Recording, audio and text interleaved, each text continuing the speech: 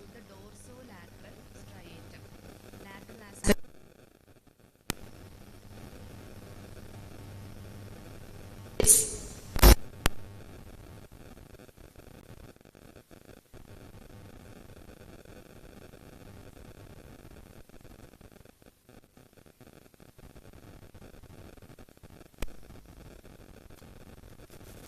And it is not dependent on hippocampus. So dorsolateral striatum is called as a habit hub. In order to have this specific habits, we also need cerebellum for the fine motor coordination and also timing in the skills.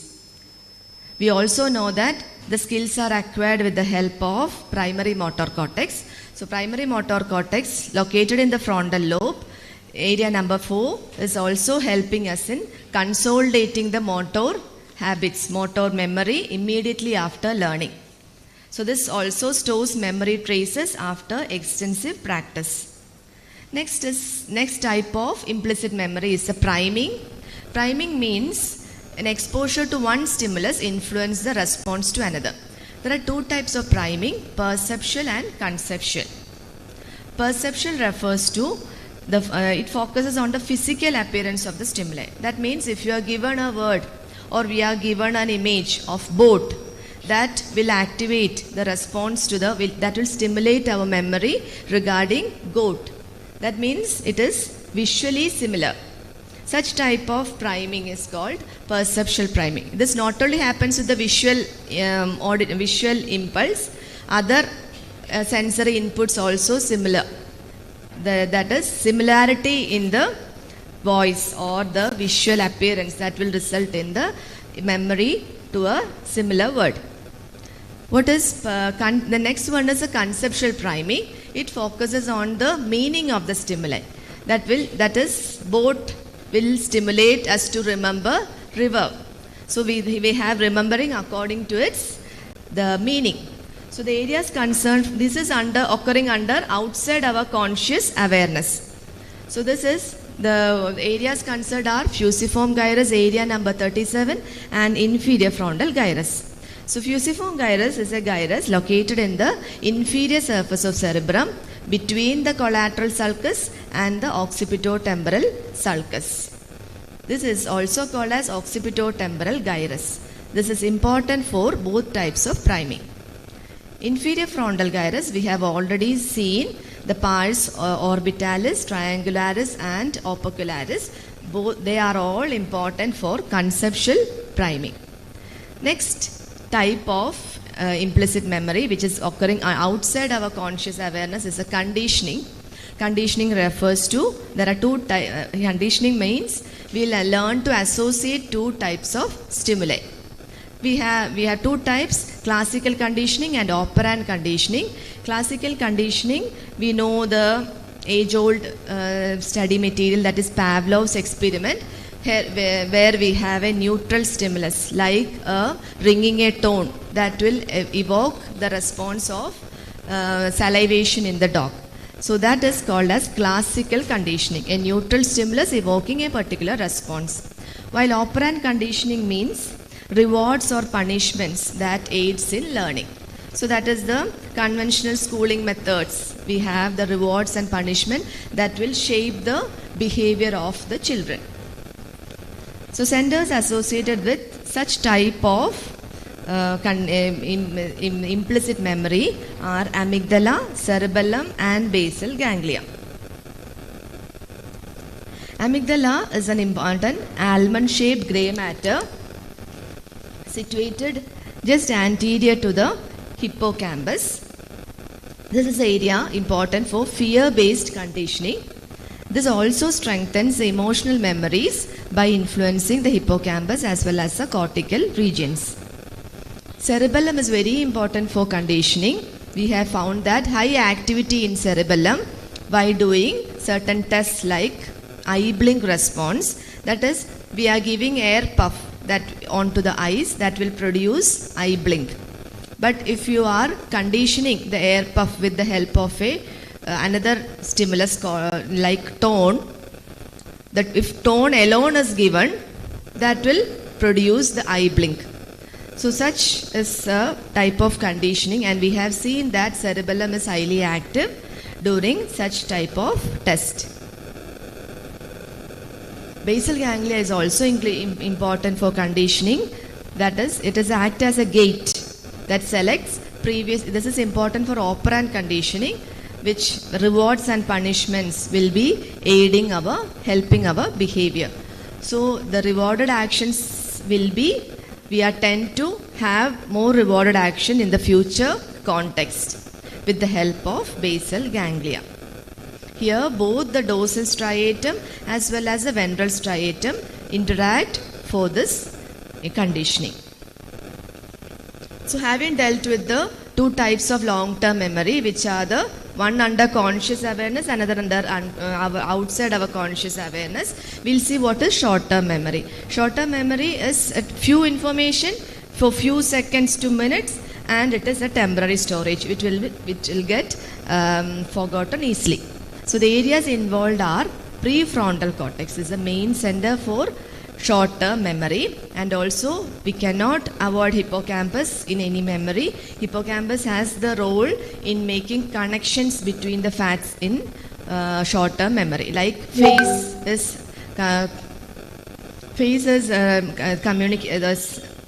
joined with the name, so that we need a connection between the both. So hippocampus is important there. So what does the term working memory means? Working memory is another short-term memory, but we are manipulating it. We are working on that memory. It is also for a short period. For example, we are remembering a phone number and dialing it. So at the time of dialing it, we are just remembering and we are thinking over it. So working on it. So such type of memory is a working memory. So working memory area, brain areas are the prefrontal cortex.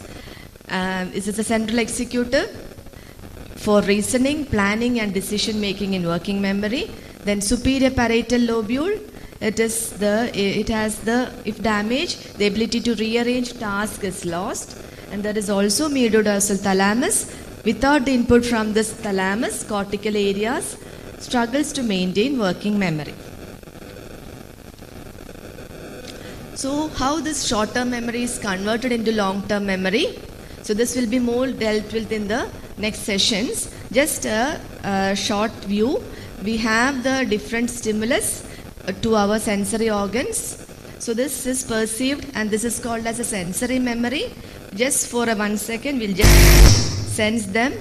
If you have attention regarding that, it will convert it into short-term memory. It is only for less than 1 minute. And if you have, we are putting more effort like recall, rehearsal, and that will convert into a long-term memory which will stay for days, months and years. So there are 4 stages of memory have been identified, which are the encoding, storage, consolidation and retrieval. Encoding refers to the new information gathered is linked to the existing information in the memory. So the good encoding will help us good remembrance. So we have to link that your information that we have got with the existing memory so that it will stay longer. So good encoding gives good remembrance. Then what is storage? Storage is retention of encoded information over time. That means more than 1 minute it will be retained within the synaptic circuits. But it is not stored forever unless it is consolidated. So consolidation means there is structural changes in the synapses. Retrieval means the stored information is recalled. So for this, there is an important circuit which will help us encoding, consolidating and retrieving memory is the Papez circuit. The Papez circuit consists of hippocampus, many areas called hippocampus, fornix, mammillary body, anterior nucleus of thalamus, then cingulate gyrus and back to hippocampus. So fornix, since we have seen with the hippocampus, we'll see what is fornix. Fornix is a sole efferent pathway of the hippocampus. It ends in the mammillary body, which is a part of hypothalamus. And bilateral transection of the hip fornix has been found to have acute amnestic syndrome, where the consolidation is impaired. Mammillary bodies, you know, it is a part of hypothalamus. It will send mammillothalamic tract to the anterior nucleus of thalamus. So this is the anterior nucleus of thalamus.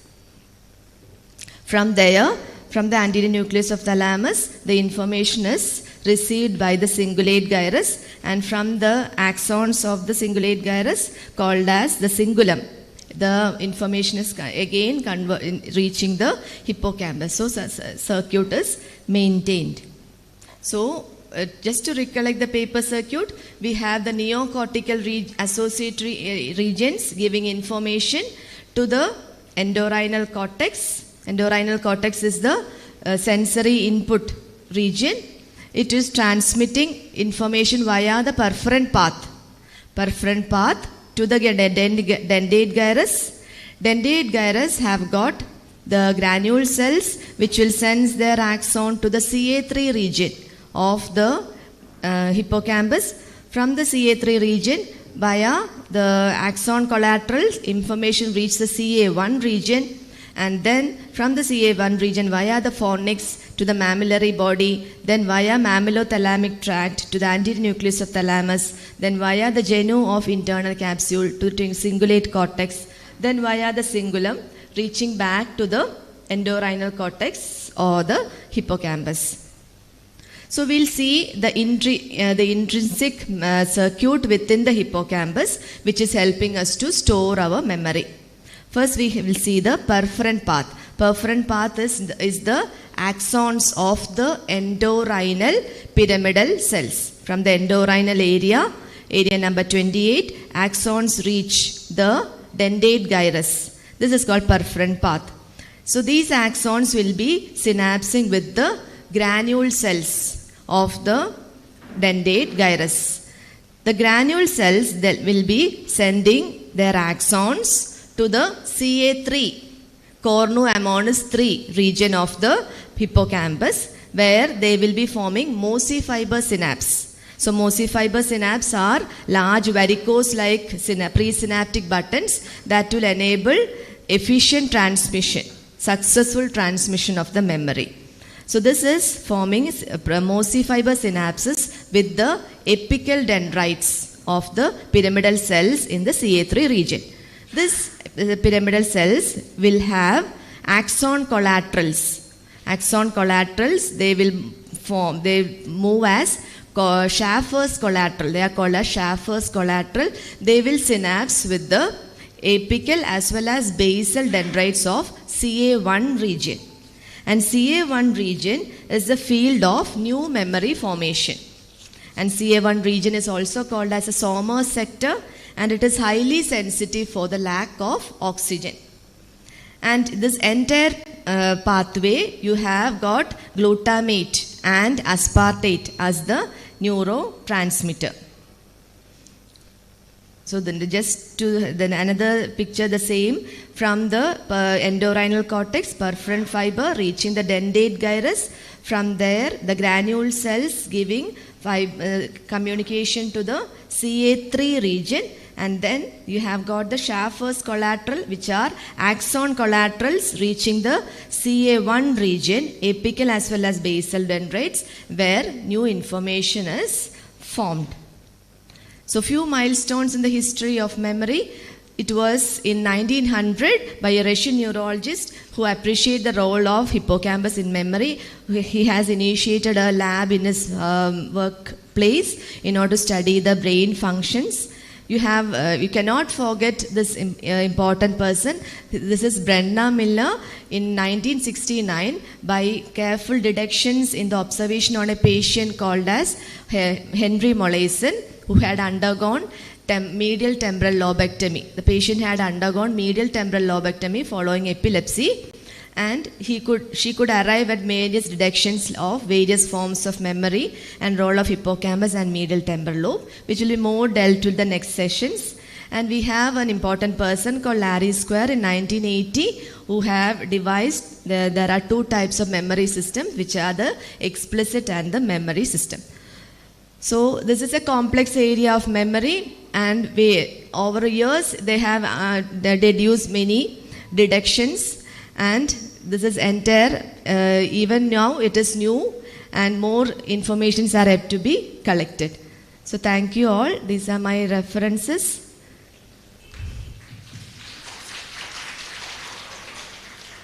Thank you, Dr. Anju, for that enlightened session that truly helped us visualize memory in a three-dimensional anatomical map. The session is now open for discussion.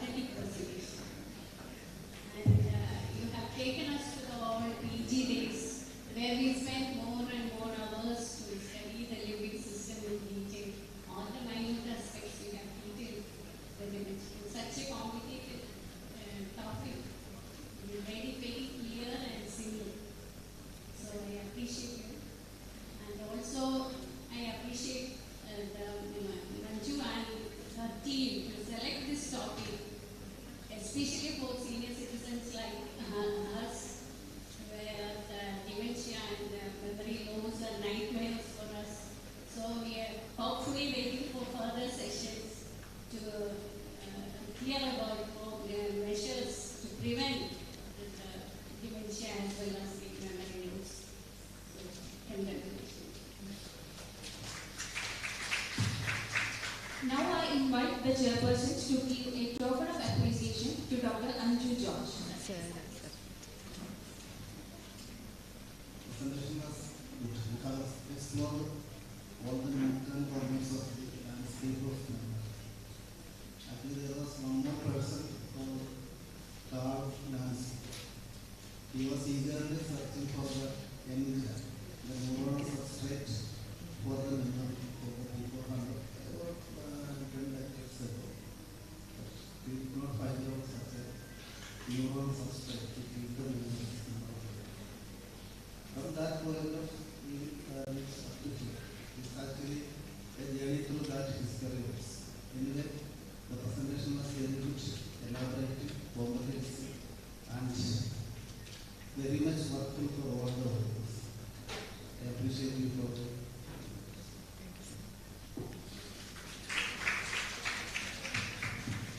Now I invite the chairperson to give a token of appreciation to Dr. Anju George.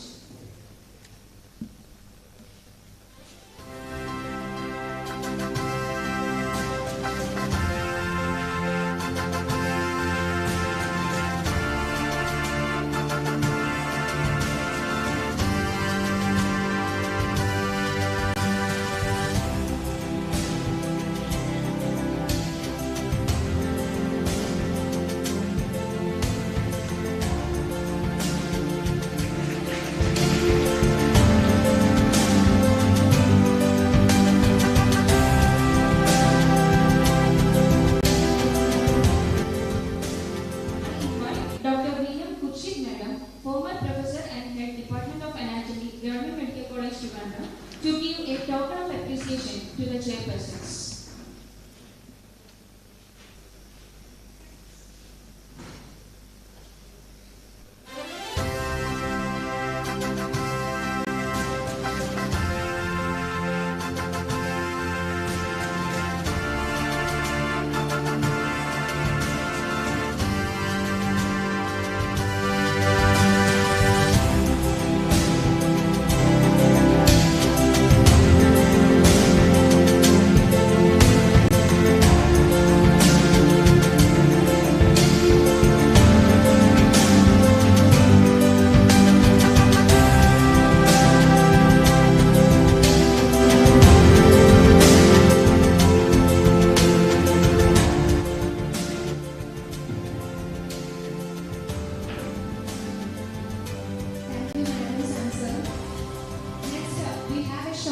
is consisting of 5 questions based on the previous session.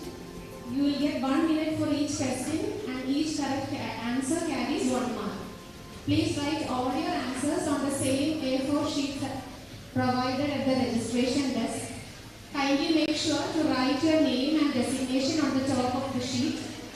We request you to retain the same answer sheet for all the 4 sessions. After the last session, the answer sheet will be collected for evaluation. Thank you and all the best. Some sessions we have named the following type and some sessions it is MCQs. So for this sessions we have named the following type of quiz.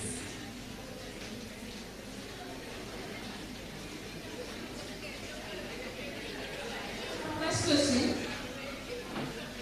Location of hippocampus.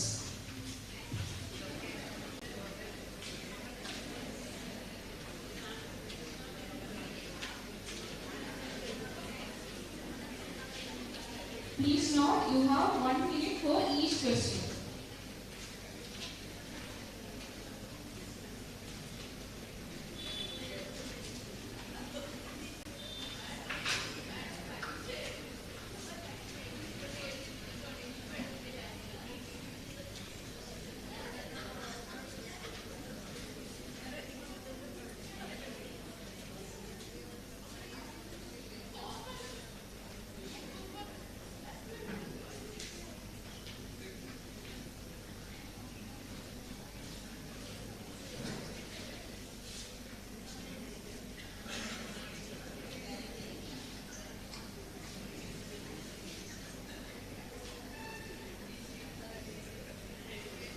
Second question, neocortical component of medial temporal lobe.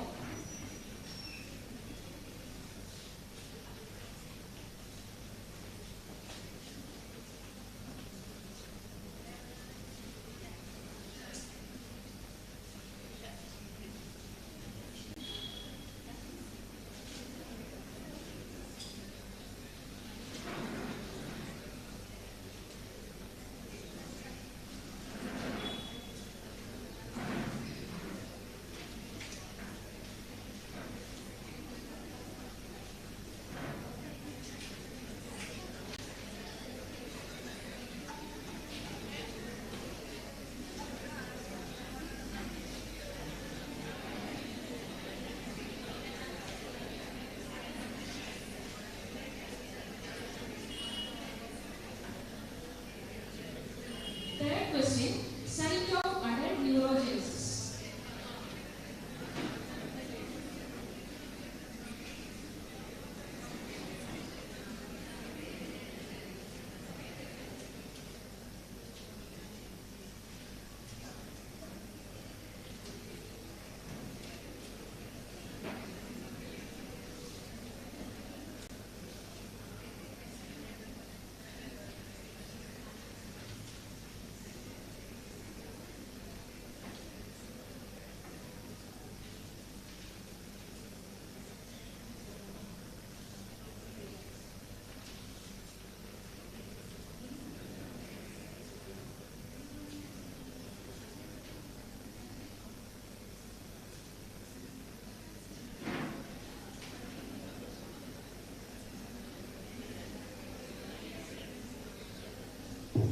Fourth question, main center of short-term memory.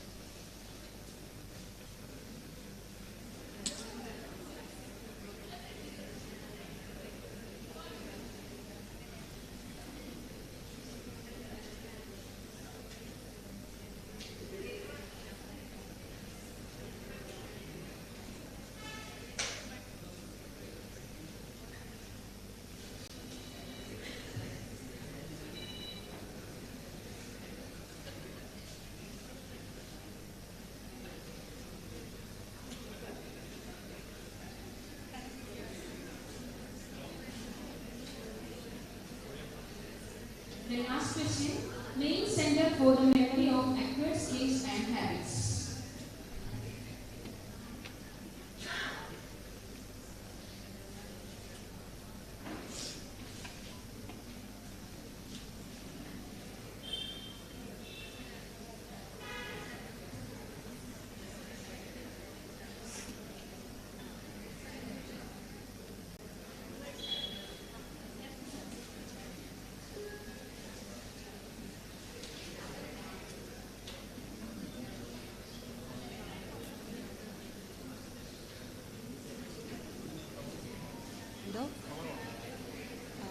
ഉണ്ട്.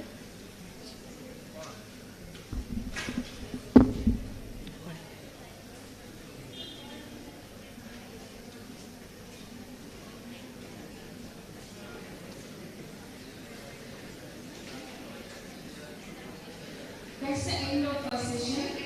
Let us move into the second session. Our next session delves into the dynamic processes that underpin memory formation, from synaptic plasticity to neurotransmitter signaling. Dr. Sarita J. Shenoy, a renowned speaker in the field of physiology, with over 17 years of teaching and research experience in various institutions, she is currently working as CAT professor in the Department of Physiology, Govt Medical College, Kottayam. She has been a dedicated trainer for postgraduate entrance aspirants for the past 10 years across the state. As a faculty in Medical Education Unit at the Northern Center in Kottayam and a guest faculty at the Academic Staff College under Kerala University of Health Sciences, she has played a vital role in enhancing teaching quality and mentoring medical teachers. Her research credentials include publications in both national and international journals, and she has served as a guide for postgraduate theses and ICMR student research projects. Beyond academics, she is a driving force in institutional activities, having served as the Assistant Nodal Officer of the Multidisciplinary Research Unit at Govt Medical College, Kottayam, and as Nodal Officer for several impactful initiatives, including the SSGP, Green Protocol Project, COVID Control Cell, and accreditation programs. With her multifaceted expertise in physiology, research, education, and administration, I hope she will bring both depth and breadth to today's discussion. Please join me in welcoming Dr. Sarita J. Shenoy, who will now speak on the physiology of memory formation. I also invite chairpersons for the session, Dr. Lizama Alex, Professor and Head, Department of Anatomy, Pushpagiri Institute of Medical Science, Tiruvalla, and Dr. Vijayamma K, Professor and Head, Department of Anatomy, Inauguration Medical College, Tiruvalla.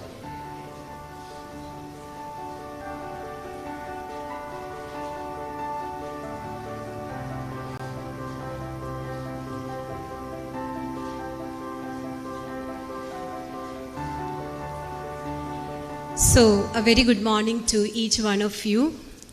So, let me thank the team Lucid Steps for giving me this opportunity to present some insights into the intricacies of memory, or what exactly happens at the synaptic level, the synaptic symphony, the physiology of memory formation. That is the topic allotted to me. Now, I came here with a different story. I thought I'll start with a different story, but I happened to see our Chandrakumari madam and Khurshid madam, which are my beloved teachers. I'm changing this story and starting this session with something else. Without mentioning that, I think I'll do an injustice to my great teachers who were there in Trivandrum Medical College and also in Kottayam Medical College. It happened, Manju madam is my senior, so madam would also have experienced something, and each one of you sitting over here would have experienced something similar. See, I am the batch of 1993 Trivandrum Medical College, and our beloved, we call her as, with your permission, Madam Chaku Madam, our favorite Chandrakumari Madam, and I happen to be the tutorial batch of Khurshid Madam. Okay, so they taught us anatomy, they groomed us into a medical professional, and we were ocean of students catered by them, one batch having 200 students, and I passed out without much obstacles, thankfully. Okay, and later on, I joined this institution, Kottayam Medical College. Many years passed by, and one fine day, we had for that expansion of seats from 100 to 150, we had a surprise NMC. That time it was MCI inspection, and teachers from different medical colleges were brought in to show the staff strength. Okay, so I was also JR at that time. So I was sitting in, for that head counting, I sit in the one corner of the corridor, standing in one corner of the corridor. Suddenly I heard my name being called, Sarita Shenoy Alle.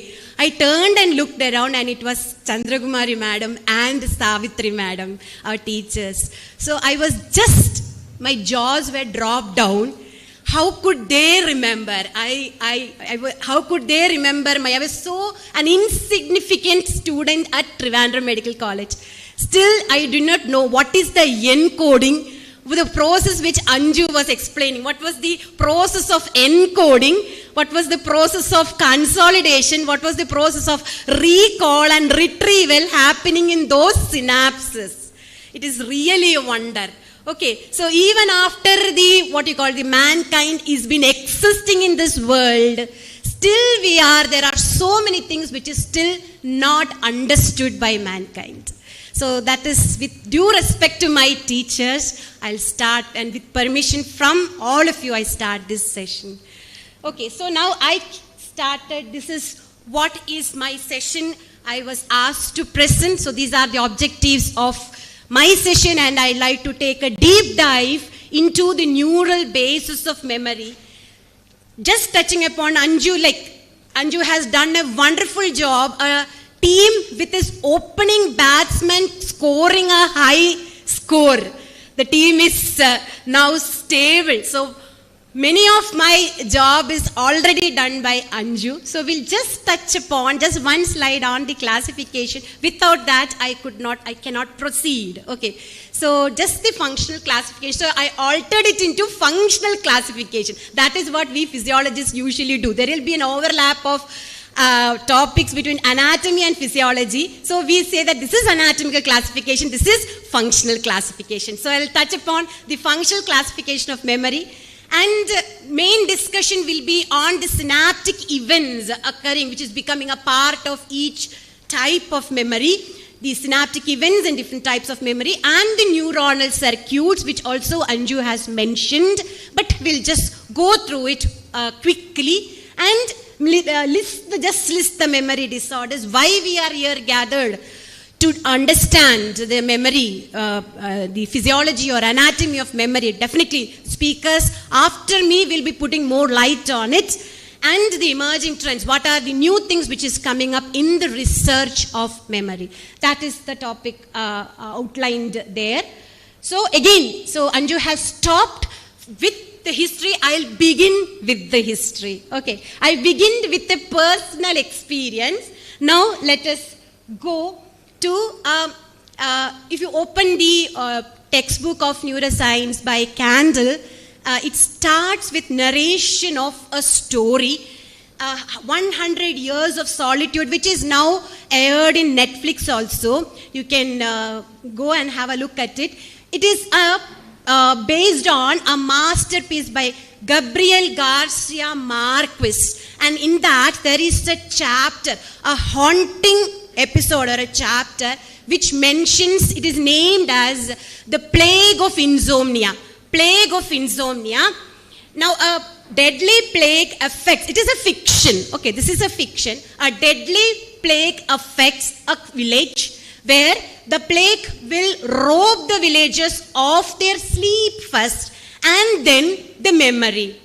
Okay, now to compact this, to defend this, one person, the whole village was affected, and slowly the memory was getting lost from the villagers. First they lost their personal memory, and it was progressing. So one person, what he did was, he labeled every object in that village. Like he labeled the cow and pasted it on the cow. Like this is just a fictional story, okay? But still he started labeling all the items. But later on, he found that this is also futile.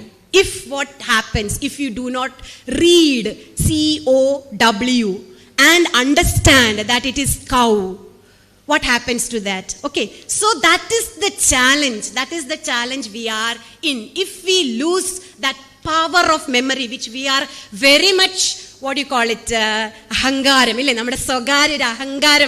or power of memory, if you lose that, you will be in 100 years of solitude. A similar, anybody, any guesses? Any similar, what do you call it, narration was there in this movie which recently released. Appu Pilla, the character, got lost and he started labeling each and every item, and he used to respond to any new impulse based on this labeling. Okay, so that is how, that is what the importance of memory in our life. Okay, right. Now these studies or understanding of memory starts way back from the time of Plato, where the idea that memory is stored in brain as physical alteration. There is, memory is a function of brain, and something is happening in the brain. Some physical alteration is happening in the brain was first documented by Plato. Later on, as Anju has said, so many discoveries were done in the field of memory. Just touching up of one or two events, right? This is, any guesses who this famous personality is? Somebody is related to speech. This is Pierre-Paul Broca. Pierre-Paul Broca, who like accidentally found out that damage to the posterior portion of the left frontal lobe results in a language deficit, and probably there is a memory center.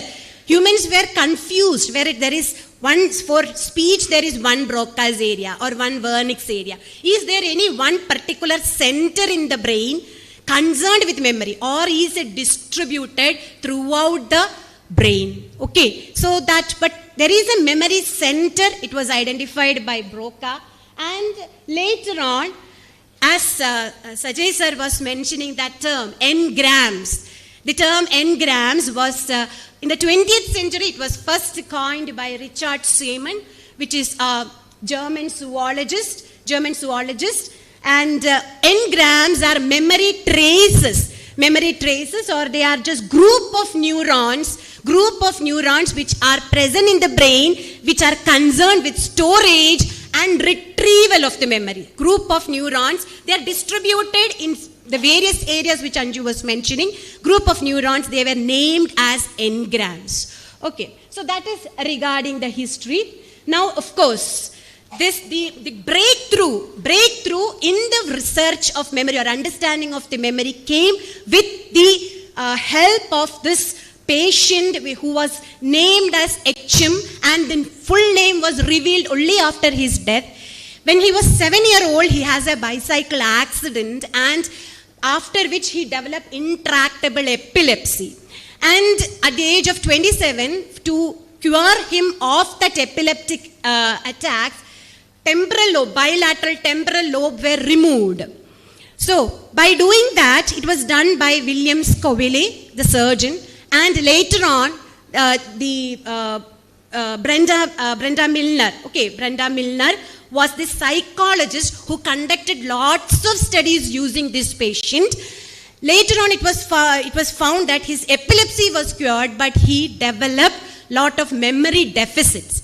Certain memories were lost, but certain memories were preserved. The new short-term memories were lost, but the memories which was acquired, the remote memories was preserved, the procedural memories were preserved. Okay, so that came to a conclusion that yes, hippocampus is concerned with the processing of short-term memory. Okay, so these were the contributions from history in understanding the intricacies of memory.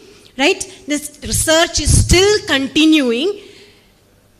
Now, a difference between learning and memory. Is it the same? We always use these two terms together, learning and memory. What is exactly the difference in learning and memory? Right? Let us see, is it the same or is there a difference? Learning is a neural mechanism by which an individual changes his behavior on the basis of past experience. We always, in medical education, we always start our session by mentioning what is teaching and learning. What is the difference between teaching and learning? So there also learning is to produce a behavioral change in the student. Here also it is a behavioral change happening in a person based on the past experience. That is learning. Okay. And what is memory? Memory is acquisition of information, storage of information, and retrieval of this information. Okay, it is not only changing your behavior based on past experience, but storing it also and retrieving it whenever it is needed. So memory is more when compared to, just we say, what is the difference between syllabus and curriculum? Curriculum is a big umbrella under which you have a small syllabus. Here also memory is a big event happening in our brain, of which learning is one important component of memory. Without learning, memory is not possible. But without memory, learning can happen. Okay, right? So not all learning is transformed into memory. Only those which is given importance is transformed to the memory. Now learning is how you acquire new information, and memory is how you store new information. There is no memory without learning, but there is learning without memory. Now this slide, you can give it to your students. Always complain, I learned, but I cannot remember. What is the answer? You learned, but you have not given proper attention, and you have not converted it into memory. For that, it takes some effort. So what is the effort which is behind converting learning process into memory process is what will be discussed in my slides. Okay.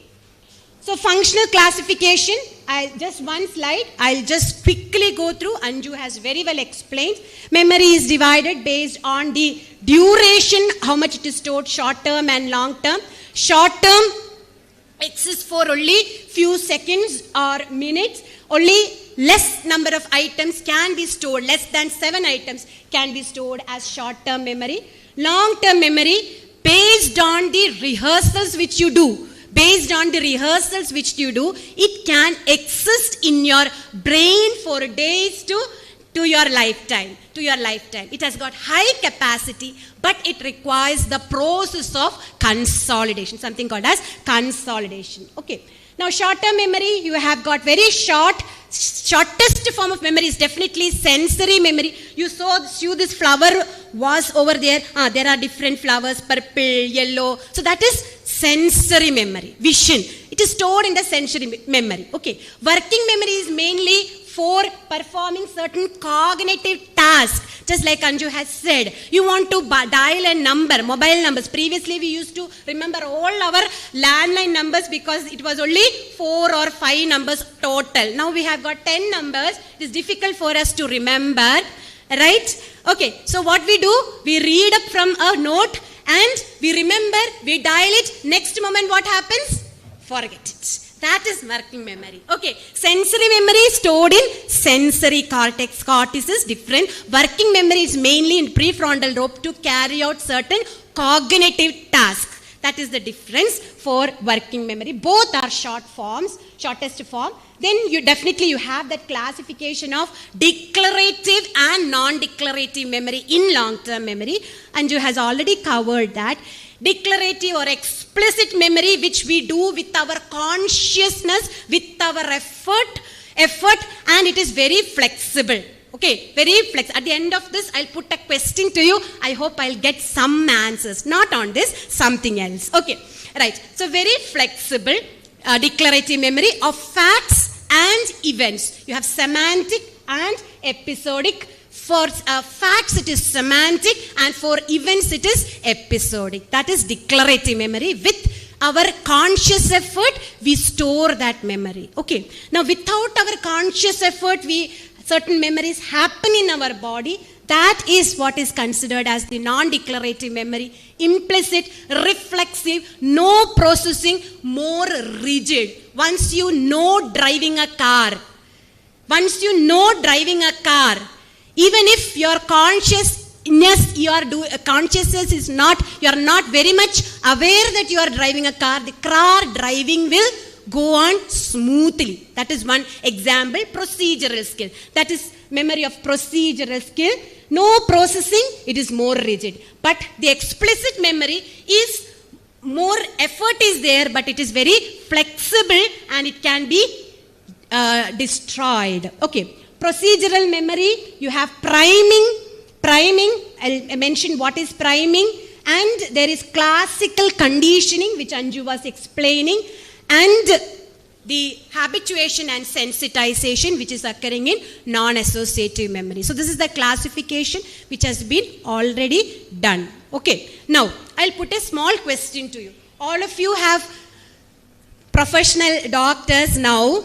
Still, I'd like to take all of you back to your physics classes when once upon a time you were pre-degree, most of you, some of you will be a pre-degree student or some of you will be a class 12th student. Okay. So how many of you remember the Newton's laws of motion? How many Newton's laws of motion are there? 3. All of you remember that. Okay. Can anybody spell out the Newton's first law of motion? Anybody? Okay, just raise your hand. That is enough. Those who are confident to spell out correctly the Newton's first law of motions, raise your hand. I just need to raise your hand. Second law, anybody is confident? One person is there. Okay, third law, all the hands are raising. That is it. Okay, see, now when you were a class 12th student, class 2, even in the deepest phase of your sleep, somebody wakes you up and asks you, because you are all bright students, right? Okay, wakes up you and asks you, what is the first law, what is the second law, what is the third law? It will just come out from your memory. Okay, but now so many years have passed and first and second synapses has been lost, but third is remaining. Why? Because every moment we need that synapse, we retrieve it and use it for our purpose. That is it. That is why I said long-term memory, that declarative memory is flexible. Declarative memory is flexible. Okay. But damage does not much happen to the non-declarative memory as it happens to the declarative memory. So I have given the classification in a physiological point of view. Okay. So now we'll move on to the now memory processing. Again, Anju has said the blueprint of memory. This is what happens, the whole blueprint. Okay. So first there will be a sensory input. It will be stored in the different sensory cortices, and if proper attention is not given, that memory will be lost. If proper attention is given, it will be converted into short-term memory, and again the short-term memory stays for less than 60 seconds, and again if rehearsals is not been given, that also will be lost. If rehearsals is been given, okay, with proper various stages, encoding, consolidation, etc., that will be converted into long-term memory. Once it is stored as long-term memory, don't be under the impression that it is a permanent storage. That also needs rehearsals. For maintaining those synapses. Okay. So this is encoding, consolidation, storage and retrieval. This is what is happening as the process of memory storage. Okay. Now let us move on to the synaptic events. So which one memory? Short-term memory, long-term memory, declarative, non-declarative. In that process, I will be discussing what are the events occurring at the level of the synapse in these various types of memory. So we will start from short-term memory, right? The mechanism which is described to explain the synaptic events in short-term memory is called as post-tetanic potentiation. Post-tetanic is very simple, nothing complicated. Just നമ്മൾ പറയത്തില്ലേ Stephen Netturan എന്ന് പറയുമ്പം ഒരു punch കിട്ടാൻ വേണ്ടിയിട്ട് ഒരു പേര് അത്രയേ ഉള്ളൂ കേട്ടോ. Right? Post-tetanic potentiation first demonstrated in 1950s by Fat and Katz. The name mainly was defined and the name was coined by Eccles et al. In 1960. So the understanding started from 1950s onwards, and this is considered as the basis for short-term memory and priming in long-term memory. For priming means what? You get the clue and lot of memories get initiated in a brain. Okay, suppose I say crow, kaka ennu paranjal endakku manasil vannu? You got an image of crow. You got an image that it is a black crow And hopefully you have heard the sound of crow also. Ka, ka, ka, and sound. So auditory memory, visual, all these association areas will get activated. That is priming. You get I just said crow. And so many memories got initiated in your mind. Okay, so this is the basis for that is priming. It is very short-lived, this process. What happens is that when you give high-frequency stimulation to a synapse, you know that what are these presynaptic events occurring? An impulse comes, there will be calcium influx and release of neurotransmitters. One impulse comes, there is a particular amount of calcium influx and there will be particular amount of neurotransmitter released. You give some time, what happens? The calcium will flow back to ECF. Now, if that time is not given, what happens? Repeated high-frequency stimulation is coming. This calcium gets accumulated inside the presynaptic neuron and you have got a readily releasable vesicular pool at the level of the presynaptic neuron ready to get released. Okay, suppose when we are trying to memorize something, suppose you want to memorize the term, okay, post-tetanic potentiation. First time you are hearing, what will you do? You will repeat it 5 times or 10 times. Post-tetanic potentiation, post-tetanic potentiation, post-tetanic potentiation. This is what we do usually. For what purpose? So when you utter it out in the 10th time, you will be more fluent in uttering it out. Okay. So best explained by some foreigner. I always give this example. Some foreigner coming to Kerala and trying to utter the word Thiruvananthapuram. Okay, the foreigner comes and trying to say Thiruvananthapuram. First time, you can imagine how it will be.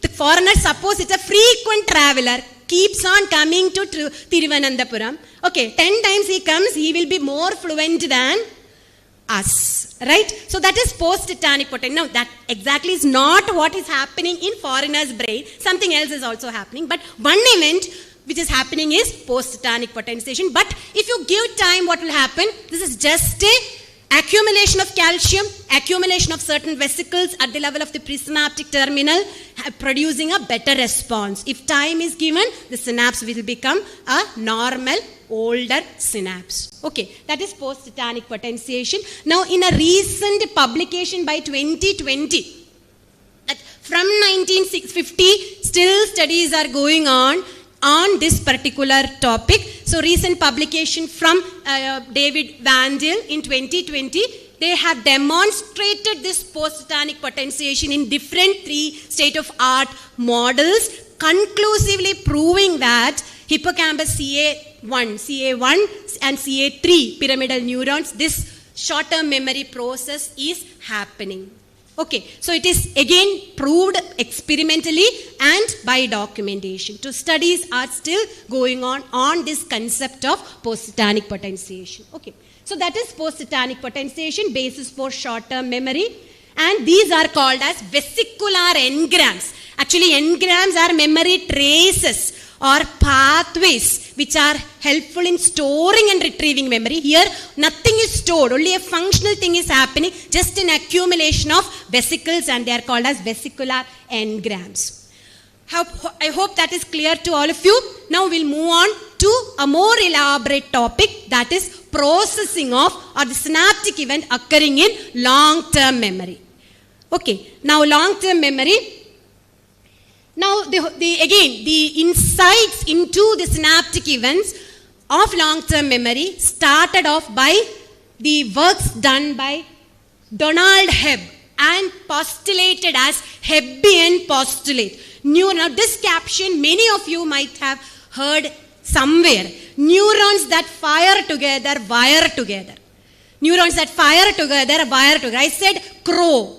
Crow. Immediately what happened? An image of crow happened in your mind. The sound of crow, you got a memory of crow in your mind. Sometimes you will have a pleasant emotions would be generated in your mind. Sometimes you will have a pleasant emotion. Sometimes you will have a unpleasant emotion. But these neuronal areas are connected together and they start firing together. Okay, so these forming a circuit. This is what was explained by Donald Hebb as Hebbian postulate, coincident pre- and postsynaptic activity leads to persistent changes in synaptic efficacy. Okay, so this is what happens. We work in circuits. In our brain, our neurons, they are not isolated. We work in circuits. Okay, right? Anatomy needs help of physiology, and physiology needs help of biochemistry. Then only the circuit will be complete. Like that, in our brain also, we work in circuits. And those circuits which are always active, like our Newton's third law of motion, that circuit is always active. So that will become dominant, and the circuits which were created by us, which are not in use, become non-dominant, and sometimes those get degenerated. Okay, so this is what is called. So our brain has got an ability to change according to the inputs to the brain. Brain modifies, and something which modifies is given the term what? Very good. Plasticity. That is the basis of understanding of synaptic plasticity, provides a cellular mechanism for learning and storage. So because of this property of plasticity, which started by Hebbian postulate, we understood that synaptic plasticity, our synapses undergo modification changes based on the information. Okay. So now let us understand what is the synaptic plasticity occurring in long-term memory. It is said as long-term potentiation. Long-term potentiation. It is a little bit long process. It happens in 2 or 3 stages, early LTP and late LTP. There are certain synaptic cellular, molecular, chemical changes, ionic changes occurring at the level of the synapse, which results in early LTP. The primary candidate for encoding this is the primary candidate for encoding and storing of memory for long-term and associative memory. There will be persistent strengthening of activated synapse after high-frequency stimulation.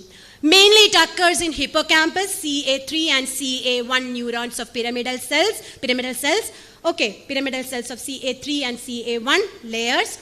Okay, and the mechanism is final output of what happens in post-tetanic potentiation. In early LTPs, there will be increase in neurotransmitter release, and there will be increased upregulation of receptors and increased receptor sensitivity. Okay, now this is the first part of the story.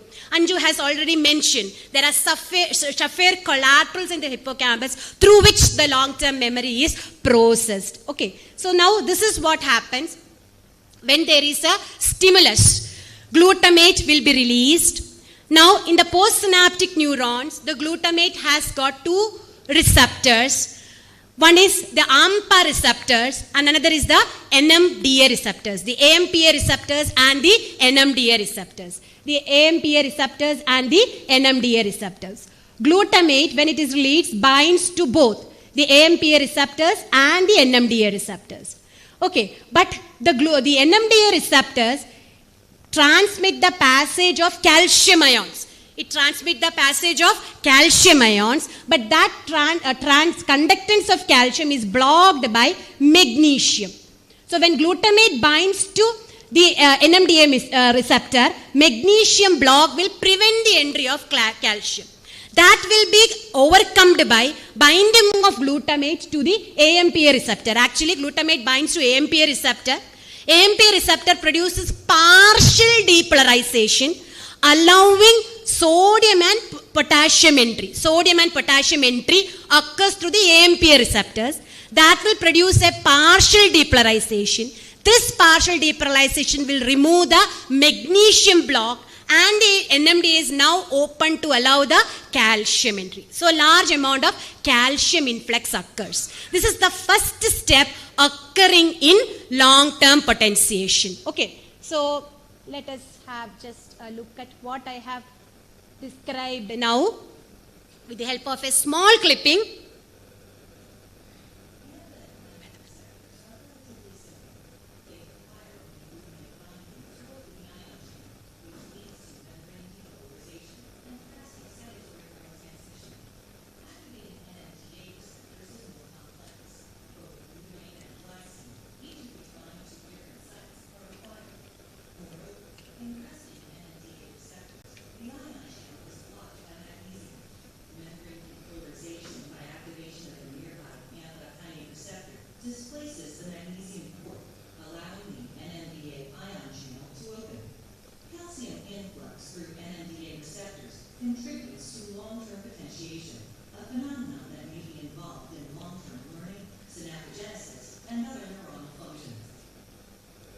Okay, so what I have done, I have just reinforced what I have conveyed to you right now. Okay, so LTP, the first step in LTP is the neurotransmitter involved is glutamate. Glutamate binds to AMPA and glutamate binds to NMDA. NMDA is the one through which the calcium conductance is permitted, but it is blocked by magnesium. That will be overcome by producing a partial depolarization at the postsynaptic membrane, which happens by binding of glutamate to AMPA, allowing sodium and potassium influx. Okay, now this calcium. Now the calcium has come into the postsynaptic neuron. What does this calcium do? Calcium does wonders. Let us see what are the wonders. Okay, one is calcium activates protein kinases, calcium calmodulin kinase, protein kinases, calcium calmodulin kinases and phosphatases, which results in, see this is the picture showing, so same thing, which is calcium has come into the postsynaptic neuron.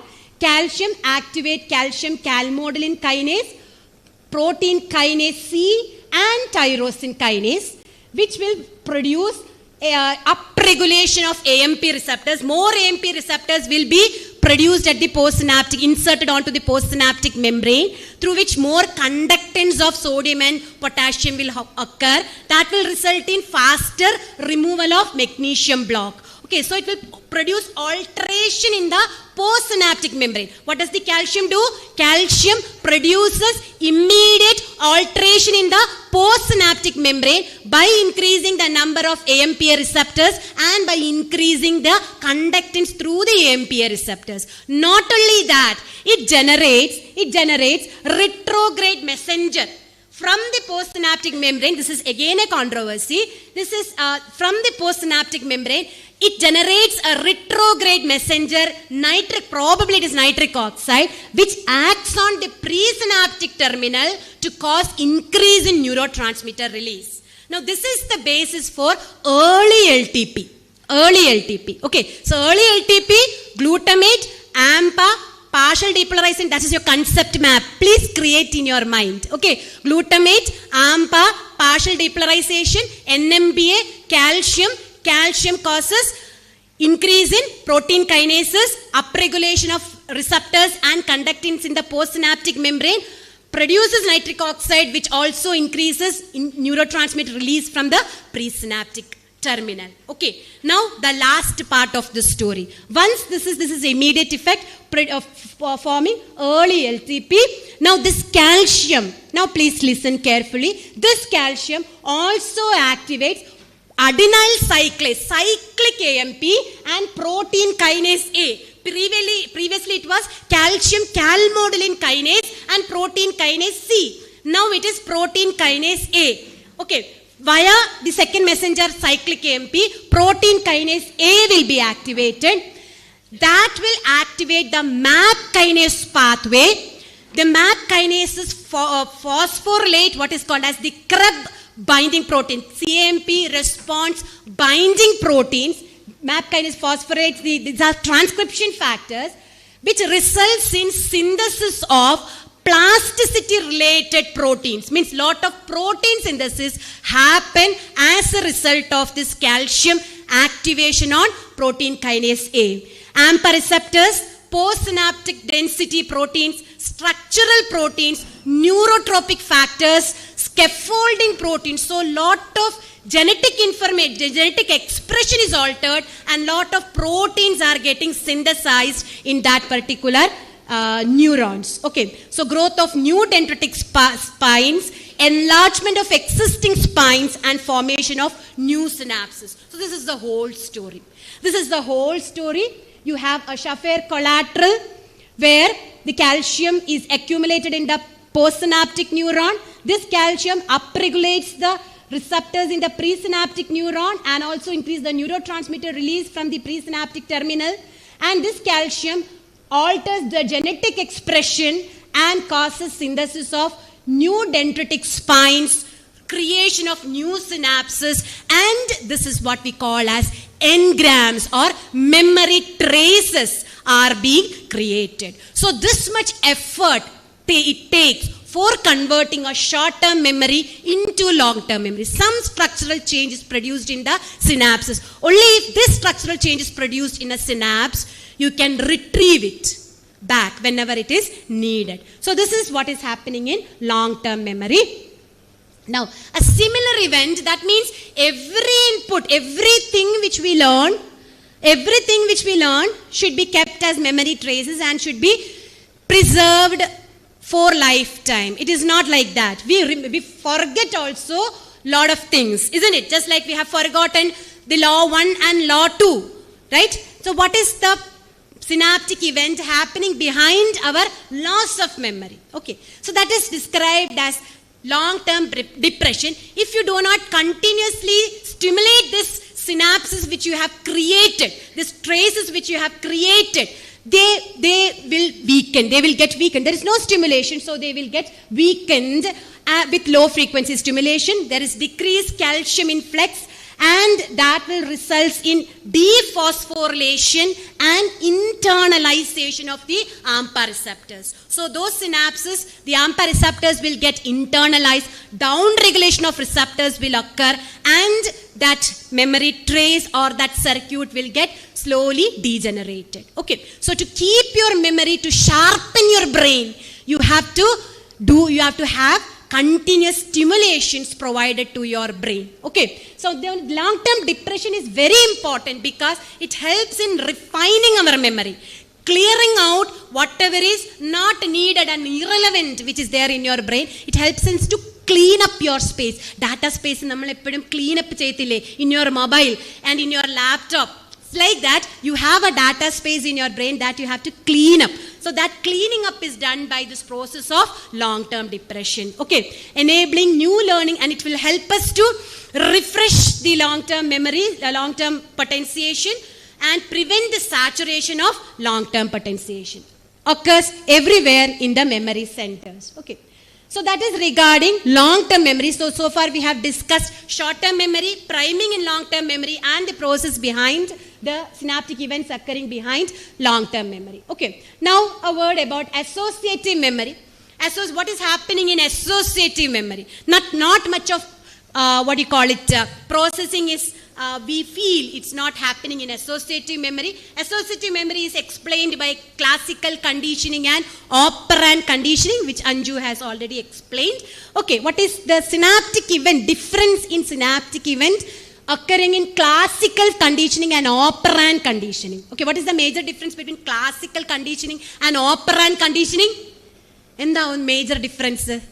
ഒന്ന് Russian ആണ്, ഒന്ന് American ആണ്. Okay, so Russian Pavlov described the classical conditioning, whereas American Skinner described the that is just to elevate your attention span. Okay, so American is the operant conditioning. Classical condition mainly occurs in the LTP. Both LTP occurs in both these associative memories. LTP occurs in sensory circuit in classical conditioning. Why? Because ringing a bell, hearing. Okay, ringing a bell increased salivation. So LTP occurs in sensory circuits. Okay, that is classical conditioning. Operant conditioning, touching the pedal. Okay, right? Food is given, there is increased salivation. Touching, that is motor pathways.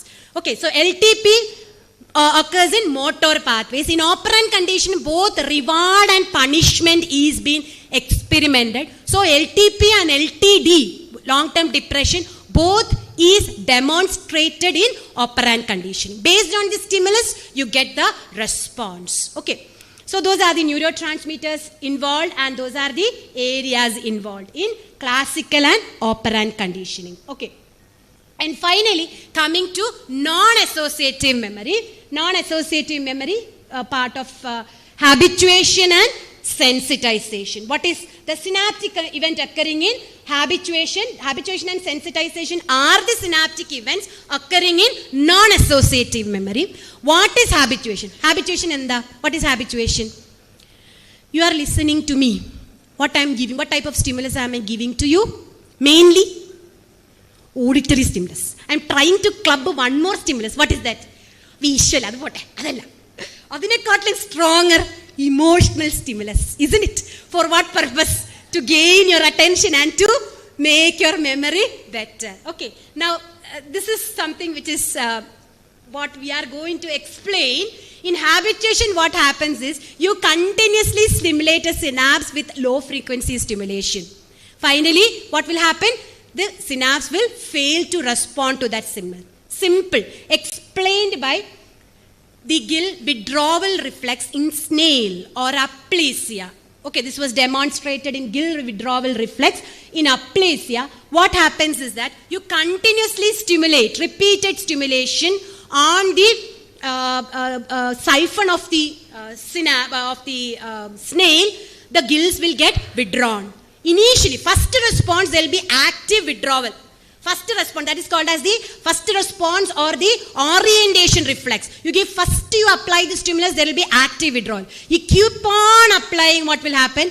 The response slowly degenerates. That is habituation. Okay, what happens is there, the calcium influx in the presynaptic terminal will get, calcium channels will get inactivated, and the calcium influx will get decreased, and there will be decrease in neurotransmitter release. Now, what is the significance of understanding this? Learning not to respond to insignificant stimulus. Probably that is well practiced by our students. You tell them learn, study, insignificant stimulus. They get sensitized. They get habituated. To prevent that, what you should do? You should club some other stimulus. And that is what is explained in sensitization. Again, studied in the gill withdrawal reflex by aplasia. Here two stimuli are given. This is the simplest picture I could show it to you. Okay, simplest picture. There are two stimuli given. First, a touch stimulus on the siphon clubbed with a painful stimulus on the tail of the snail. Okay, so then what is seen is there is an increased response to the gill withdrawal. When you give painful stimulus, presynaptic facilitation will happen. The serotonergic neurons will release serotonin that produces a mechanism inside the presynaptic neuron. I'll show you the picture. Let us first have a reading of this. There will be inside the presynaptic neuron, there will be increase in cyclic AMP, increase in protein kinase A that will close the potassium channels, produce depolarization of the presynaptic membrane that will result in calcium influx, and more neurotransmitter release will happen. Okay, so clubbing with a painful stimulus will increase neurotransmitter release in sensitization. Now, probably this is the reason why our primary school teachers, when I was a student, primary school teachers, when we forget to bring the homework done, or when we forget to spell out the multiplication tables, you have a cane in the hand of the teacher and gets a noxious stimulus. Okay, so don't blame your teacher or don't blame your parents. Now, it is not to be continued in the new generation.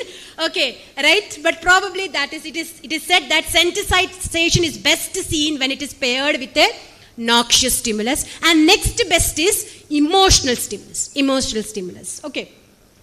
So this is the whole synaptic mechanism. Very, very complicated picture. Finally, you remember serotonin produce a presynaptic facilitation, increased neurotransmitter release, and better responses seen. Okay. So now let us have a recap of what we have discussed so far. Only the synaptic events. Just have a look at it, and if the JRs want to take down, they can take down. Short-term memory, post-tetanic potentiation, glutamate is the neurotransmitter. Acetylcholine also acts, stays for only milliseconds to minutes. There is no structural change. Hippocampus is the main region. Marking memory, reverberating circuits, persistent neural activity, dopamine and glutamate is the neurotransmitter. Prefrontal cortex is the region. Long-term memory, LTD and LTP, glutamate is the neurotransmitter. Alteration in the gene expression and structural change happens, and it mainly occurs in hippocampus, neocortex, and amygdala. Associative memory, long-term depression and long-term LTP based on these operant conditioning or the classical conditioning, okay, in the sensory pathways or in the motor pathways, right? And non-associative learning, it is habituation and sensitization. This is net summary of what we have discussed in synaptic events. Okay, now quickly 2-3 more slides only for circuits. Circuits very beautifully Anju has explained. So I'll just rush through the circuits. Now this is a process which is called as consolidation or storage of memory, where the process by which unstable initial memory traces are transformed into more stable forms. Here you can see the prefrontal lobe, the hippocampus and the cortical areas are all interconnected initially. As the memory changes from short term to long term, recent to remote, okay, the circuits will be now restricted to the subcortical areas and the cortex, and hippocampus will be removed from the circuits when it comes to long term. Okay, long term. So this is standard model. It's called as a standard model. Hippocampus initially binds cortical representation. Over time, memories become independent of the hippocampus and are stored in distributed cortical networks. Multiple trace theory, there is another theory, hippocampus retains some part of memory, episodic memory, and even for remote memories, semantic memory will become independent. Okay, so there are various models. Summary is that initially all these parts are connected together, but as the memory becomes remote, the hippocampus will be removed from the scene and it will be stored in the association areas of the cortex. Okay. And role of sleep is very important for this consolidation process to happen. A good deep sleep time is very important. So sleep is very important in memory consolidation.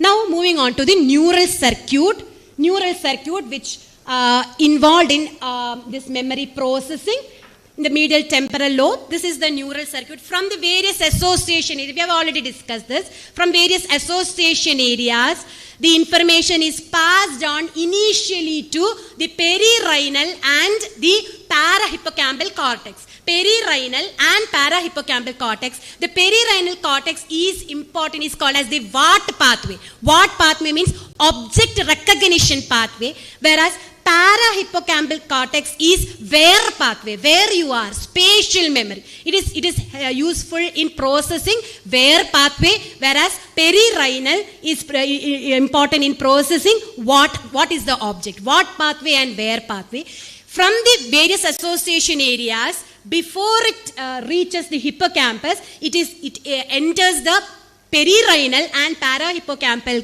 cortex. From there, information is passed on to the entorhinal cortex. Entorhinal cortex is considered as the enter to recall. That is the mnemonic. Enter to recall. It is the gateway to hippocampus.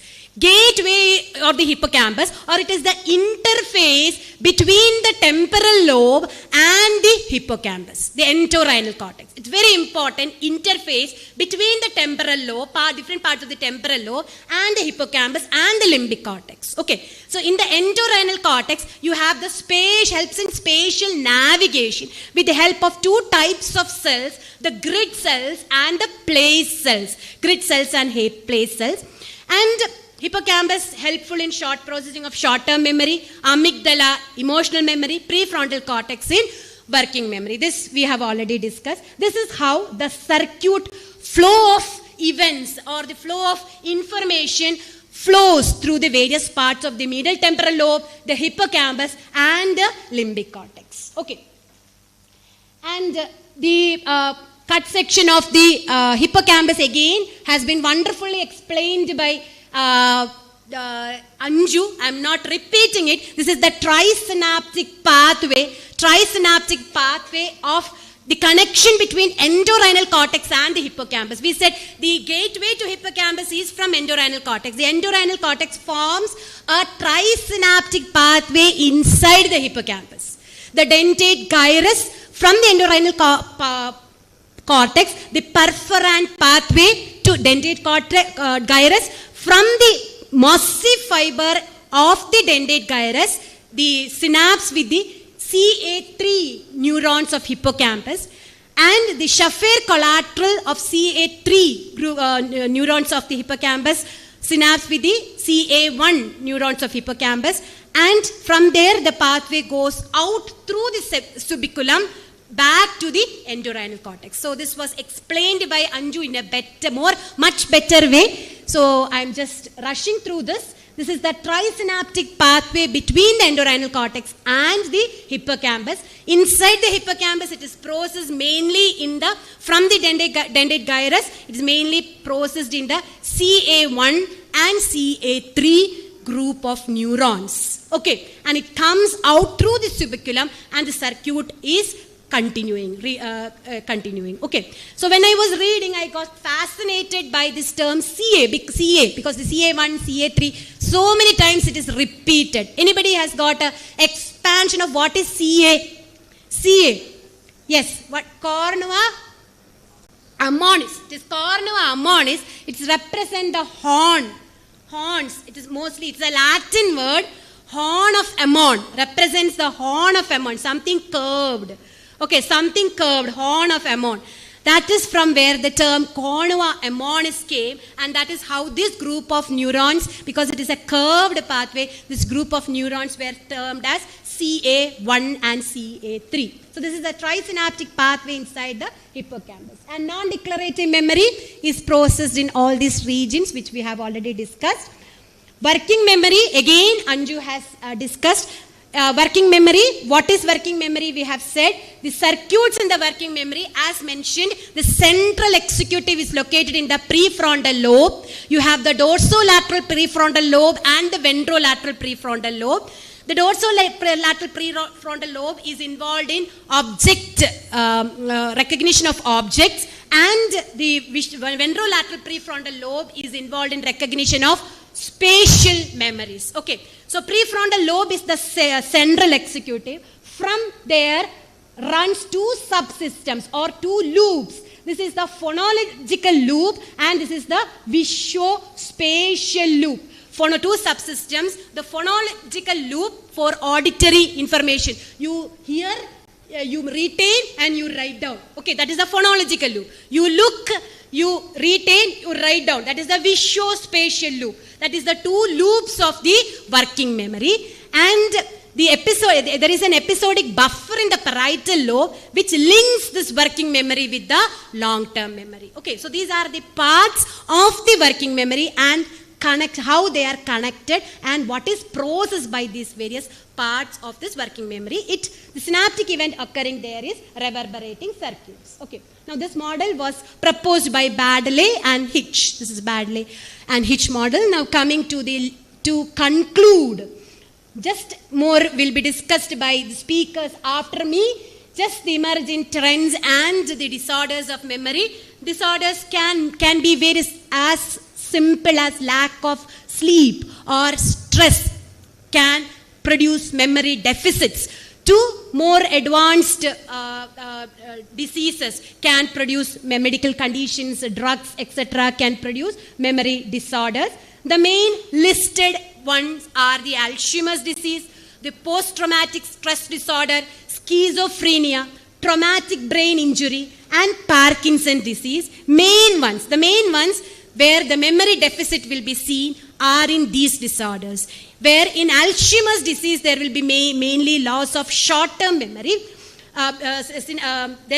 Short-term memory, and there will be decrease in LTP and increase in LTD. Long-term depression will be enhanced, whereas long-term potentiation will be decreased. Okay, loss of episodic memory and short-term memory is also lost. In post-traumatic stress disorder, there will be overexpression of fear circuits or the emotional memory will be altered. Schizophrenia, working memory will be altered. In traumatic brain injury, there will be axonal damage, widespread axonal damage that also produce memory deficits, and procedural memory will be lost in cerebellar dysfunction and also in Parkinson's disease. Okay. And lot of future trends for enhancing memory, which I think Varghese sir will be giving us a lot of ideas how we can enhance our memory is going on. Revolutionary research is going on all these sectors for making our memory more robust. And certain techniques are also evolving in therapy, like optogenetics, chemogenetics, that is using light stimulus, the memory traces are being, light or chemical stimulus, the memory traces are being mapped. The memory engrams, the group of neurons are being studied a lot, and targeting the synaptic plasticity and neuromodulators for pharmacotherapy is evolving. So these are the new trends in the research of therapy of memory, which will be dealt later, in the later session. So to conclude, memory is encoded through dynamic changes in synaptic strength. These changes are driven by precise molecular cascades involving ion channels, receptors, second messengers, and gene expression. Different memory types are subserved by distinct neural circuits. Advanced neurotechnological and are revolutionizing our understanding of memory engrams and their manipulation. That is the new trends which is lying. And dysregulation of this physiological mechanism underlies various cognitive disorders, opening new avenues for therapeutic intervention. Okay, so that is it. Thank you for your patient listening.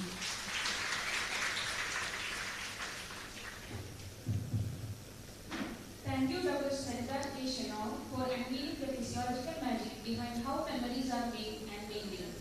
The session is now open for discussions.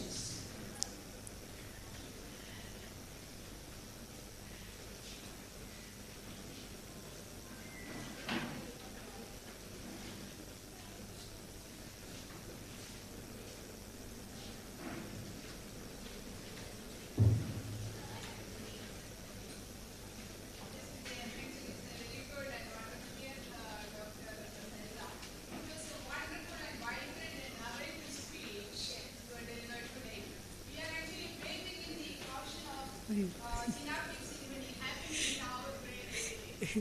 So, but for the memory and all, we need a cognitive domain to be highlighted for a short term or intermediate or a long term memory. Yes. And also today's start is Hippocampal. Actually, our Hippocampal is a great man, especially for a short term memory. You are already explained it, how it is converted into a long term memory, and all those things are very important.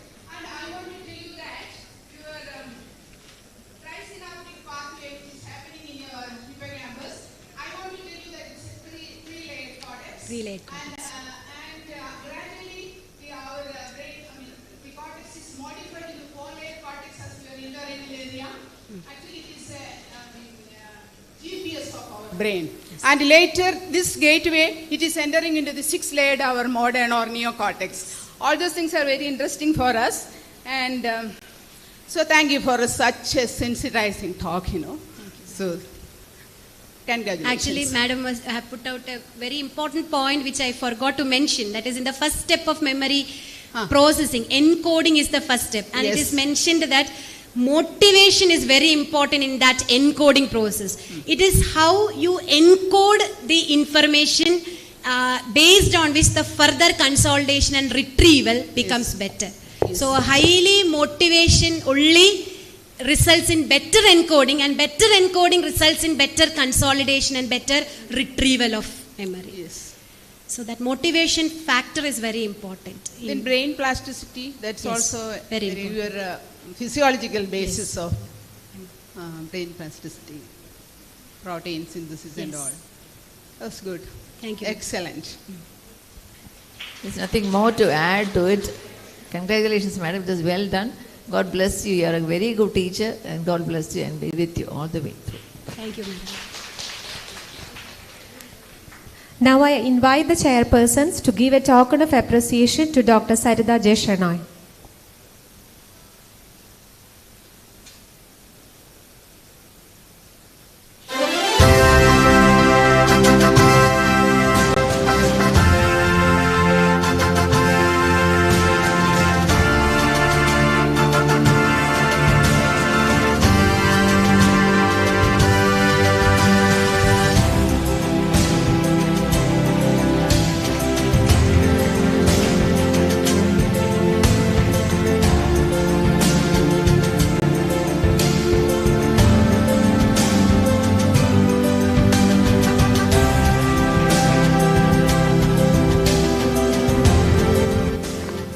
I invite Dr. G. Shantakumari Madam, former Professor and Head, SUT Medical College, to give a token of appreciation to the chairpersons.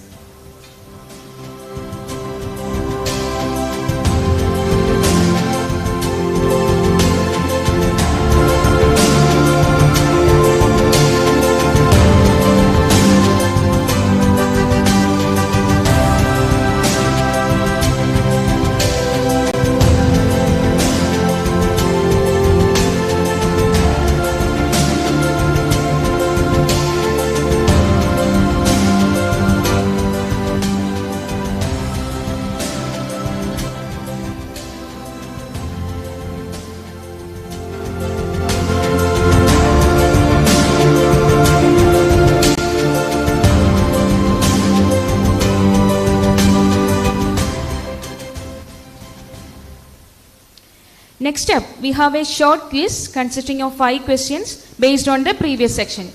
As informed previously, you will get 1 minute for each question and each correct answer carries 1 mark. Please write all your answers on the same A4 sheet provided at the registration desk. Kindly make sure to write your name and designation on the top of the sheet. We request you to retain the same answer sheet for all the 4 sessions. After the last session, answer sheet will be collected for evaluation. Let us start the quiz. This session is a multiple choice question type of questions, and I have to tell you the first prize winner in the quiz competition will be awarded cash prize. So first question, see, before writing you can just give a heading quiz 2. The first one was quiz 1. Here it is quiz 2. First question, which of the following acts as a retrograde signal generator in long-term potentiation? Options, calcium, nitric oxide, protein kinase C, calmodulin. Which of the following acts as a retrograde signal generator in long-term potentiation? Please write the answer also. Not just option A, B, C, D, you can write the answer also.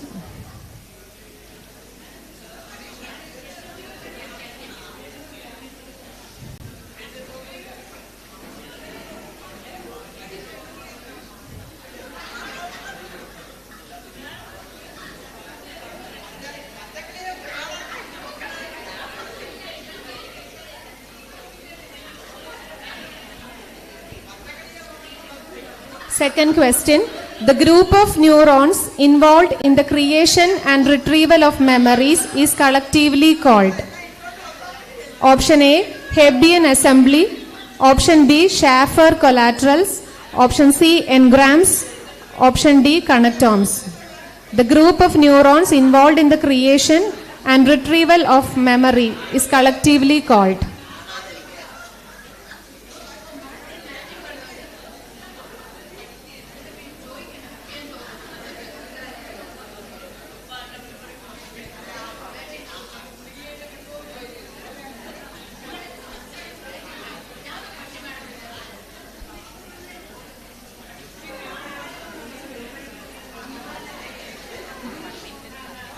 Question number 3. Sensitization is a synaptic event occurring in which type of memory? Options, A, non-associative, B, associative, C, semantic, D, episodic. Sensitization is a synaptic event occurring in which type of memory?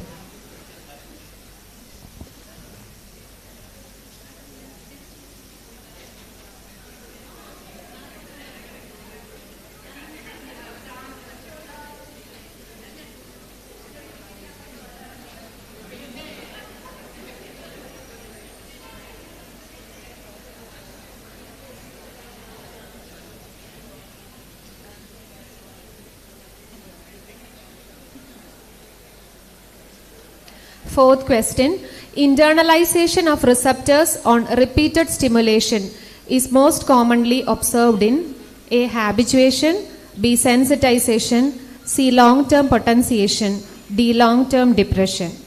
Internalization of receptors on repeated stimulation is most commonly observed in?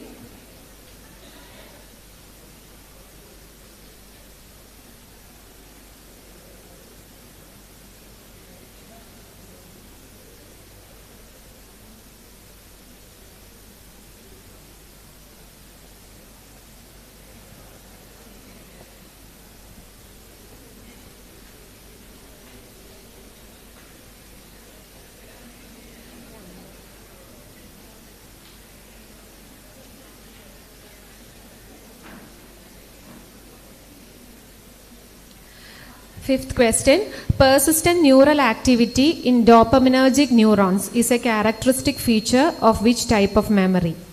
Options: A. Working memory, B. Sensitization, C. Habituation, D. Long-term potentiation.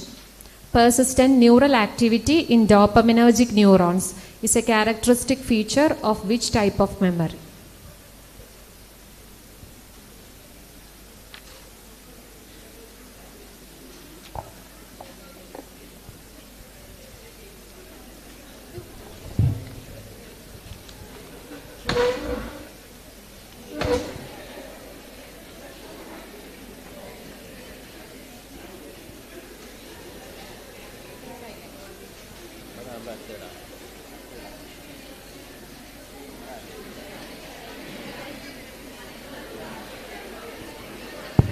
And that's the end of the quiz session.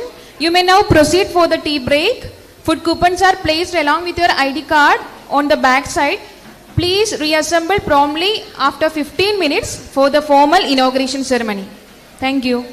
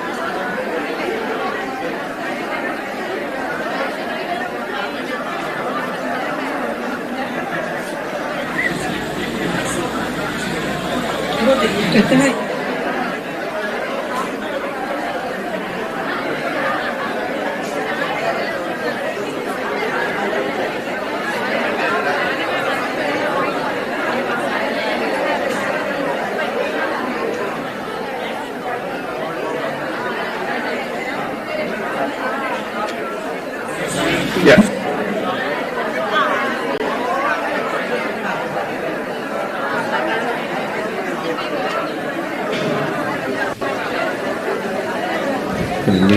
Anything bothering you? No. How is your vision?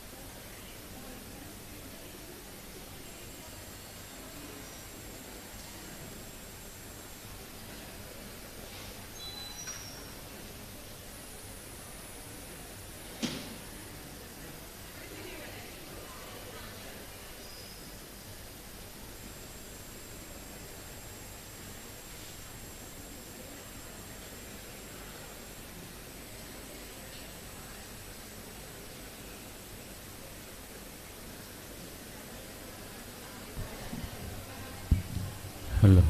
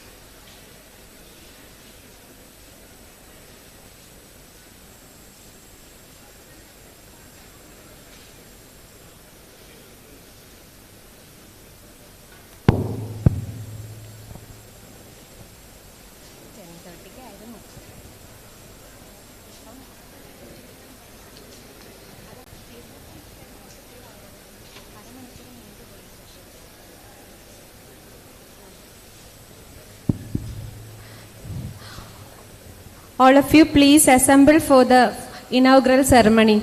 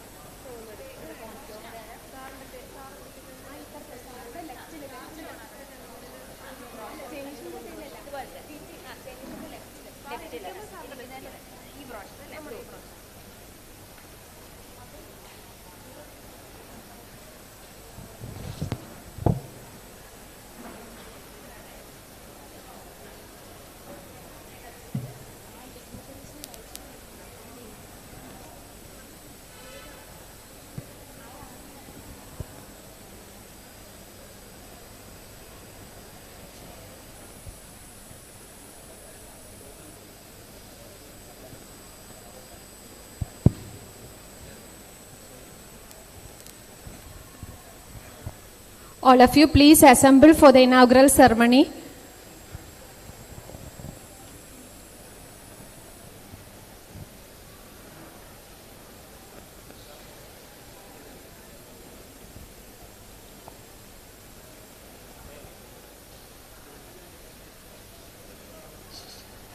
Inaugural ceremony.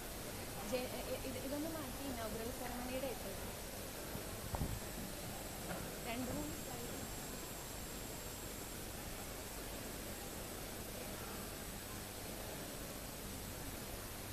ഇവിടെ മാറ്റാറ്.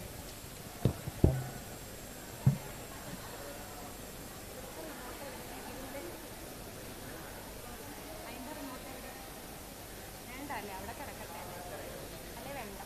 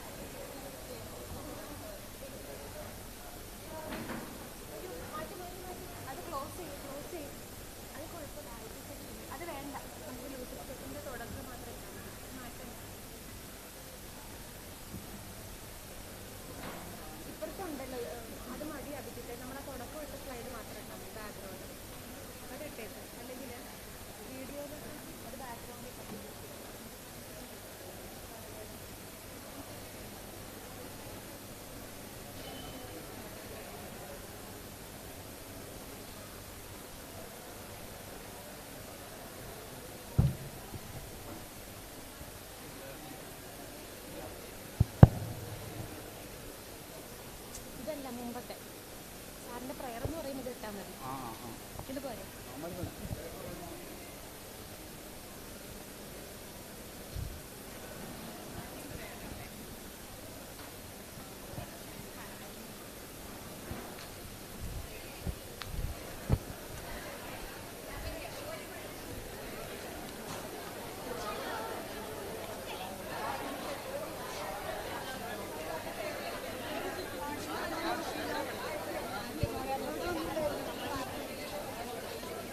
ഇതൊന്നിന് വലിയ പരിചയമൊന്നുമില്ല.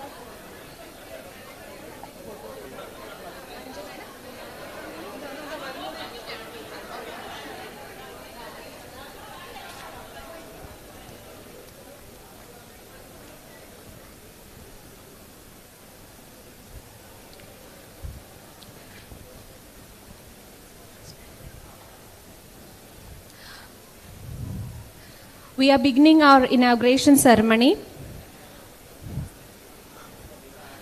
I invite dignitaries onto the stage.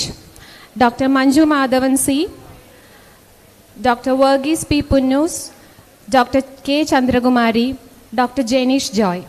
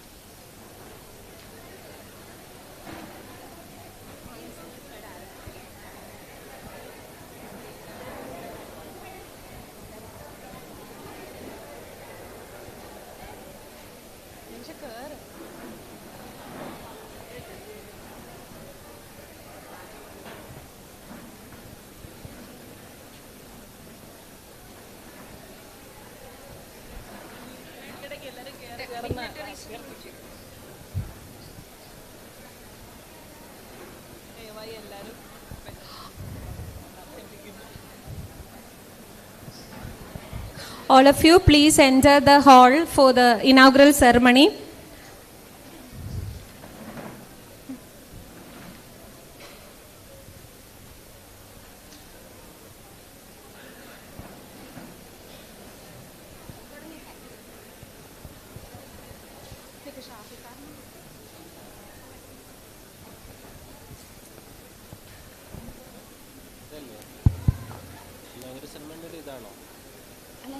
പാട്ട് sir പാടട്ടെ. അത് കഴിഞ്ഞ് inauguration സെറമണിയിലും ഉണ്ട്. Lighting the lamp അത് കത്തിക്കുന്ന സമയം, ആ സമയം തുടങ്ങുമ്പോഴത്തേക്കും. അതിന് മുന്നേ ട്രിബ്യൂട്ട് ഉണ്ട് കേട്ടോ. ട്രിബ്യൂട്ടിന് പാട്ട് ഇടണ്ട, സൈലൻ്റിൽ പോട്ടെ.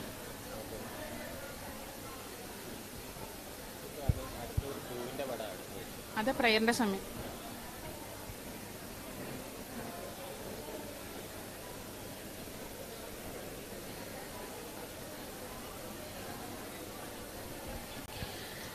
We will begin our inauguration ceremony with a prayer song. I invite Mr. Muhammad Shafi for the prayer song.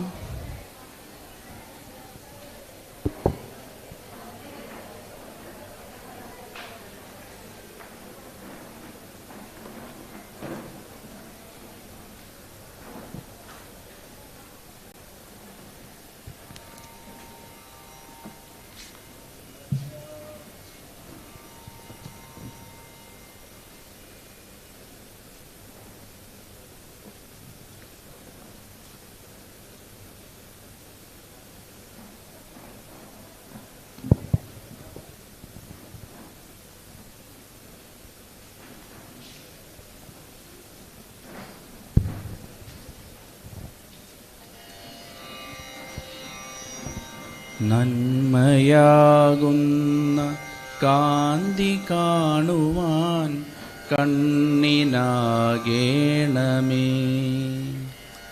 നല്ല വാക്കിൻ്റെ ശീലു ചൊല്ലുവാൻ നാവിനാകേണമേ. സ്നേഹമാകുന്ന ഗീതമോ എൻ്റെ കാതിനിണയാകണേ. സത്യമെന്നുള്ള ശീലമോടെ ഞാൻ ശാന്തി അറിയണമേ, ശാന്തി അറിയണമേ. ഭൂമി അമ്മയെന്നറിയുവാനുള്ള ബോധമുണ്ടാകണേ. ജീവജാലങ്ങളാകെയും ജന്മബന്ധുവായിടണേ.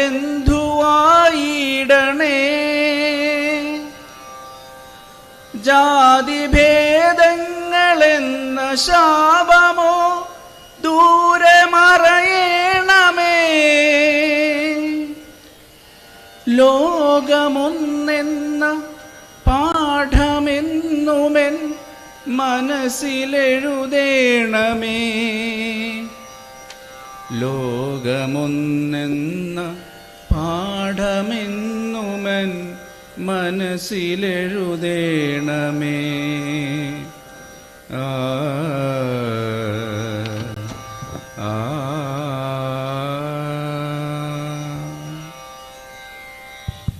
Thank you, Shafi sir.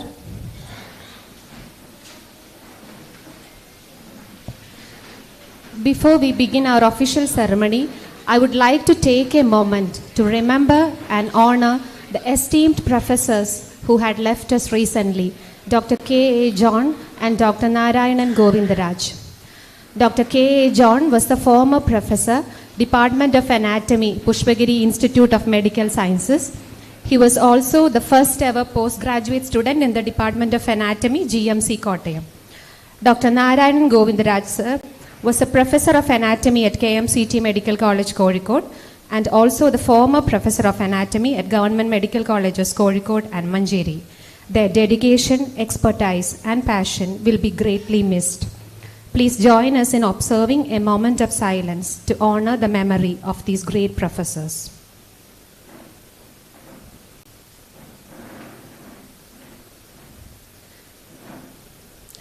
May their legacies continue to inspire us. Their contributions, presence, and memories remain in our hearts and minds. Please be seated. Now, to formally welcome our esteemed guests and participants, I invite Dr. Manju Madhavan C., Professor and Head, Department of Anatomy, Government Medical College, Kottayam, to deliver the welcome address.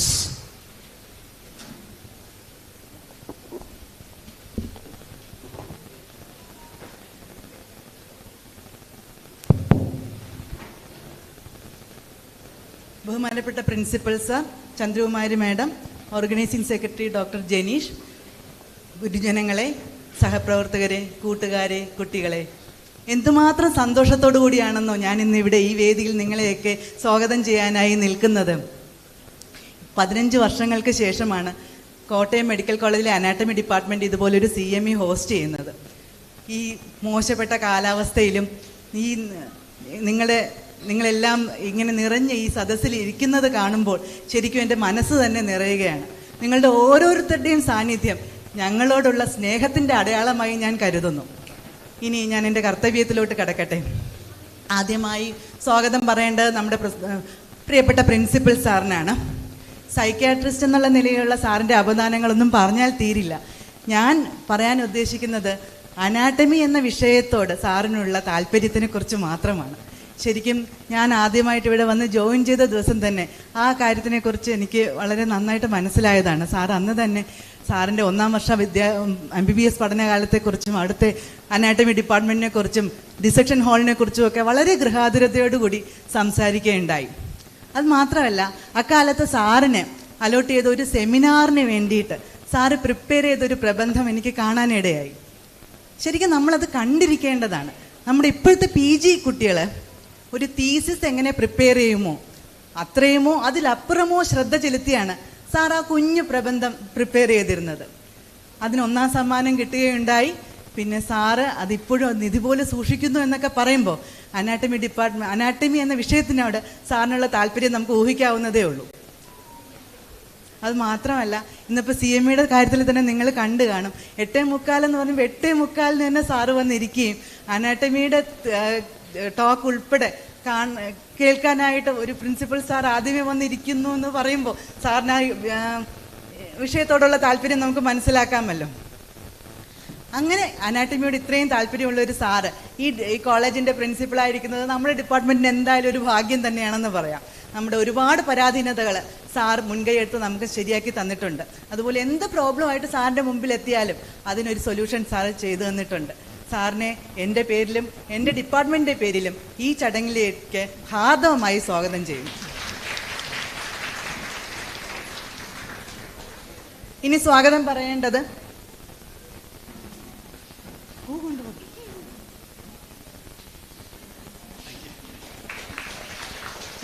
പറയേണ്ടത് പ്രിയപ്പെട്ട Chandrakumari മാഡത്തിനാണ്. Madam Kottayam medical കോളേജിൻ്റെ തന്നെ ഒരു പൂർവ്വ വിദ്യാർത്ഥിനിയാണ്. നീനു പറഞ്ഞു മാഡത്തിൻ്റെ ബാച്ചുകാരാണ് ഈ നമ്മുടെ ലെക്ചർ ഹാൾ റിനോവേറ്റ് ചെയ്ത് തന്നത്, നമുക്കിവിടെ ഇരിക്കാനുള്ള സൗകര്യമൊക്കെ ഉണ്ടാക്കി തന്നത്. അതുമാത്രമല്ല, അതിനേക്കാളൊക്കെ ഉപരിയായിട്ട് എൻ്റെ UG പഠനകാലത്തും PG പഠനകാലത്തും എൻ്റെ ടീച്ചറായിരുന്നു മാഡത്തിൻ്റെ ഒരുപാട് നല്ല ക്ലാസ്സുകൾ കേൾക്കാനും മാഡത്തിൻ്റെ സ്നേഹം സ്വീകരിക്കാനും എനിക്ക് സാധിച്ചിട്ടുണ്ട്. എനിക്കതിന് ഒരുപാട് നന്ദിയുണ്ട് മാഡത്തിനോട്. മാഡത്തിനെ വളരെ ബഹുമാനത്തോടു കൂടി ഞാൻ ഈ ചടങ്ങിലോട്ട് സ്വാഗതം ചെയ്തോളൂ.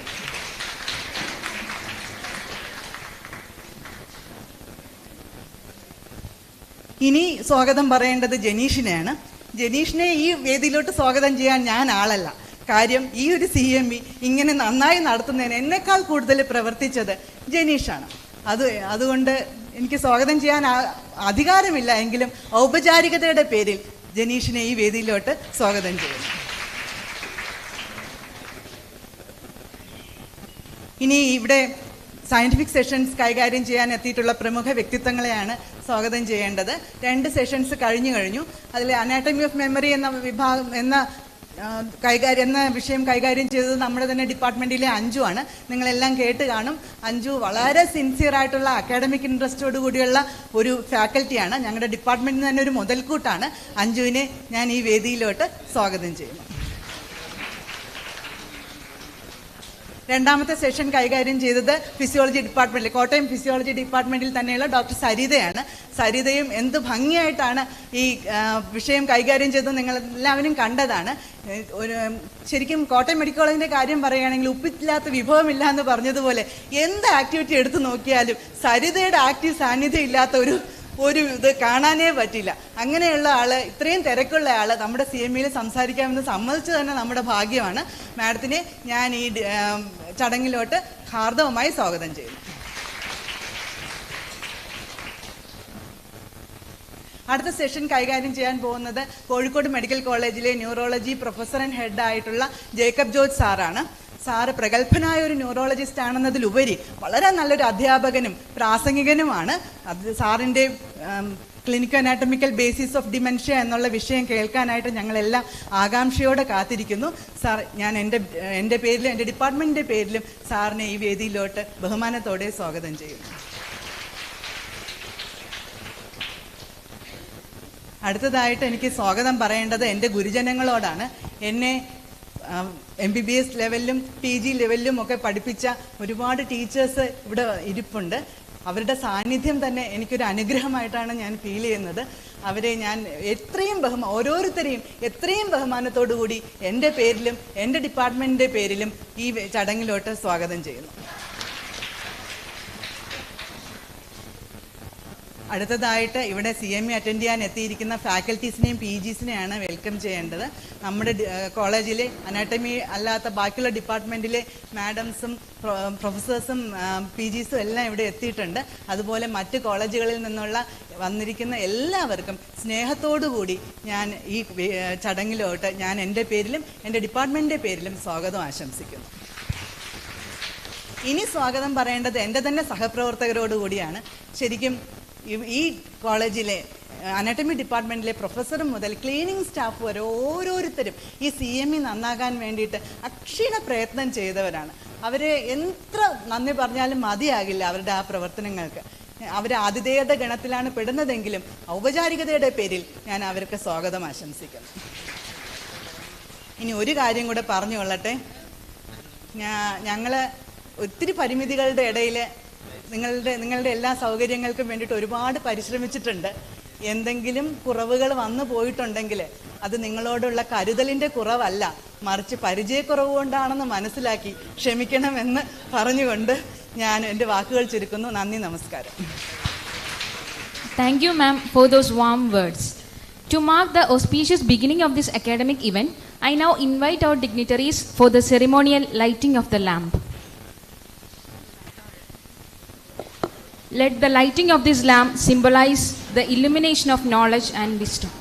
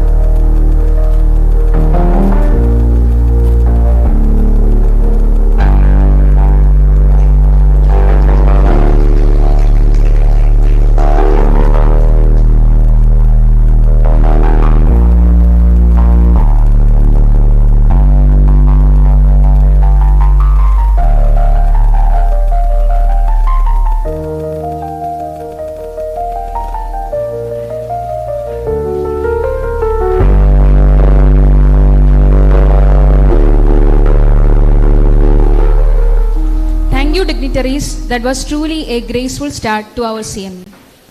I now invite Dr. Varghese P. Punnu sir, our respected principal, Government Medical College, Kottayam, to deliver the inaugural address.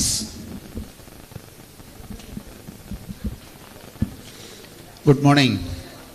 ഏറ്റവും ആദരണീയായ നമ്മുടെ teachers of teachers, professor Chandrakumari madam, മറ്റെല്ലാ മുതിർന്ന അധ്യാപകരുമേ, ഞാൻ ഇന്ന് രാവിലെ വളരെ overwhelm with emotions when I saw Shanthakumari madam, my own teacher, walking in. മറ്റെല്ലാ senior teachers, HOD, Manju madam, colleagues in anatomy, and all my colleagues, residents, participants. Manju ma'am was telling this is happening, this CME is happening after a gap of 15 years. ഒരു secondary infertility ആയിരുന്നു തോന്നുന്നു. അപ്പം നേരത്തെ അതിനുശേഷം ഇങ്ങനൊരു event വളരെ അതിഗംഭീരമായ രീതിയിലൂടെ നടക്കുന്നത് എനിക്ക് കാണുമ്പോൾ വളരെ ഇൻസ്റ്റിറ്റ്യൂഷൻ്റെ തലപ്പത്തിരിക്കുന്ന ഒരു വ്യക്തി എന്നുള്ള രീതിയിൽ I am so proud and overwhelmed. കാരണം മാഡം സൂചിപ്പിച്ച പോലെ എനിക്ക് അനാറ്റമി ഡിപ്പാർട്ട്മെൻറ്റ്, നമ്മൾ ആദ്യം all of us have that feeling when we step into the medical college for the first time. അനാറ്റമിയാണ് നമ്മൾ ആദ്യാക്ഷരം കുറിക്കുന്നത്. ഇതെല്ലാം വളരെ ഡോക്ടർ സരിതയുടെ ഡെഫിനേഷനിലെ അത് ഡിക്ലറേറ്റീവ് മെമ്മറി പല ക്ലാസിഫിക്കേഷനൊക്കെ പറഞ്ഞു. അപ്പോൾ അതിൽ സ്റ്റിൽ വളരെ വിവിഡ് പിക്ചറസ്ക് മെമ്മറിയാണ്. ഡോക്ടർ ലില്ലു കുര്യാക്കോസ് ആദ്യത്തെ ക്ലാസ്സിലേക്ക് കയറി വന്ന് സ്ട്രൈറ്റ് അവേ പെമ്പിള്ളാരോടൊക്കെ കുറച്ച് അച്ചടക്കമൊക്കെ പറഞ്ഞിട്ട്, ആമ്പിള്ളാരോടൊന്നും പറഞ്ഞില്ല കേട്ടോ, എങ്ങനെ ഹെയർ പുട്ടപ്പ് ചെയ്യണം, എങ്ങനെ സാരി ഉടുത്ത് വരണമെന്നൊക്കെ പറഞ്ഞതിന് ശേഷം straight away she starting with embryology. Radha madam ഉണ്ട് ഇവിടെ, എൻ്റെ ക്ലാസ്മേറ്റ് സോഫിയാമ്മ ഇരിപ്പുണ്ട്. അന്ന് യാതൊരു ഓഡിയോ വിഷ്വലൊന്നുമല്ല. So we all talked about 3-dimensional visual medias. അന്ന് ബ്ലാക്ക് ബോർഡും ചോക്കും മൾട്ടി കളർ ചോക്കും എല്ലാം വെച്ചിട്ട് how easily all the embryonal developments come live and rich. സരിതയുടെ ഭാഷയിലെന്ന് പറഞ്ഞു നോക്കുക, കം ലൈവ്. സരിത പോയോ? ഓടിപ്പോയെന്ന് തന്നെ. And rich.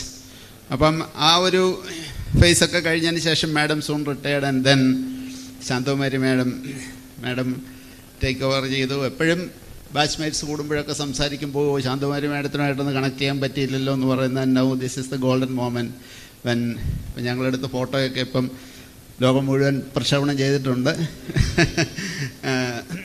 മാഡത്തിൻ്റെ വളരെ soft, gentle but very powerful teacher. വലിയ മാഡം അംബാസഡർക്കാരിലായിരുന്നു, മാഡം ഫിയറ്റുകാരിലായിരുന്നു. അത് രണ്ടുപേരുടെയും ആകാരവും അവരുടെ സ്വഭാവവും എല്ലാം തമ്മിൽ അംബാസഡറും ഫിയറ്റും തമ്മിലുള്ള വ്യത്യാസമുണ്ട്. അതുകൊണ്ട് ഞങ്ങൾ മാഡത്തിൻ്റെ അടുത്ത് വളരെ കംഫർട്ടബിളായിരുന്നു. അപ്പോഴാണ് ഗതികേടിൻ്റെ നേരത്തെ മാഡം പറഞ്ഞ ഞങ്ങൾക്കൊരു പ്രൊണേഷൻ ആൻഡ് സുപ്പിനേഷൻ ഡിസർട്ടേഷൻ എഴുതിക്കൊള്ളാൻ പറഞ്ഞു. പ്രൊണേഷൻ ആൻഡ് സുപ്പിനേഷൻ നമുക്ക് അന്നത്തെ അറിവിൽ ഏറ്റവും വലിയ അനാറ്റമി പുസ്തകം ഗ്രേസ് അനാറ്റമിയാണ്. അതിനകത്ത് ആപ്പാടെ ഒരു പാരഗ്രാഫേ ഉള്ളൂ. So then we manage to bring out a reasonably good work that was selected for the anatomy. I was അനാറ്റമിയിൽ അത്ര വലിയ എനിക്ക് ഡിസെക്ഷൻ ചെയ്യാനൊന്നും അറിയത്തില്ല. അപ്പം ആ പട അനാറ്റമിയുടെ പമ്മല ഫിസിയോളജി ആയിരുന്നു കുറച്ചുകൂടെ നമുക്ക് മെരുങ്ങുന്ന വിഷയം. എങ്കിലും അതൊരു നിധി പോലെയൊക്കെ ഞാൻ കാത്തു സൂക്ഷിച്ചിരുന്ന കുറേ നാളത്തേന് മിസ്സിങ് ആയി. അത് കിട്ടിയത് റിട്രീവ് ചെയ്തത് ഓസ്ട്രേലിയയിൽ നിന്നാണ്. എന്ന് പറഞ്ഞാൽ അത് ഞങ്ങൾ രണ്ടുപേരും കൂടി എഴുതിയതാണ്. ഈ രണ്ടാമത്തെ ആൾ ഡോക്ടർ സേവിയർ, പുള്ളി ഓസ്ട്രേലിയക്ക് പോയപ്പോഴത്തേനും പുള്ളി എല്ലാം കൂടെ പാക്ക് ചെയ്ത് ഓസ്ട്രേലിയക്ക് പോയി. എന്തൊക്കെ കൊണ്ടുപോയെന്നൊന്നും പുള്ളിക്ക് അറിയത്തില്ല. അവിടെ ചെന്ന് പുള്ളി ഹൗസ് മൂവിങ്ങിന് വേണ്ടി നോക്കിയപ്പോൾ പഴയ ട്രാഷൊക്കെ കളയാൻ നോക്കിയപ്പോഴത്തേന് ഈ സാധനം പൊങ്ങി വരുന്നു. Then immediately he call me that നിധി കിട്ടിയെന്നും പറഞ്ഞ് വിളിച്ചു. ആ സാധനം കിട്ടിയതിൻ്റെ എക്സൈറ്റ്മെൻറ്റിൽ ഇരിക്കുമ്പോഴാണ് മഞ്ജു മാഡം അവിടെ ജോയിൻ ചെയ്യാനായിട്ട് വരുന്നത്. അപ്പം അങ്ങനെയാണത് ഇതിനെപ്പറ്റി മാഡം പരാമർശിക്കാനിടയായത്. പിന്നെ ഈ ഡയമണ്ട് ജൂബിലി പ്രോജക്റ്റ് വന്നപ്പോഴും ആദ്യത്തെ പ്രോജക്റ്റ് ടേക്കപ്പ് ചെയ്ത് അനാറ്റമി ഹോൾ. ഇപ്പോൾ ഈ ലെക്ചർ ഹോൾ റീനോവേഷൻ നമ്മുടെ ചന്ദ്രമാരി മാഡം പറഞ്ഞത് കണ്ടിട്ട് അത്ര വലിയ റീനോവേഷൻ ഒന്നും നടന്നായിട്ട് തോന്നുന്നില്ല എന്ന് പറഞ്ഞു. പക്ഷേ നേരത്തെ ഇത് കിടന്ന് എങ്ങനെയാണെന്ന് കണ്ടാൽ മനസ്സിലാവുള്ളൂ. അപ്പം ഞങ്ങൾ ആദ്യം ചാടി വീണു. പക്ഷേ ഞങ്ങൾക്ക് മുമ്പേ 69 ബാച്ചുകാർ നന്നായിട്ട് മാഡത്തിൻ്റെ ബാച്ച് അത് ഭംഗിയായിട്ടത് ചെയ്തു. അങ്ങനെയാണ് ഐശ്വര്യമായിട്ട് തുടക്കം കുറിച്ചു. അതിൻ്റെ പ്രോജക്റ്റുകൾ ഇന്നലെയും വരെ ഉണ്ടായിരുന്നു. ഇന്നലെ ഒരു 36 ലക്ഷം രൂപയുടെ പ്രോജക്റ്റ് 1985 ബാച്ചുകാരുടെ ഇനോഗ്രേറ്റ് ചെയ്തു. അതിന് മുമ്പേ അതിൻ്റെ തൊട്ട് തലേ ദിവസം ധന്യ പോയോ ഇതെല്ലാം ധന്യയൊക്കെ കൂടി 1998 ബാച്ചിൻ്റെ ധന്യയുടെയൊക്കെ ബാച്ച്. അപ്പോൾ അങ്ങനെ ഒത്തിരി അനാറ്റമി വീണ്ടും പുതിയ നല്ല തുറക്കങ്ങളൊക്കെ കുറിക്കുകയാണ്. അപ്പോൾ ഈ ഒരു CME വളരെ ചിന്താമധുരമായിട്ട് തന്നെ മെമ്മറി എന്ന് പറഞ്ഞൊരു ടോപ്പിക് എടുക്കുകയും അതിനകത്ത് ക്ലിനിക്കൽ സ്പെഷ്യാലിറ്റികളായ ന്യൂറോളജിയും സൈക്യാട്രിയും ഒക്കെ ഉൾപ്പെടുത്തുകയും അനാറ്റമിയും ഫിസിയോളജിയും എല്ലാം കൂടെ ബ്ലെൻഡ് ചെയ്ത് നല്ല ഒരു ഡെഫിനറ്റ്ലി അക്കാഡമിക് ഫീസ്റ്റ് ഇവിടെ ഇപ്പം രജിസ്ട്രേഷനൊക്കെ ഇപ്പോൾ ഇവിടെ വന്ന് വലിയൊരു ലോജിസ്റ്റിക് പ്രോബ്ലം വന്നത് തുടങ്ങിയപ്പം മെമ്മറി കേൾക്കാൻ ആര് വരാനാന്ന് വിചാരിച്ചു അല്ലേ. പക്ഷേ മെമ്മറി കേൾക്കാനായിട്ട് ഓവർഫ്ലോയിങ് 1 ലെക്ചർ ഹാൾ കഴിഞ്ഞ് 2 ലെക്ചർ ഹാള് ഞങ്ങൾ വലിയ തിരുനക്കര മൈതാനത്തേക്ക് ഇത് മാറ്റിയാലോ എന്നൊക്കെ ഇടയ്ക്ക് ആലോചിച്ചാണ്. അപ്പം ഇത്ര ഒരു ഓവർവെൽമിങ് റെസ്പോൺസ് വന്നു. അതാണ് ഞാൻ പറഞ്ഞത്, സെക്കൻഡറി ഇൻഫെർട്ടിലിറ്റിക്ക് ശേഷം വന്ന കുട്ടി വളരെ നല്ല അതിഗംഭീരമായിട്ടാണ് ടേക്ക് ഓഫ് ചെയ്തിരിക്കുന്നത്. അനാറ്റമി നമ്മൾ ഒരിടത്തും അതിൻ്റെ പഠനം അവസാനിക്കുന്നില്ല. ഇപ്പം ഞാൻ കഴിഞ്ഞ എൻ്റെ PG സ്റ്റുഡൻസിനായിരുന്നു. ഇപ്പം സൈക്യാട്രി ഈസ് നൗ ബേസിക്കലി ഒരു biologically more and more biologically based. ഇപ്പം ന്യൂറോളജിയും സൈക്യാട്രിയും എല്ലാം ഇപ്പോൾ ഒരു വളരെ ഒരു ബ്ലെൻഡഡ് സ്റ്റേജ്. അതിൻ്റെ എല്ലാം ബേസിസ് അനാറ്റമി ആൻഡ് ഫിസിയോളജി. അപ്പം സൈക്യാട്രിയിലെ PGസിന് നമ്മൾ ബ്രെയിൻ ഡിസെക്ഷൻ ഇപ്പോൾ കൊടുക്കുന്നുണ്ട്. For the last year they found it very useful. I think DM neurology trainees have also join brain dissection. നേരത്തെ ഇരുന്ന HODമാരൊക്കെ ചെയ്തു. So I remember with gratitude. അപ്പോൾ അങ്ങനെയുള്ള no medical subject can be learn without having a firm base. It is a horse. Without the horse riders can be helpless. So anatomy basics ആണ്. എൻ്റെ ടീച്ചേഴ്സിനെ എല്ലാവരെയും ഞാൻ ഓർക്കുന്നു. ഇപ്പോൾ ഇവിടെ ജോൺ സാറിനോട് അനുസ്മരണം പറഞ്ഞു. So many great teachers. Department ഇനിയും കൂടുതൽ കാര്യങ്ങൾ ചെയ്യട്ടെ എന്ന് ആശംസിച്ചുകൊണ്ടും ഈ അക്കാഡമിക് ഇയറിലെ ആദ്യത്തെ CME ആണ് ഇത് ഇവിടെ നടക്കുന്ന ജൂൺ മാസത്തിൽ. So with that it's also something which it's very unique about that. So with these words and with the blessings and permission of all the senior teachers sitting here, may I declare that this Lucid Steps, the anatomy CME on memory and dementia, open. Thank you. Thank you, sir, for your thoughtful words and encouragement. To provide felicitation for our program, I invite Dr. K. Chandrakumari Madam, former professor and head of anatomy, Government Medical College, Trivandrum. Madam is an alumni of GMC Kottayam. She belongs to 1969 batch who had contributed towards the renovation of this anatomy lecture hall.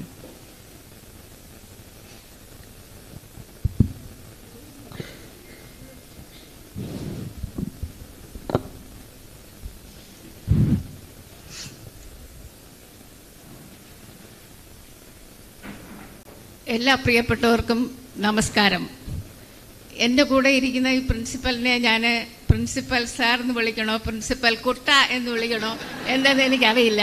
അതുകൊണ്ട് ഞാൻ പ്രിയപ്പെട്ട principal കുട്ട, പ്രിയപ്പെട്ട മഞ്ജു കുട്ടി, പിന്നെ ജനീഷ് കുട്ട, പിന്നെ എൻ്റെ പ്രിയപ്പെട്ട madams like Shanthakumari madam, Krishnamma madam, പിന്നെ എൻ്റെ കൂടെ വർക്ക് ചെയ്തിട്ടുള്ള എൻ്റെ സ്റ്റുഡൻസ്, പിന്നെ ജൂനിയർ ആൾക്കാർ, അതർ ഡിപ്പാർട്ട്മെൻറ്റ്സിൽ നിന്ന് വന്നിട്ടുള്ള സ്റ്റാഫ് മെമ്പേഴ്സ്, എല്ലാവർക്കും എൻ്റെ നമസ്കാരം.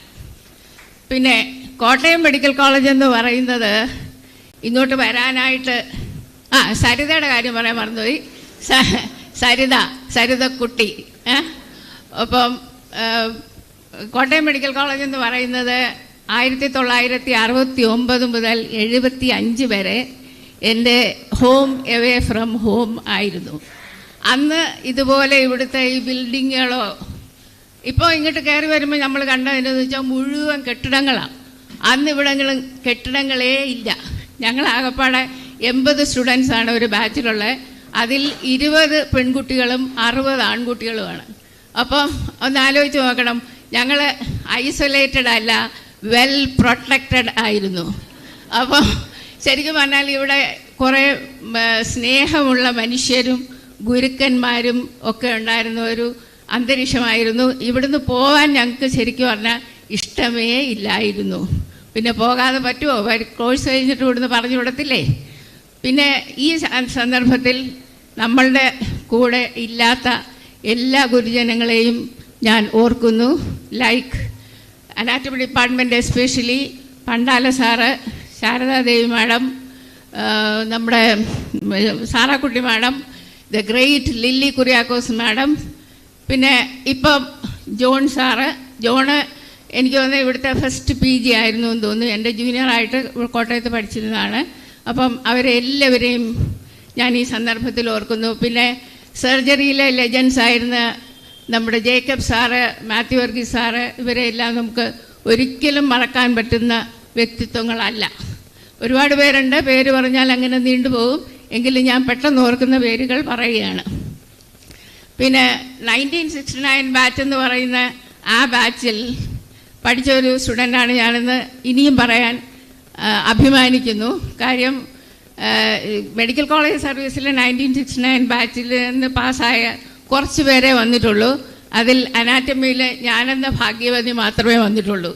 അതുകൊണ്ട് എല്ലാവരും പറയും 1969 ബാച്ചിലെ ഒരുവിധം പോപ്പുലറായ ഒരു ലേഡി സ്റ്റുഡൻ്റായിരുന്നു ഞാനെന്ന്.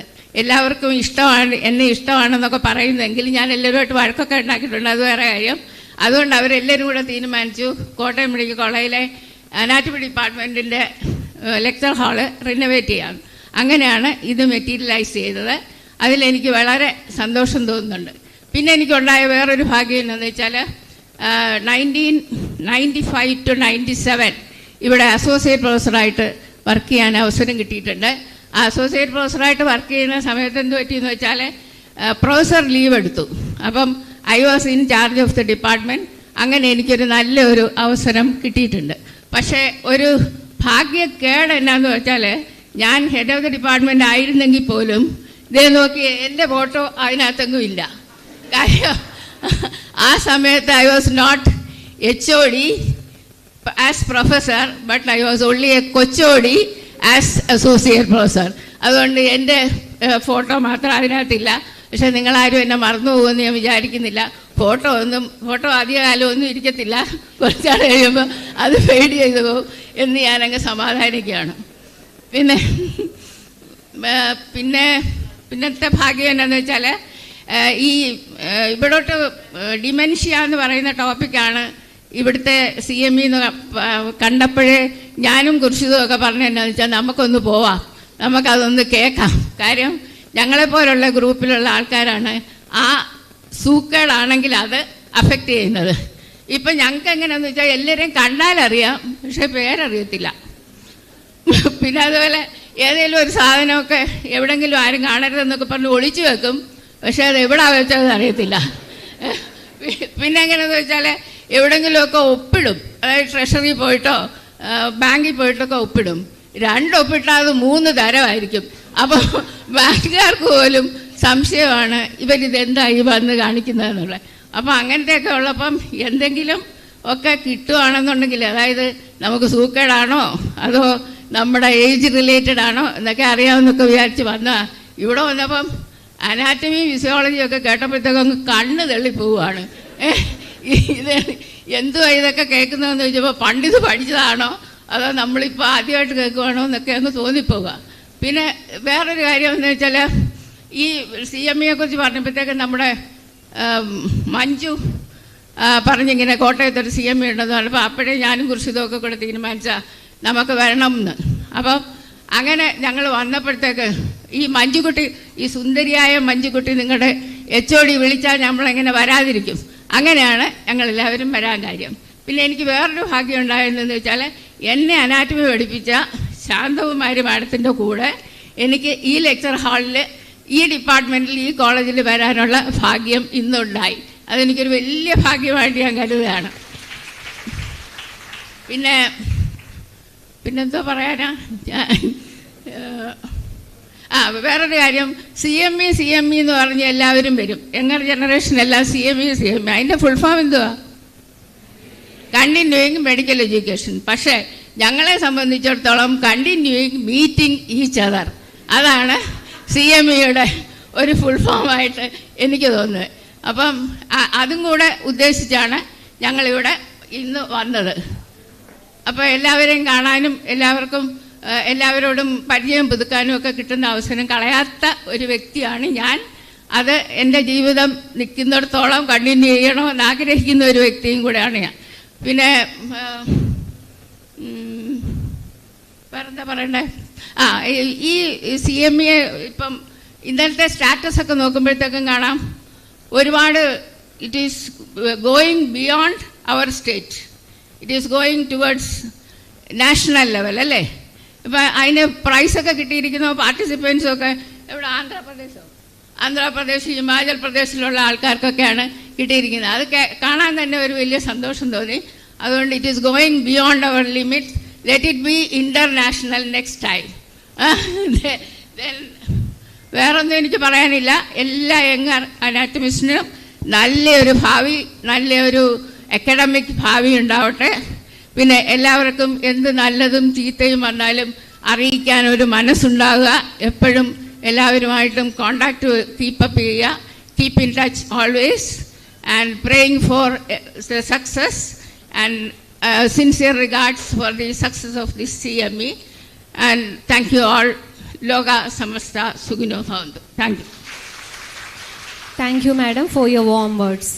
Now let us take a moment to celebrate the creativity, clarity and concept-based learning.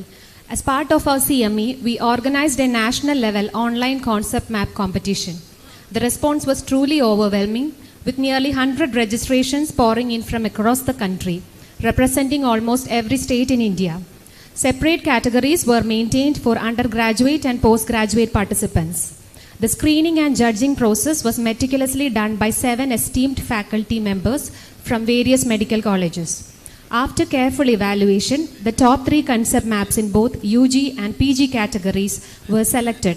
And now it's time to appreciate their brilliance. Let us present before you the award-winning concept maps that stood out in this national academic endeavor.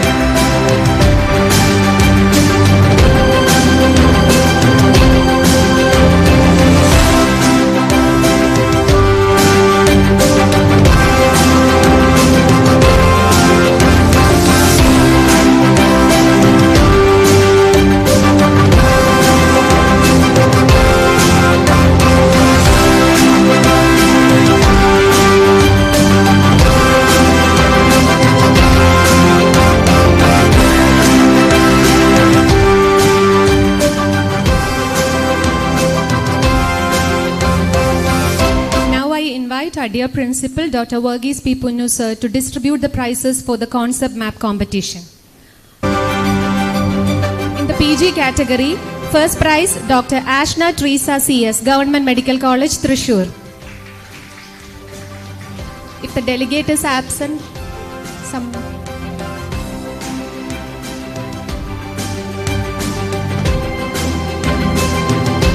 She's been awarded with a cash prize, certificate and a gift voucher worth 2,500 rupees by the Elsevier.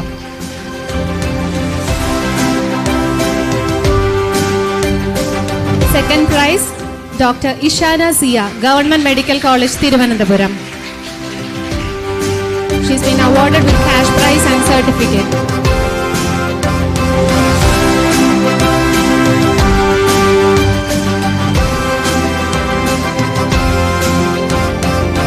Third prize is backed by Dr. Shivapriya R, All India Institute of Medical Sciences, Bhubaneswar, Odisha. The prize winners in the UG category, first prize is backed by Hasna Rahim and Sharda Sujit from Government Medical College, Thiruvananthapuram.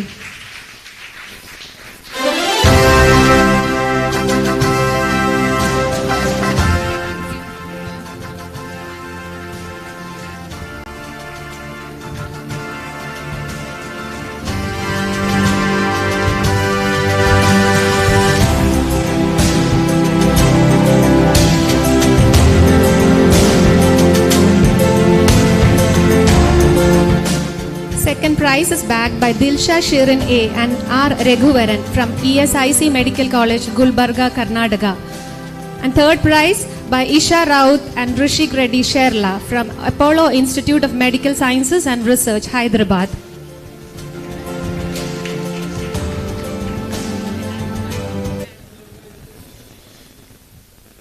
Thank you, sir. To bring this inaugural ceremony to a graceful end, I invite Organizing Secretary of our CME, Dr. Jenish Joy, Assistant Professor of Anatomy, to propose the vote of thanks. ബഹുമാനപ്പെട്ട principal Varghese sir, ചോടി Manju madam, Chandramari madam, മറ്റ് senior faculty members, delegates ആയിട്ട് ഇവിടെ എത്തിയിട്ടുള്ള പ്രിയപ്പെട്ട colleagues, മറ്റ് PG വിദ്യാർത്ഥികൾ എല്ലാവരും. 2015 ഞാൻ ഗവൺമെൻറ് സർവീസിൽ മെഡിക്കൽ എഡ്യൂക്കേഷൻ സർവീസിൽ കയറുന്നത് മഞ്ചേരിയിൽ. അന്ന് ഞാൻ ആദ്യമായി അറ്റൻഡ് ചെയ്ത CME കോട്ടയം മെഡിക്കൽ കോളേജിൽ നടത്തിയ ASIയുടെ കേരള ചാപ്റ്ററിൻ്റെ CMEയും ജനറൽ ബോഡി മീറ്റിംഗും ആയിരുന്നു. രാജു സാറ് അന്ന് പ്രസിഡൻ്റായിരുന്നു ASIയുടെ. അതിനുശേഷം വീണ്ടും ഇന്നിപ്പം ഇവിടെ ഒരു CME നടത്തി എടുക്കാൻ സാധിച്ചതിൻ്റെ ഒരു ചാരിതാർത്ഥ്യത്തിലാണ് ഡിപ്പാർട്ട്മെൻറ്റിൽ എല്ലാവർക്കും വേണ്ടി ഓർഗനൈസിങ് സെക്രട്ടറി എന്ന നിലയിൽ ഞാനിവിടെ നിൽക്കുന്നത്. ഈ ഒരു ടോപ്പിക്ക് സെലക്ട് ചെയ്തപ്പോൾ നമുക്ക് ഏറ്റവും ആയാസകരമായി കിട്ടിയ കാര്യം സ്പീക്കേഴ്സിനെ സെലക്ട് ചെയ്യുക എന്നുള്ളതായിരുന്നു. പ്രിൻസിപ്പൽ ഉൾപ്പെടെ നമുക്ക് 4 ടോപ്പിക്കിനും ഉള്ള ആൾക്കാർ ഞങ്ങളുടെ കോളേജിലെ തന്നെ എന്നേ പറയുള്ളൂ. ജേക്കബ് സാർ ഇപ്പോൾ കോഴിക്കോട് മെഡിക്കൽ കോളേജിൻ്റെ ന്യൂറോ ഡിപ്പാർട്ട്മെൻറ്റിൻ്റെ മേധാവിയാണ്. എന്നിരുന്നാലും പ്രിൻസിപ്പൽ സാറിനെ CMAയുടെ പാറ്റേണായിട്ടും ടോപ്പിക്കിൻ്റെ സെലക്ഷന് വേണ്ടി സാറിനെ സമീപിച്ചപ്പോൾ യാതൊരു ബുദ്ധിമുട്ടും അറിഞ്ഞിട്ടില്ല എന്ന് മാത്രമല്ല, സ്റ്റാർട്ടിംഗ് പോയിൻ്റ് തൊട്ട് ഇന്ന് ഇവിടെ വരെ ഞങ്ങൾ ഫേസ് ചെയ്ത ചെറിയ ചെറിയ ഓരോ പ്രശ്നങ്ങൾക്കും ഒരു സൊല്യൂഷനുമായി ഞങ്ങളുടെ കൂടെ തന്നെ, ശരിക്കും പറഞ്ഞാൽ ഞങ്ങളുടെ ഡിപ്പാർട്ട്മെൻറ്റിലെ ഒരാളായിട്ടാണ് വർഗീസ് സാറ് ഈ CME ഇന്നിവിടെ നടത്തുന്നവരെ നിന്നത്. ഇന്ന് 8:45 CME സ്റ്റാർട്ട് ചെയ്തപ്പോൾ മഞ്ജു മേഡം പറഞ്ഞ പോലെ സാർ ഇവിടെ ഉണ്ട്. ഓഡിയൻസിൽ ആദ്യത്തെ ടോക്ക് തൊട്ട് കേൾക്കാൻ സാർ ഇവിടെ ഉണ്ട്. ഓരോ സമയത്തും ഞങ്ങൾക്ക് വേണ്ട ഗൈഡൻസ് തന്നതും സാറിനുള്ള വാസ്റ്റ് എക്സ്പീരിയൻസ് ഞങ്ങൾ നന്നായി യൂട്ടിലൈസ് ചെയ്തിട്ടുണ്ടെന്ന് വേണമെങ്കിൽ പറയാം. റിലേറ്റീവ്ലി വളരെ യങ് ആയിട്ടുള്ള ഓർഗനൈസിങ് സെക്രട്ടറിക്ക് ശരിക്കും സാറും മേഡം ഒക്കെ ഒരു വലിയ സഹായമായിരുന്നു. സാറിന് ഡിപ്പാർട്ട്മെൻറ്റിൻ്റെ പേരിൽ ഓർഗനൈസിങ് സെക്രട്ടറി എന്ന നിലയിൽ എൻ്റെ എല്ലാ നന്ദിയും രേഖപ്പെടുത്തുന്നു. അതുപോലെ മഞ്ജു മേഡം തുടക്കം മുതലേ ഞങ്ങളുടെ ക്യാപ്റ്റനായിട്ട് ഇവിടെ തന്നെ ഉണ്ട്.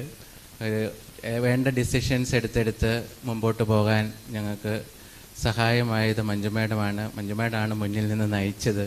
എന്നാലും മാഡത്തിൻ്റെ ഔപചാരികതയുടെ പേരിലുള്ള നന്ദിയാണ്. ഡിപ്പാർട്ട്മെൻറ്റിൻ്റെ CMEയുടെ എല്ലാ വിജയത്തിനും വേണ്ടി മാഡം ചെയ്ത എല്ലാ പ്രവർത്തിക്കും നന്ദി.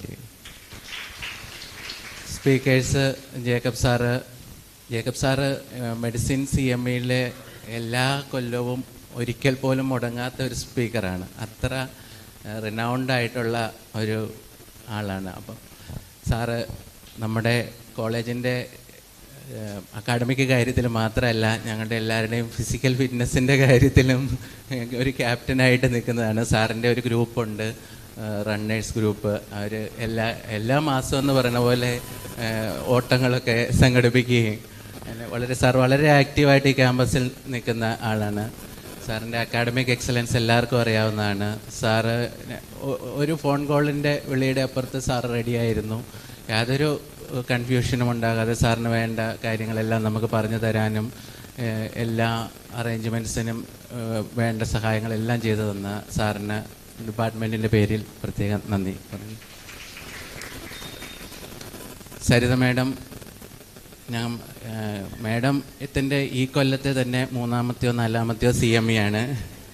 കോലഞ്ചേരി, പുഷ്പഗിരി ഒക്കെ കഴിഞ്ഞിട്ടാണ് ഇവിടെ സ്പീക്കറായിട്ട് നിൽക്കുന്നത്. മാഡം ഫിസിയോളജി സർക്കിളിൽ വളരെ റിനൗണ്ടായിട്ടുള്ള ഒരു സ്പീക്കറാണ്. അത് എല്ലാവരും ഓൾറെഡി ആസ്വദിച്ച് കഴിഞ്ഞു എന്നുള്ളതുകൊണ്ട്. അത് മാത്രമല്ല, നമ്മുടെ കോളേജിനെ സംബന്ധിച്ചിടത്തോളം ഏത് ഡിപ്പാർട്ട്മെൻറ്റിലെ പരിപാടിയാണെങ്കിലും മാഡം അത് സ്വന്തം പരിപാടിയായിട്ട് ഏറ്റെടുക്കുകയും അതിൻ്റെ വിജയം കണ്ടു എന്ന് ഉറപ്പുവരുത്താനായിട്ട് എടുക്കുന്ന ഒരു ആത്മാർത്ഥത, അത് പറഞ്ഞാൽ തീരില്ല. മാഡം ഞങ്ങൾക്ക് വേണ്ടി ഈ സമയം മാറ്റിവെച്ചതിന് മാഡത്തിന് പ്രത്യേകം നന്ദി. അഞ്ജു വളരെയധികം നന്നായിട്ട് ഇതിനു വേണ്ടിയിട്ട് എഫേർട്ട് ഡിപ്പാർട്ട്മെൻറ്റിൽ കൂടെ തൊട്ടപ്പുറത്തെ മുറിയിൽ ഇരുന്നത് കൊണ്ട് എനിക്കറിയാം. അത്രമാത്രം എഫേർട്ട് ഇട്ട് നന്നായി ചെയ്തിട്ടുണ്ട്. അഞ്ജുവിനും ഡിപ്പാർട്ട്മെൻറ്റിൻ്റെ പേരിൽ, ഔപചാരികതയുടെ പേരിൽ നന്ദി രേഖപ്പെടുത്തുന്നു. ഈ CMEയുടെ ഒരു വിജയം എന്ന് പറയുന്നത് നിങ്ങളാണ്. ഈ കാണുന്ന നിറഞ്ഞ സദസ്സാണ്. നമ്മൾ വിചാരിച്ച് കുറേ നാളായി നമ്മളൊരു CME നടത്തിയിട്ട് കുറേ പേരൊക്കെ വരുമായിരിക്കും. എങ്ങനെയെങ്കിലും എല്ലാവരെയും വരുത്തണം എന്ന ആഗ്രഹത്തിൽ പല രീതിയിൽ പല വഴിക്ക് ഞങ്ങൾ വിളിച്ചിട്ടുണ്ട്. പക്ഷേ ഞങ്ങൾക്ക് കിട്ടിയ റെസ്പോൺസ് ഭയങ്കര നല്ലതായിരുന്നു. ഇത് നിറഞ്ഞു കവിഞ്ഞ് ഇതിന് മുകളിലൊരു ഹോളും നിറഞ്ഞുകൊണ്ടിരിക്കുന്നു. ആ ഒരു സന്തോഷം ഉണ്ട്. നിങ്ങളാണ് ഈ CMEയുടെ വിജയം. നിങ്ങൾക്ക് എല്ലാവർക്കും നന്ദി രേഖപ്പെടുത്തുന്നു. അതുപോലെ ഈ ഓരോ ടോപ്പിക്കും ചെയർ ചെയ്യാൻ വേണ്ടി നമ്മൾ വിളിച്ചപ്പോൾ അത് ഏറ്റെടുത്ത് വന്ന സീനിയർ മാഡംസ് ഉണ്ട്. അവർക്കുള്ള നന്ദി ഈ സമയം രേഖപ്പെടുത്തുന്നു. പിന്നെ ഈ CMEയോട് ചേർന്ന് നമ്മളൊരു national level online concept map competition നടത്തിയിരുന്നു. അപ്പോൾ അതിൻ്റെ റിസൾട്ട് നമ്മൾ കണ്ടു. ആ കോമ്പറ്റീഷൻ ഒന്ന് നടത്തിയെടുക്കാൻ എന്നെ സഹായിച്ച, നമ്മുടെ ഡിപ്പാർട്ട്മെൻറ്റിനെ സഹായിച്ച ഒത്തിരി പേര് ഡിപ്പാർട്ട്മെൻറ്റിന് പുറത്തുമുണ്ട്. 7 കോളേജിലെ ഫാക്കൽറ്റീസ് അതിനെ സ്ക്രീൻ ചെയ്യാനും അതിൻ്റെ ഫൈനൽ മാർക്ക് ഇടാനും അതിൻ്റെ ഒരു തീരുമാനത്തിലെത്തിക്കാനും സഹായിച്ചിട്ടുണ്ട്. ഇതുപോലെയുള്ള ഇന്ന് നമ്മൾ കണ്ടതുപോലെയുള്ള 100ഓളം കൺസെപ്റ്റ് മാപ്പുകളായിരുന്നു. അത് സ്ക്രീൻ ചെയ്തെടുക്കുക എന്ന് പറയുന്നത് ഒട്ടും എളുപ്പമുള്ള പണിയല്ലായിരുന്നു. അതിന് ഞാൻ വിളിച്ചപ്പോൾ സഹായിച്ച് മുൻപോട്ട് വന്ന എല്ലാ ഫാക്കൽറ്റിക്കും പ്രത്യേകം നന്ദി രേഖപ്പെടുത്തുകയാണ്.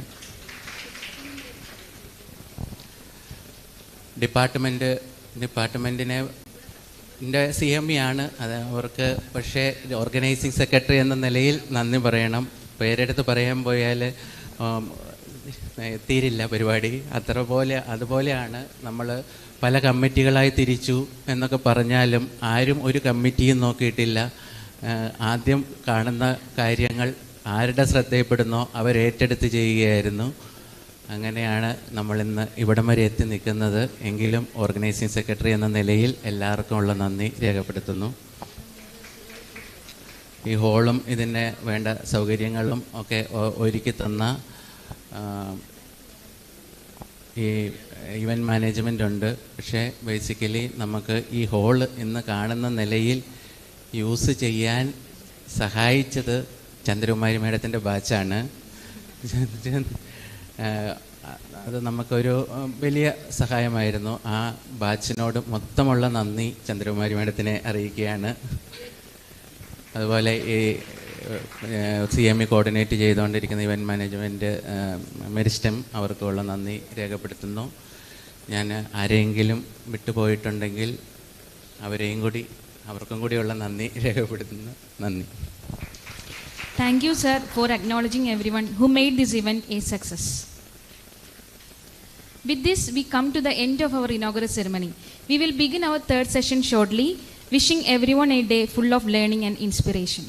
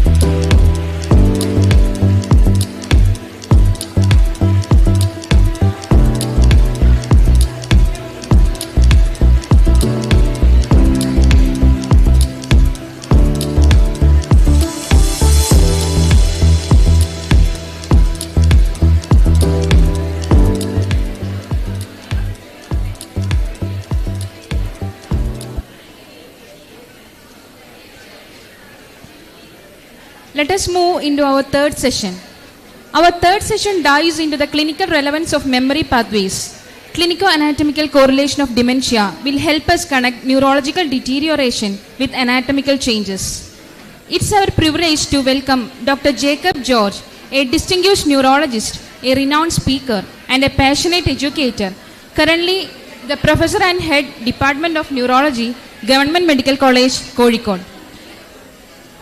Dr. Jacob George sir has an illustrious academic background, having completed his MBBS and MD from Jibmar, Pondicherry, and DM Neurology from the renowned Sri Chitra Tirunal Institute of Medical Science and Technology, Trivandrum. With a keen academic interest in neuro-ophthalmology, neurotology, cognitive neurology, and clinical pathological correlation discussions, Dr. Jacob George has made significant contributions to both teaching and clinical practice in the field of neurology. Beyond medicine, he is a fitness enthusiast and an endurance athlete, exemplifying a holistic approach to personal and professional well-being. We are honored to have him with us today. Please join me in welcoming Dr. Jacob George. I invite chairpersons for the session, Dr. Shobha Ramnarayan, Professor and Head, Department of Anatomy, SUT Medical College, Trivandrum, and Dr. Leda Sridhar, Professor of Anatomy, Travancore Medicity, Kollam.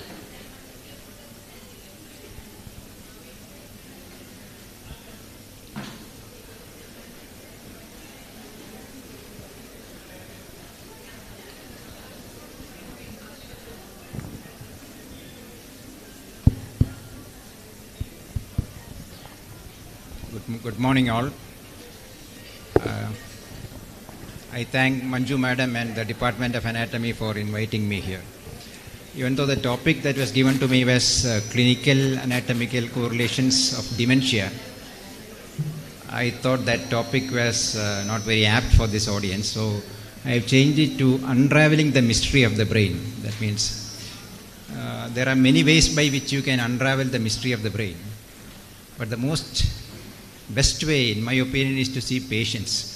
When you see patients coming with focal brain lesions with some symptoms, we know that this dysfunction occurs as a result of this part of the brain. And that is how probably most of the functions of the brain have been understood. So this talk is basically on clinical disorders due to focal cortical lesions.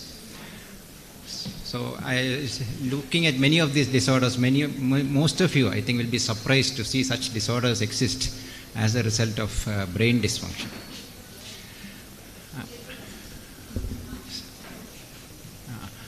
Unlike the traditional teaching for majority of neuroscientists, the brain is divided into 6 lobes: frontal, temporal, parietal, occipital, and also the limbic lobe and the insular lobe. So there are 6 lobes, not 4. But in this talk, I'll go only to the first 4 lobes: frontal, temporal, parietal, and occipital, of which we'll start with the occipital lobe. Now, occipital lobe, as all of you know, is concerned with vision. And all of you know that from the retina, light signals go to the occipital lobe.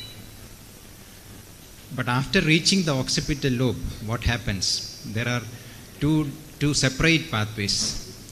One is called the ventral pathway or the ventral stream, which is referred to as the Watt pathway. What an object is, the color of an object, etc., goes in the ventral stream. Ventral stream is occipital lobe to the inferior temporal lobe, occipito-temporal.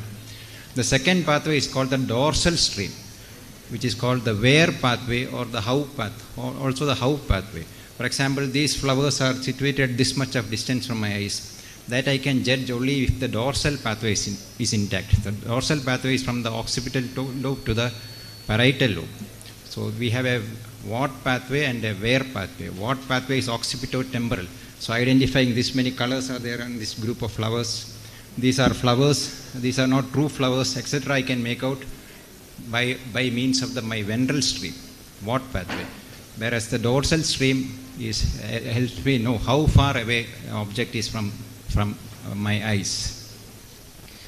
So based on this, when occipital lobes get involved in diseases, we have I'll just mention a few interesting conditions like cortical blindness, Anton syndrome, visual agnosia, prosopagnosia, Balin syndrome, alexia without agraphia.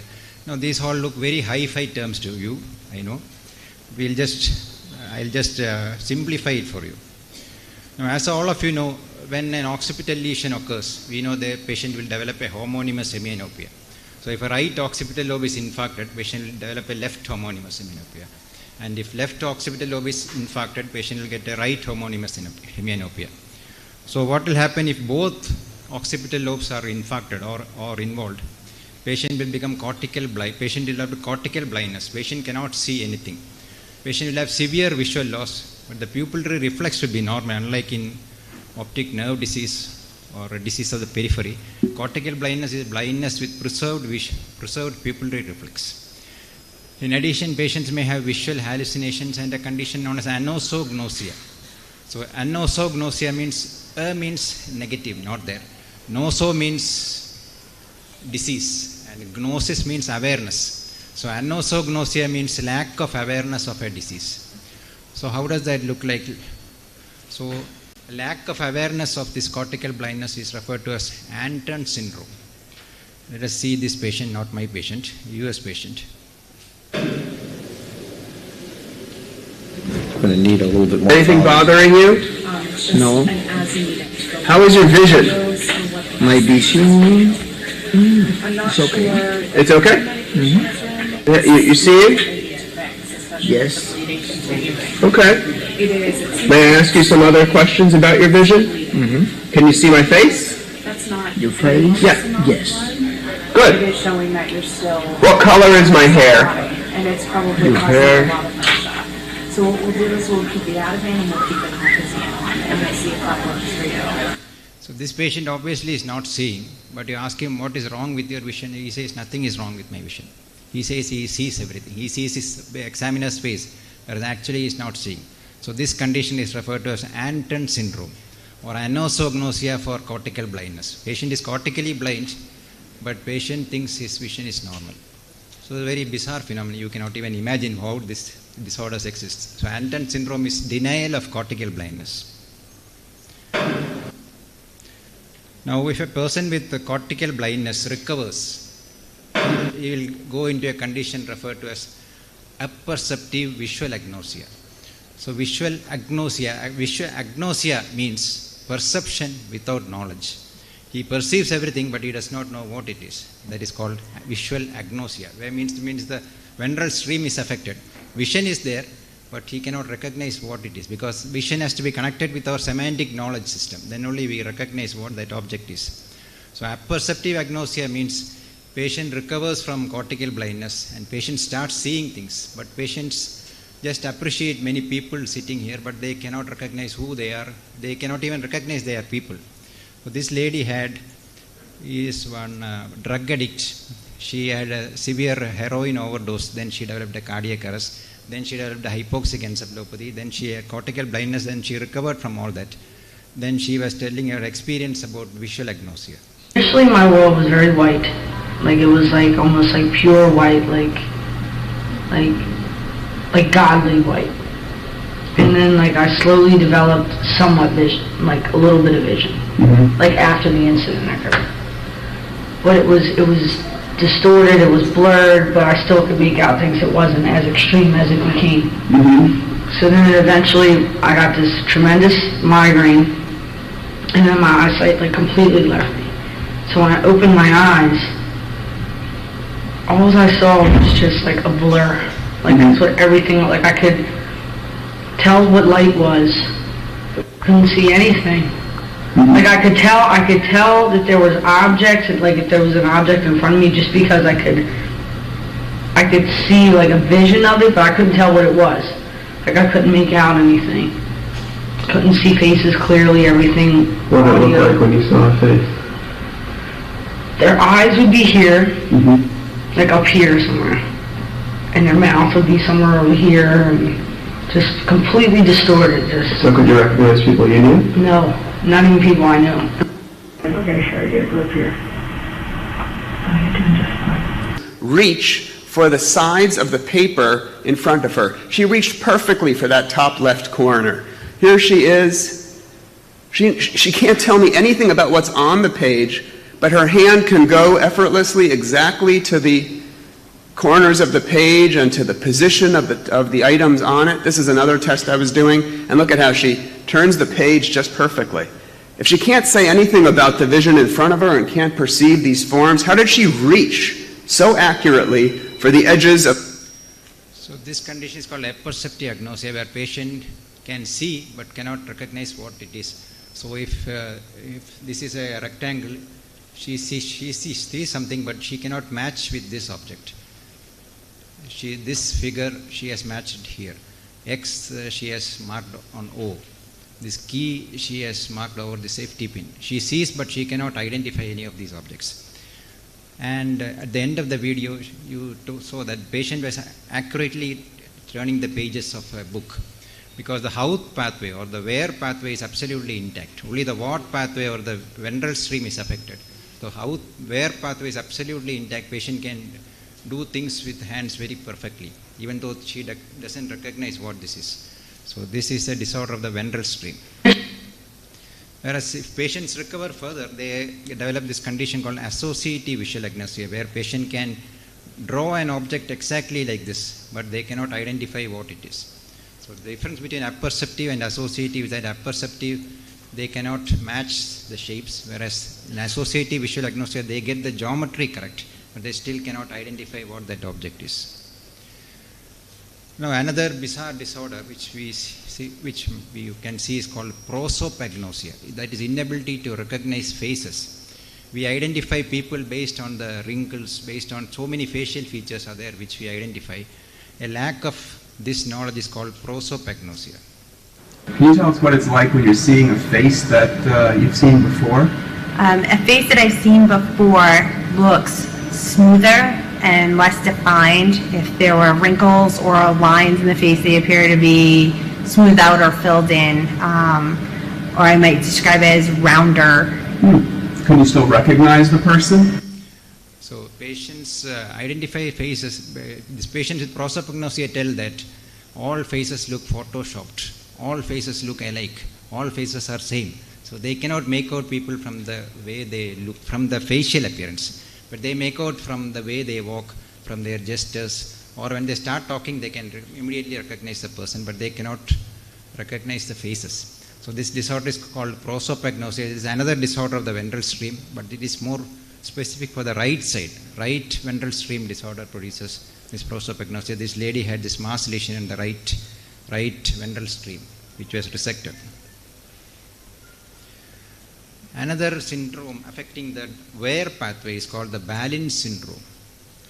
So this is another very bizarre syndrome. Balance syndrome means patient sees only one part of visual field. They have very spotlight or focused attention. They don't see anything else. Even though they see, vision is intact, their visual attention goes only on one spot. They don't see rest of the world surrounding them. So this phenomenon is called simultagnosia, where patient sees only one point in the visual field. Even though their vision is intact, they don't have visual attention to all these places. So if you ask the patient to look to the right or left with your fingers, they cannot initiate eye movements because their visual attention is not there. So that is called oculomotor apraxia. And if they are asked to reach for an object, their hand will be wavery, which is called optic ataxia. And they will have visual disorientation, as you can see in this video.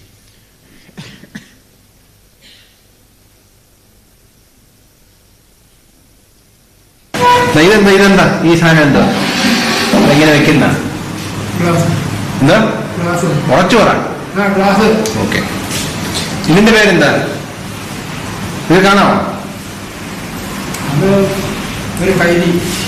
അല്ല നീ എഴുതുന്ന ഈ സാധനത്തിന്റെ പേരെന്താ ഈ സാധനത്തിന്റെ പേരെന്താ കാണാമോ ഇത് എന്നാ കയ്യിലോട്ട് തരാം കൈ പിടിച്ചേ പിടിച്ചു നോക്കി എന്തോ അത്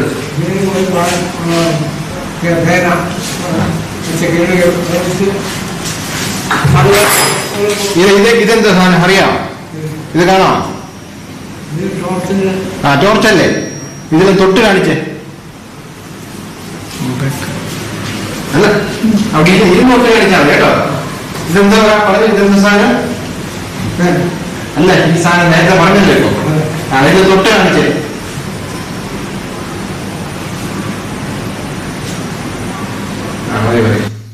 This you can clearly see patient has no idea how far that object is from his body, so he overreaches for that target. So this is a disorder of the wear pathway. This phenomenon is called visual disorientation. So if the wear pathway is affected, instead of touching these flowers, I might go here somewhere around this.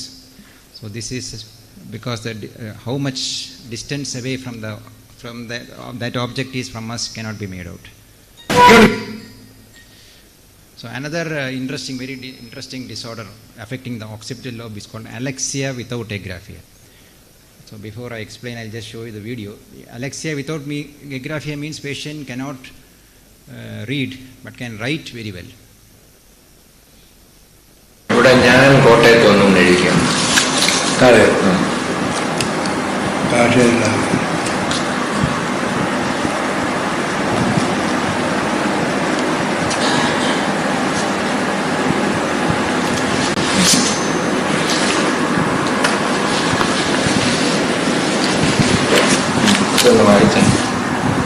വായിച്ചേ അല്ലല്ല ഇത് വായിച്ചു വലിയ അക്ഷരം ഇത് വായിക്കും അക്കം എനിക്കറിയാം അയ്യോ ഉണ്ടായിരിക്കും വായിച്ചേ 67 64 ബാക്കി കൊണ്ട്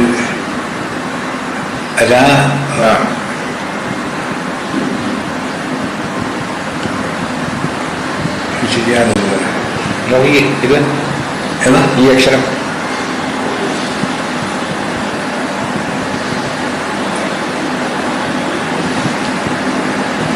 ഇത് വായിച്ചേ. 400 ഇതല്ലേ? ആ, ഈ അക്ഷരങ്ങൾ വായിച്ചേ. താഴെയോ മുകളിലെയോ? ആ, മുകളിലത്തെ അക്ഷരങ്ങൾ വായിച്ചേ. 4907 ഇത് 64. ഇത് ഈ അക്ഷരം ഏതാ? അതാ എനിക്ക് വാ വാ വാ. ആ, ഇത് അല്ല, ഇത് ഈ ജെ. ഇത് അത് വാ വാ വാ വാ വാ. ഇത് ഇത് ഏതാ? ഇത് മൊത്തം വായിച്ചേ, ചേർത്ത് വായിച്ചേ. വായിക്കാൻ ശ്രമിച്ചു വായിക്കേ. എന്നാ ഇവിടെ എഴുതിക്കേ. ഇവിടെ എഴുതി, ഞാൻ പറയുന്നത് എഴുതും. നേതാജി, നേതാജി എഴുതും. നേതാജി 1964 വരെ ജീവിച്ചു.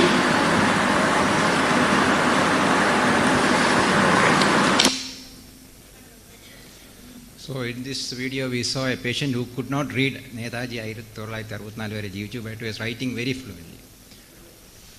Writing was absolutely normal, but reading was grossly impaired. This disorder is called alexia without agraphia. So how does this happen? This occurs with a left occipital plus splenial infarct. So how does this happen? So when you are given a reading material, the entire this left occipital lobe and splenium of corpus callosum are infarcted or diseased. So entire reading material, the visual information goes to the right hemisphere. But right hemisphere you cannot read. You need the access to the language area which is on the left side. So this information has to cross over through the splenium.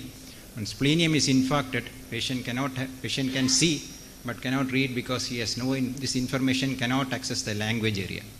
Whereas if a patient is asked to write, the signals start from the left language area, goes to the left premotor cortex and motor cortex, and patient will be able to write with the right hand. So this disorder is called alexia without agraphia. It occurs because the visual stimulus which comes to the right occipital lobe, left occipital lobe is anyway infarcted, right occipital lobe cannot access the language area on the left side. So this is a very striking disorder called alexia without agraphia, very common in clinical practice in patients with left occipital infarct, provided splenium also is infarcted.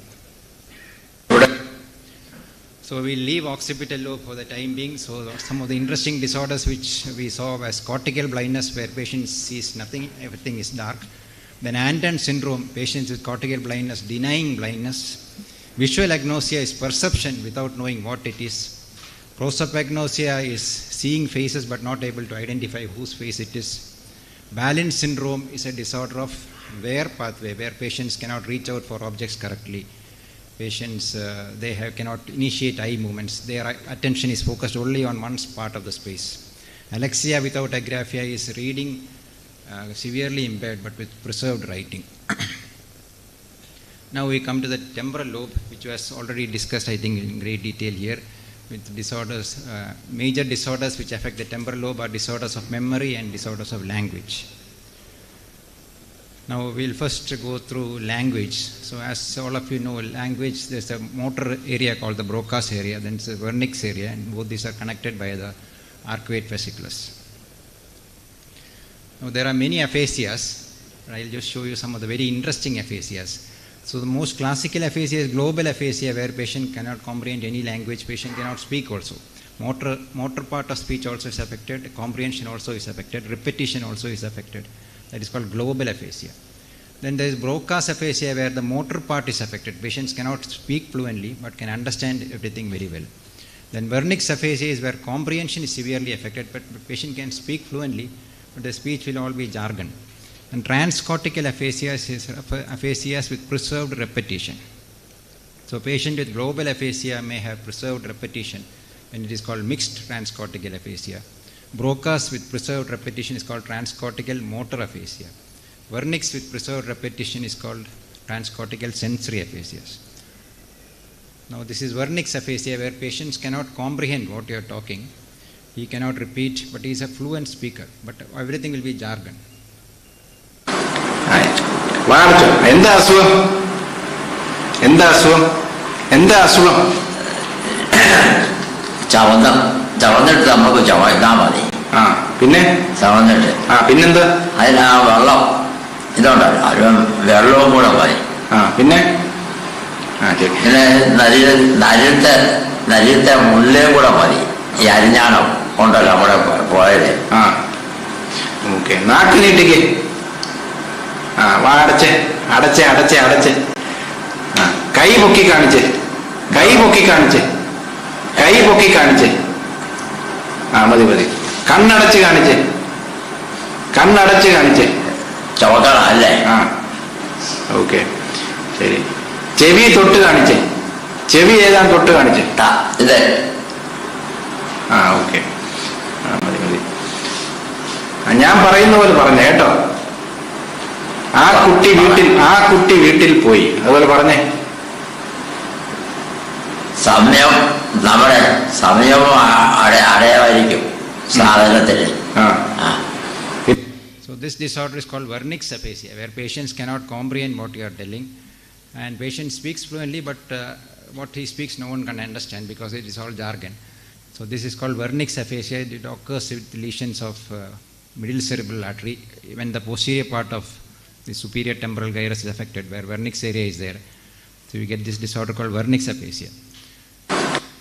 But very remarkable aphasias are called the transcortical aphasias, where patient looks like Broca's aphasia but they can repeat very well, or patient looks like vernix aphasia where they can repeat very well. It's called transcortical sensory.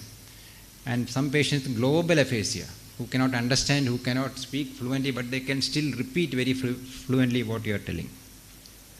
For example, I will look at this patient with transcortical sensory aphasia. Sensory aphasia means they cannot comprehend very well, but they can repeat very well. That is, repetition is preserved in transcortical aphasias. എന്താ അസുഖം അമ്മയ്ക്ക്? എന്താണ് അസുഖം?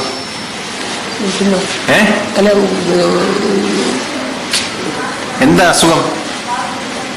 എന്താ അസുഖം? വീട്ടിൽ വേറെ പ്രശ്നമൊന്നുമില്ല. എന്താ അസുഖം? എന്താ അമ്മയ്ക്ക്? എന്താ അസുഖം?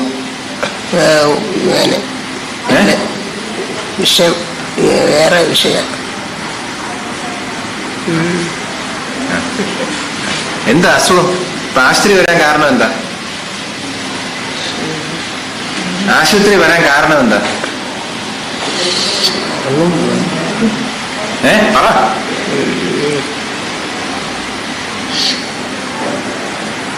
ഇങ്ങോട്ട് നോക്കി, ഞാൻ പറയുന്ന പോലെ ചെയ്യ കേട്ടോ. കൈ പൊക്കി കാണിച്ചേ, താഴെ വെച്ച്, താഴെ വെച്ച്, താഴെ വെച്ച്. നാക്ക് നീട്ടിക്ക്, നാക്ക് നീട്ടിക്ക്. മതി, താഴെ വെച്ചേ. കണ്ണടച്ച് കാണിച്ചേ. മതി മതി മതി.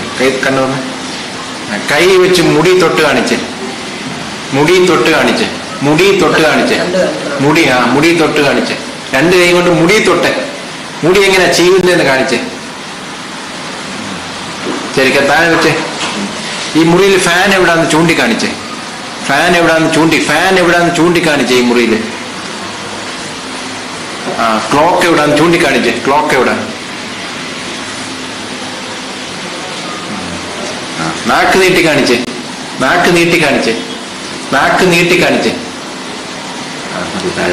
ഞാൻ പറയുന്ന പോലെ പറ കേട്ടോ. ഇന്നു മഴ പെയ്തു. ഇന്ന് മഴ പെയ്തു. ഞാൻ ഇന്നലെ വീട്ടിൽ പോയി. എനിക്ക് ഒരു അസുഖവും ഇല്ല. ഇന്നലെ ഞാൻ തിരുവനന്തപുരത്ത് പോയി. ശരി. എനിക്ക് സംസാരത്തിന് ഒരു കുഴപ്പവുമില്ല. ഒഴിവ് കഴിവുകളൊന്നും പറയരുത്. അമ്മ ഒരു പ്രാർത്ഥനയൊന്ന് ചൊല്ലിക്കേ. പ്രാർത്ഥന ചൊല്ലിക്കേ. കർത്താവേ സ്തോത്രം ചെയ്യുന്ന ഹല്ലേലൂയ. സ്നേഹവാനാദിയുമേ സ്വർഗ്ഗപിതാവേ നന്ദി നിറഞ്ഞ ഹൃദയത്തോടെ സ്തുതി. So this patient has very fluent speech, as you can see in the last part when she recites a prayer, but this repetition is absolutely preserved, but her comprehension is absolutely impaired. Not absolutely, few commands she was obeying, but repetition part is very strikingly preserved. Then we have patients who have global aphasia. So this transcortical sensory aphasia occurs when there is a lesion in between the middle cerebral artery territory and the posterior cerebral artery territory. Mixed transcortical aphasia occurs when there is a lesion in both ACA, MCA as well as MCA, PCA watershed territories. Now we like have a look. അതെ ഈ പടത്തിൽ നോക്കിയേ, ഈ പടത്തിൽ എന്താ കാണുന്നതെന്ന് പറഞ്ഞേ. ഇതിലെന്താ കാണുന്നത്? ഇതിലെന്തോ കാണുന്നത്? എന്തോ കാണുന്നത് ഇതില്?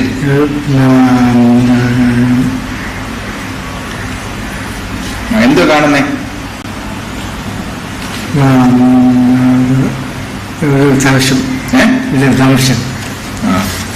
ഇങ്ങോട്ട് നോക്കിയാ എന്താ അസുഖം എന്നൊന്ന് പറഞ്ഞേ. എന്താ അസുഖം? എന്താ അസുഖം എന്ന് ചോദിച്ചാൽ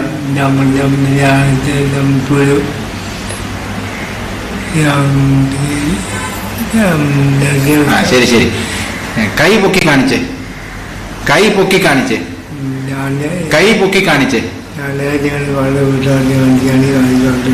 കൈ പൊക്കി കാണിച്ചേ, കൈ കെട്ടിയ കാണിച്ചു, മുടി തൊട്ട് കാണിച്ചേ, മുടി തൊട്ട് കാണിച്ചേ. ഞാൻ പറയുന്നത് പോലെ പറ കേട്ടോ, ഞാൻ പറയുന്ന പോലെ പറ കേട്ടോ. ഞാൻ ഇന്ന് രാവിലെ ചോറുണ്ടു. ഇന്നലെ ഞാൻ കോട്ടയത്ത് പോയി. ഇന്നലെ ഞാൻ കോട്ടയത്ത് പോയി. ഇന്നലെ മഴ പെയ്തു. ഇന്നലെ മഴ പെയ്തു. ഉച്ചയ്ക്ക് ഞാൻ വീട്ടിൽ പോകും. ഉച്ചയ്ക്ക് ഞാൻ വീട്ടിൽ പോകും. ഇന്നലെ ഞാൻ സിനിമയ്ക്ക് പോയി. എന്റെ വീട് തിരുവനന്തപുരത്താണ്. ഇത് കോട്ടയമാണ്. ഞാൻ ആശുപത്രിയിലാണ്. So this again, patient has impaired fluency, impaired comprehension, but absolutely preserved repetition. So the repetition is absolutely preserved in some aphasias which are referred to as transcortical aphasias. Now we'll leave language and we'll go to memory, which was a major part of this CME. So memory is broadly classified into short-term or working memory and long-term memory. So short-term working memory is holding an information only for some moments, just like say entering an OTP in something. You look at OTP somewhere and type it somewhere, then you forget about it. So that is called short-term memory. And long-term memory is what is real memory. So long-term memory is further divided into implicit and explicit. So implicit memory refers to the procedural memories like driving a car or driving a bicycle or swimming or playing cricket. All this come under implicit memory. Implicit memory is one memory which is not tested at bedside because implicit memory is remarkably resistant to all degenerative diseases. So if a patient has Alzheimer's dementia, if he knows the route, he can still drive a car without any problems. Many patients with Parkinson's disease can still do bicycling. So implicit memory is usually not affected by diseases. The explicit memory is further divided into two major types, episodic memory and semantic memory. Now episodic memory is a memory for episodes in life. Those are person specific and it has a time correlate. A person knows when that memory was acquired. For example, if I ask you what you had for breakfast today, only you know what you had and you know what time you had. So it is person specific and there is a temporal correlate.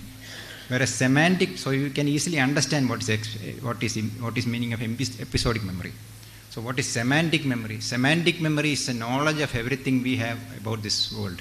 For example, this is a microphone. If I speak into it, I will be heard better. So everyone knows that. So semantic memory, it's not person specific and there's no time correlate. You ask me when I learned that this is a microphone, I have no answer.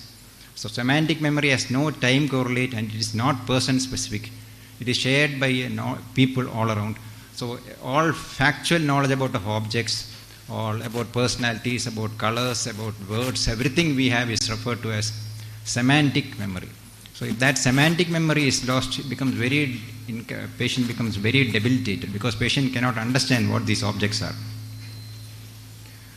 Now episodic memory, when I came, Dr. Saridashan, I was referring to this patient called Henry Mollason, HM, who had this hippocampectomy done and he had severe impairment of episodic memory. If a doctor went for his rounds today, next day he wouldn't next day the patient couldn't identify this doctor had come yesterday for his rounds. So much of our knowledge of episodic memory comes from this patient called patient HM. The episodic memory anatomical basis is the Papez circuit, which starts from the hippocampus, then goes via fornix to the mammillary body, from there to thalamus via mammillothalamic tract, then to cingulate gyrus and back to hippocampus. So this affection of this causes affection of episodic memory. So episodic memory is affected in some diseases like herpes encephalitis, most strikingly, then posterior cerebral artery infarct, and transient global amnesia, where patients cannot remember things for a period of time. Alzheimer's dementia is episodic memory affected. Wernicke's encephalopathy is a disorder of episodic memory. We test this by bedside usually by using a test called the 3-word recall or address recall, story recall, paired associate learning, etc. So all these require the help of hippocampus. I think if the audience is getting bored, I'll just show how paired associate learning is done, if anyone can volunteer. Any student? You have another mic. Can anyone volunteer to do paired associate? Very simple.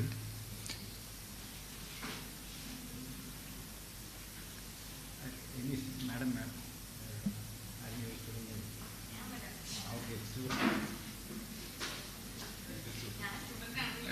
okay. So I'll show you how paired associate learning is done and what is the role of the hippocampus in this learning, what Dr. Sarita was referring to earlier. You have to be vigilant. Oh God. So I'll just tell 4 easy pairs and 4 difficult pairs. 4 easy pairs, and you don't need much vigilance. Example, Achan Kutti. After some time I'll ask Achan, then you say Kutti. Achan Kutti. Mesha Kasera. Pena Pencil. Mara Kuda. Achan Kutti. Mara Kuda. Pena Pencil. Mesha Kasera. Okay. So those were 4 easy pairs. Now we'll have 4 difficult pairs. The person has to be attentive. Okay. I'll tell 2 times each pair. Ana Takol. Simham Vimanam. Kalavastha Kapi. Radio Bhakshanam. Once again. Kalavastha Kapi. Radio Bhakshanam. Simham Vimanam. Ana Takol. Now we are going to ask Sue. Ana Takol. Simham Vimanam. Kalavastha Kapi. Radio Bhakshanam. Very good, excellent. 4 out of 4, 100%. So very good hippocampus. So, thank you. So now I'll ask you, how did you remember this pair, Ana Takol? I thought of an elephant with a key. Fantastic. This is exactly the role of the hippocampus, to tag 2 things together. Ana and Takol, she tagged together. How did you remember Simham and Vimana? There is an airline which has got the lion as on the tail fin. Okay. So that's why. Otherwise people imagine Simham sitting on a Vimanam. No, there is an airline which has got. Okay. Kalavastha Kapi, how did you You drink Katran Kapi when it's cold. Yeah, fantastic. This is exactly the role of the hippocampus. Then what last one was it? Radio Bhakshanam. What was it? How did you remember that? Because we used to have food listening to the radio. Oh, fantastic. Okay.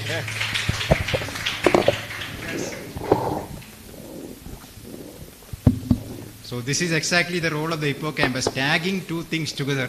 So that but this may not go into her memory, because after 1 month, if I ask you what was the pair for Kalavastha, what Kalavastha, then she wouldn't remember.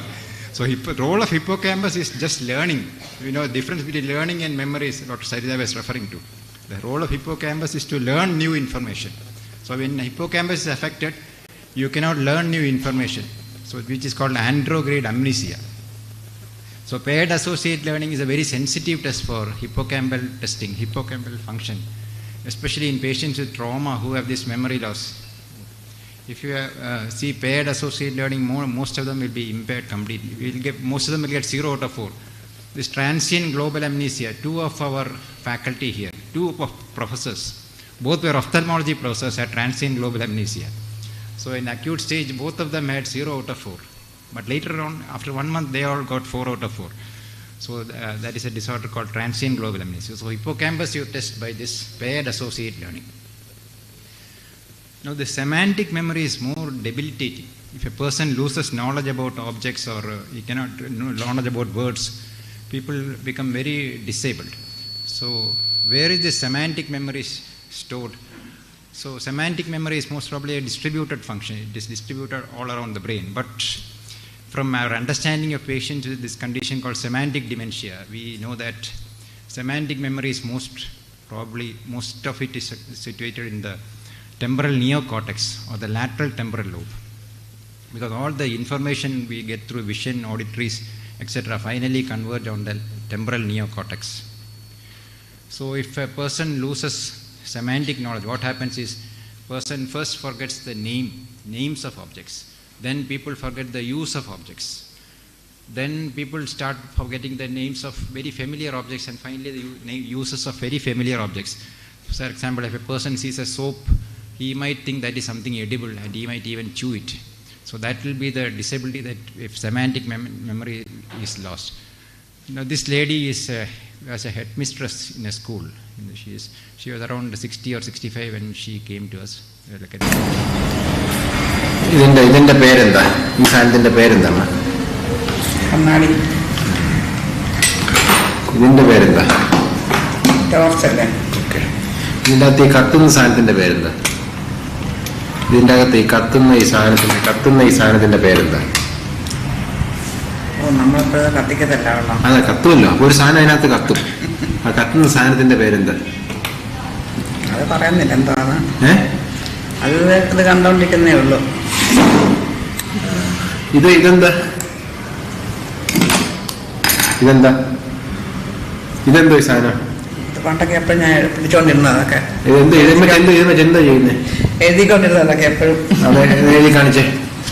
ഇവിടെ ഒന്ന് എഴുതിക്കേ. തിരുവനന്തപുരം ഒന്ന് എഴുതിക്കേ.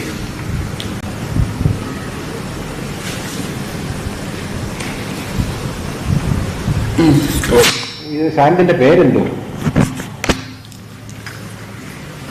അപ്പൊ നമ്മളതിന്റെ സമയം അറിയുന്നില്ല എന്താണ്. അല്ല, ഈ സാധനത്തിന്റെ പേരെന്താ? ഇത് ഇതിന്റെയൊക്കെ ഓർമ്മക്കുറവ് വരുന്നത്. അല്ല, ഈ സാധനത്തിന്റെ പേരെന്താ? പേരെന്തോ ഇതിന്റെ? പെട്ടെന്ന് പറയാൻ അറിയത്തില്ല ഇപ്പൊ. ഇതിന്റെ പേരെന്താ? ഈ പേനയ്ക്ക് അകത്തിടുന്ന ഈ സാധനത്തിന്റെ പേരെന്തോ?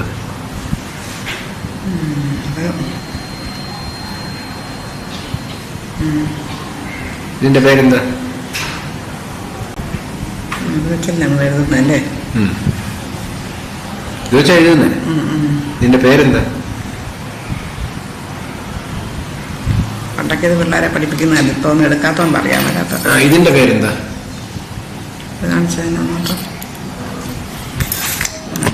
ഇതിന്റെ പേരെന്താ? കഥകളൊക്കെ തുറക്കാൻ വെക്കുന്നതല്ലേ? കഥയൊക്കെ തുറക്കാൻ വെക്കുന്നതല്ലേ? തുറക്കുന്ന സാധനം. അതിന്റെ പേരെന്താ? പേരൊന്നും പറയുന്നില്ല.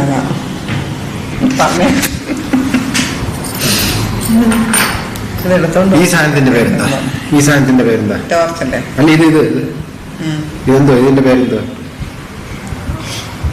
ഇത് മൊബൈല് കണ്ടോണ്ടിരിക്കുന്നതല്ലേ? ഇതിന്റെ പേരെന്താ? മൊബൈല് കണ്ടോണ്ടിരിക്കുന്നതല്ലേ?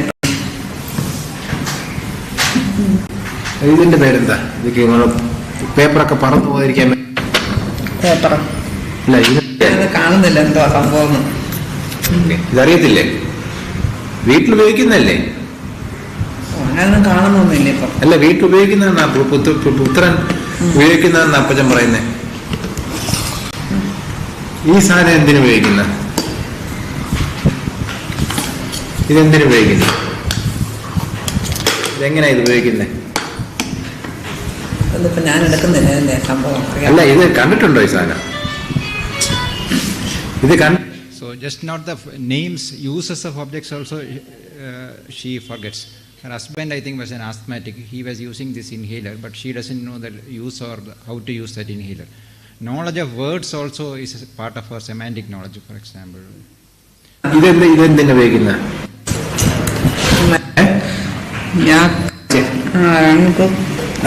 ഉറച്ചു വരാം. ഇതെന്ത്? ഇത് കൊല്ലൻ. കോലൻ. ഇത് താഴോട്ടൊന്ന് വായിച്ചേ. കോലൻ. കോലൻ. കോളനൻ. കോലൻ. അതിനകത്ത് യാക്ട്. ഐസ്നൽ. ഐസ്നാൽ. ഐസ്ലാൻഡ്. പിന്നെ അയോൺ അല്ലേ? അയോൺ. ഇത് So this knowledge about these words also is a part of semantic memory, especially the irregular words. You cannot just read colonel. We know this is kernel or yacht or island, iron, all these knife, irregular words. These are part of semantic memory. If semantic memory is lost, this sort of words cannot be pronounced, which is referred to as surface dyslexia. So surface dyslexia is a very typical feature of this condition called semantic dementia. Surface dyslexia cannot be tested in Malayalam because Malayalam is read the way it is written, whereas English is not read the way it is written.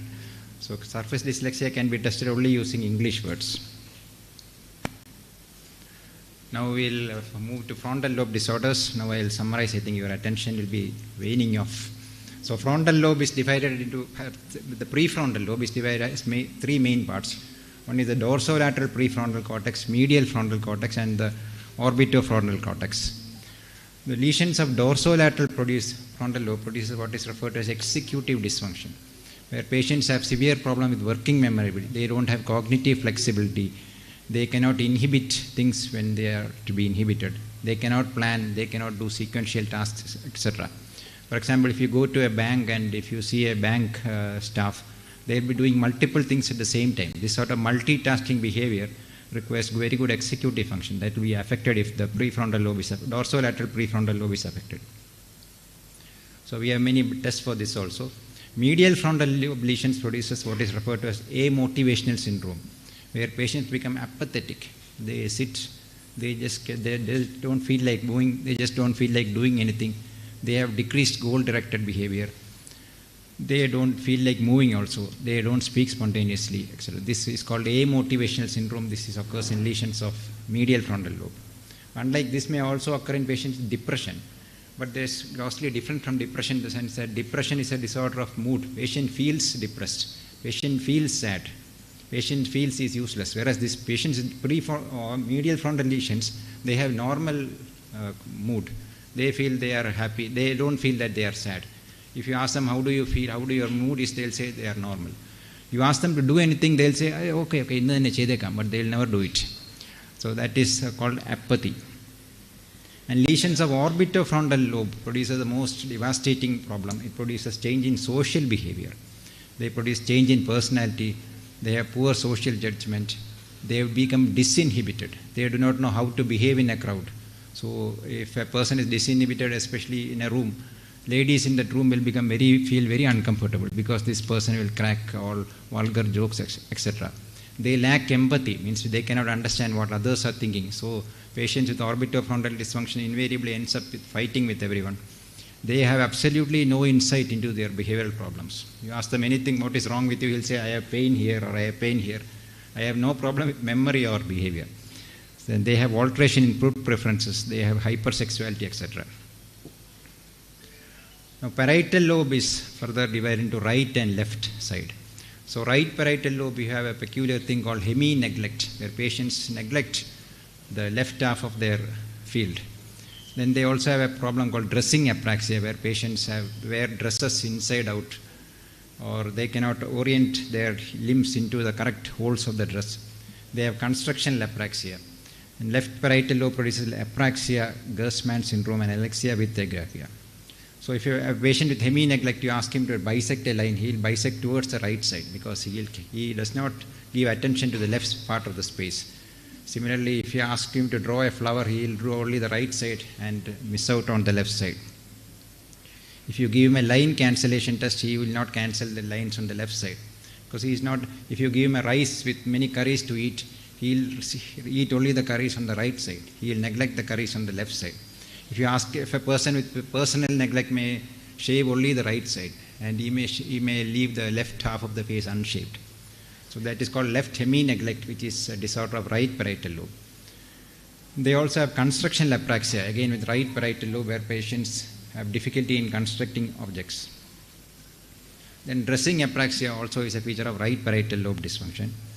Left parietal lobe dysfunction produces a disorder called apraxia. Apraxia is a disorder of impaired motor activity in the presence of normal power, cognition, comprehension, coordination, sensation, etc. Patients cannot do. So if you are asked him to write with the pen, they will not know how to open the cap. They will not know how to orient the pen in their hands. They might hold it this way, or they might start opening somewhere here, and they might attempt to write like this. If you give them a toothbrush, they wouldn't know how to orient the toothbrush correctly. So this disorder is called apraxia. And Gerstmann syndrome is a syndrome characterized by right-left confusion, finger agnosia, acalculia, and agraphia, and they also have alexia. So this is in a nutshell different parts of the brain, frontal and parietal. I did not go into the details much. So we have many cognitive domains. We have attention and concentration, language, memory, executive function, disorder of visual processing, neglect, praxis, etc. So based on this, we have many dementias. For example, Alzheimer's disease is primarily a disorder of episodic memory. Alzheimer's disease starts with impairment of episodic memory first. Then Alzheimer's disease, there are many variants. One is called posterior cortical atrophy, where patients have a progressive balance syndrome or a progressive visual agnosia. Similarly, they can have a dysexecutive variant of AD, starts with executive dysfunction. Then there is a second commonest dementia is called frontotemporal dementia. Behavioral variant of FTD starts predominantly in the orbitofrontal lobe. So they have affection predominantly of their personalities. Then there are two language variants called non-fluent agrammatic PPA, which resembles Broca's aphasia. And semantic dementia is the lady who I showed had severe semantic knowledge loss. So based on this, what cognitive function is affected first, we classify the dementia based on these clinical features. So Alzheimer's dementia is predominantly a disorder of episodic memory. Posterior cortical atrophy presents with visual agnosia or balance syndrome. Frontal variant of Alzheimer's presents with executive dysfunction. Then there is logopenic AD, which starts with word finding difficulty. Then frontotemporal behavioral variant is primarily a disorder of social cognition behavior. Non-fluent agrammatic primary progressive aphasia is primarily a disorder of grammar and speech production. And semantic dementia is a disorder of semantic knowledge. So thank you. Thank you, sir, for making the clinical patterns of dementia come alive through anatomical insights. The session is now open for discussions.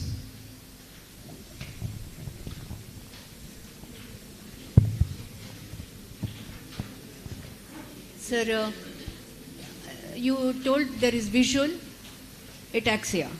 Optic ataxia. Okay.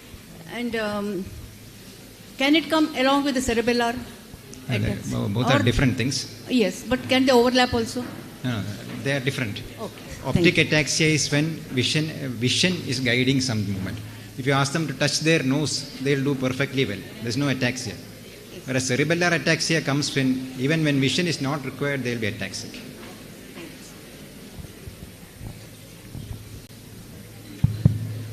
Thank you, sir, for a very good presentation. Even though it is a complicated topic, you simply describe it with the videos and examples. Thank you, sir. Okay. Any questions? Any more questions? Now I invite chairpersons to give a token of appreciation to Dr. Jacob George.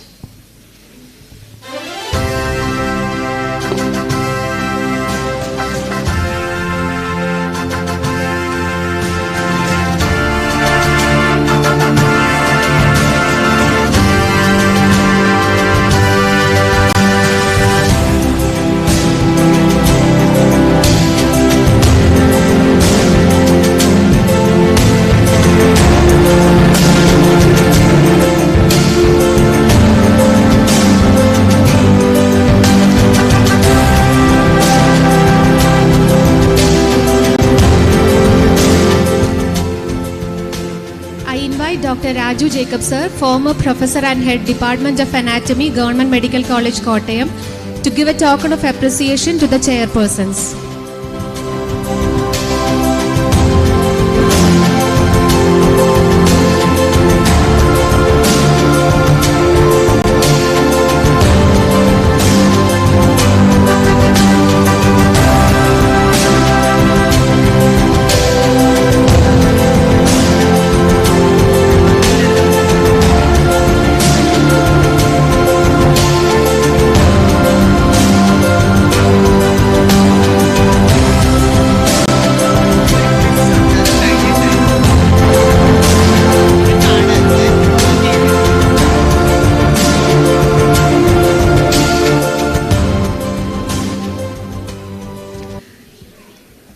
we have a short quiz.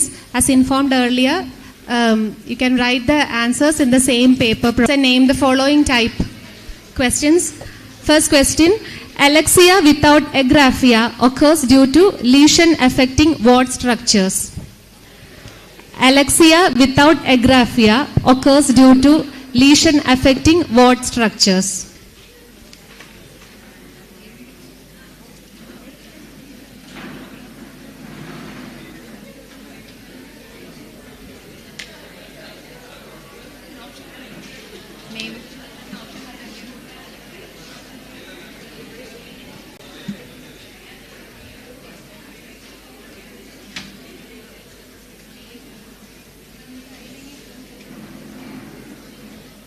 Second question, inability to recognize familiar faces is referred to as?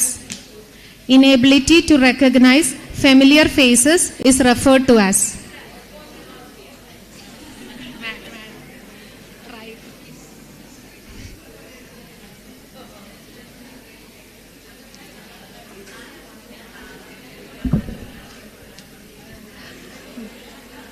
Third question, the anatomical substrate for episodic memory is dash.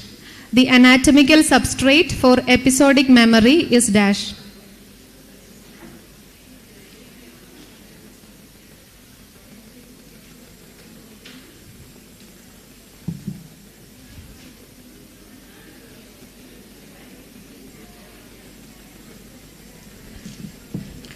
Fourth question, hemi-neglect is seen in lesions affecting what structure? Hemi-neglect is seen in lesions affecting what structure?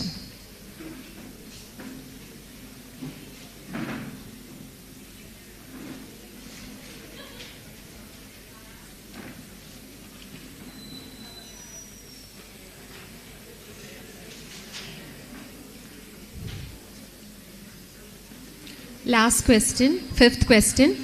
A motivational syndrome is seen in lesions affecting what structure?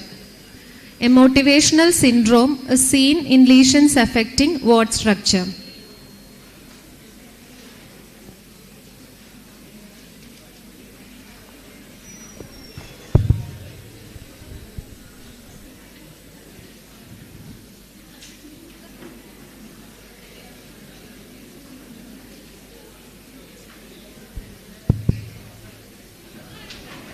That's the end of the quiz session of the third session.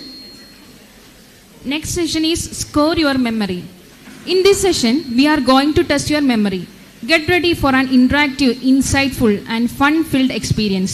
So put on your thinking caps, tune in and prepare to score your memory. Moderating this dynamic session is Dr. Swapna T, Associate Professor, Department of Anatomy, Government Medical College, Kottayam. Let us welcome Dr. Swapna to lead this engaging experience. Before starting the test, there is a disclaimer. This memory test is intended for educational purposes only. It is not a screening or diagnostic tool and should not be used to make medical decisions or replace professional assessment. Let us move into the session.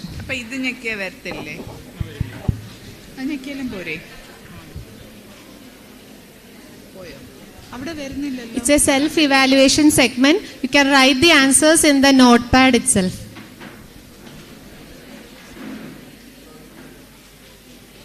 Not in the A4 size sheet. You can write the answers in the notepad itself. It's self-evaluation.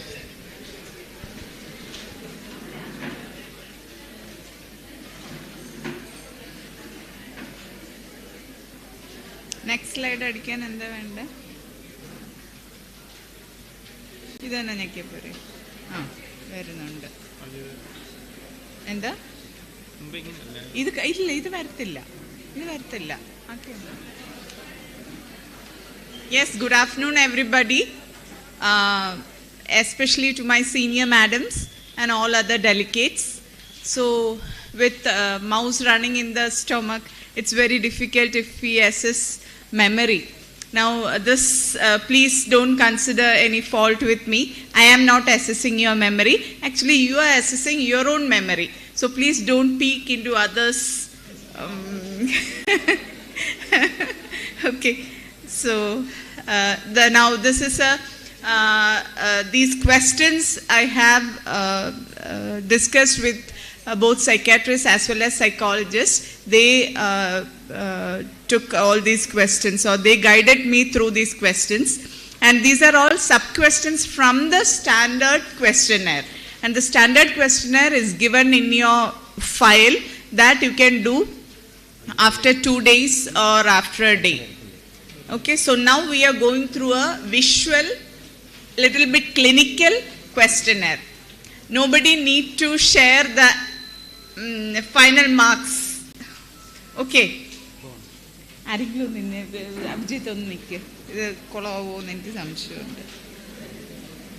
So shall we start? Okay, I am no one to assess the memory test of senior madams. Please excuse. So we can go through the first question. You will get 30 seconds. You can write yes or no. If you remember the name, you can write the name also.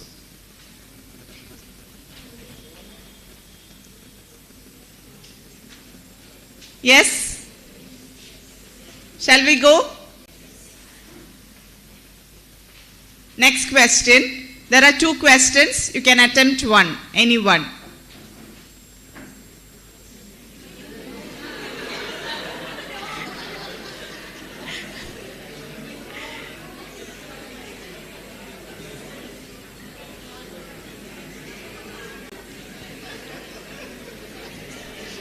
These are subjective questions. I have no comments.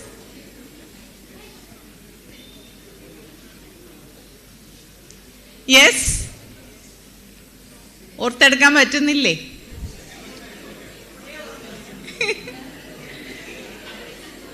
Okay, shall we go? Yes.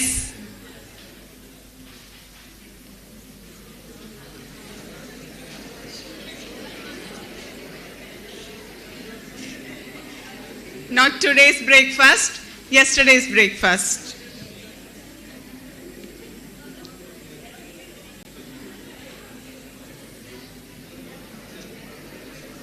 Okay. Next question.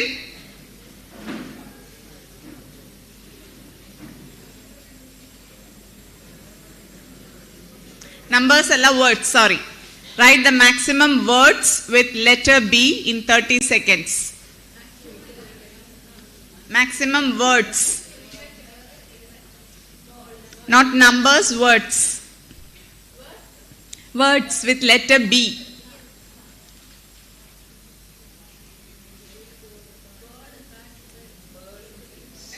Word. Okay. Yes? Next question.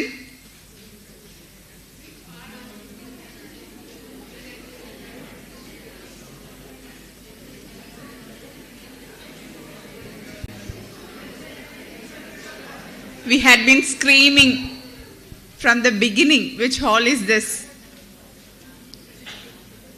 Okay. Shall we go? Now you have to study the pictures.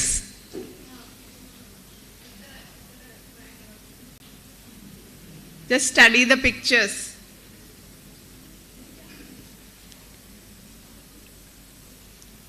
Shall we go? Yes?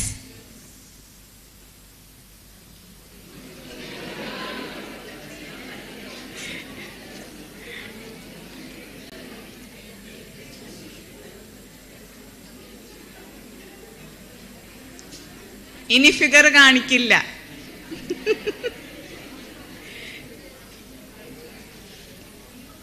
Discuss ചെയ്യരുത്. You are assessing your memory. Next question. Okay? Please study it.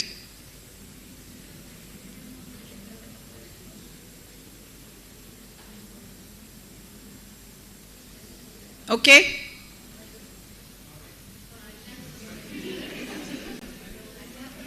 Okay, this much time is enough.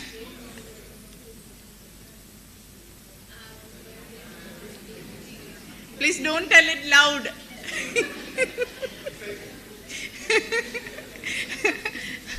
Like LKG students.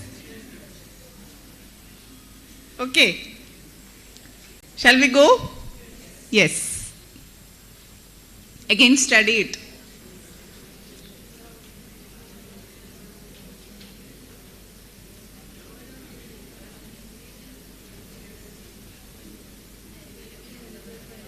Okay?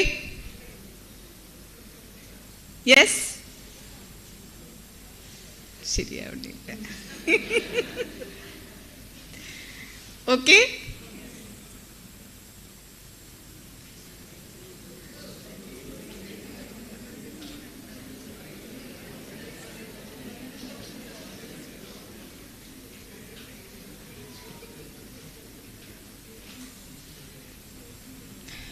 Yes?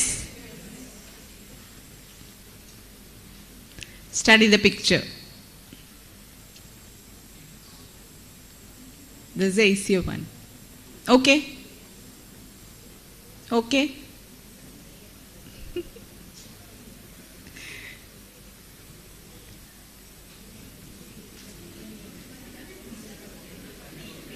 അങ്ങനെ പറയാൻ പാടില്ല.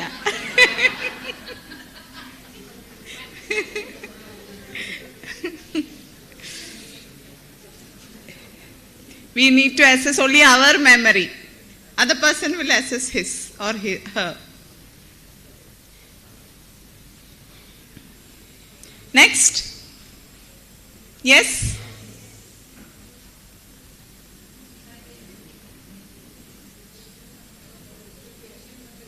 Studied? Question can be anything. You just studied the picture. Don't assess the questions. Okay?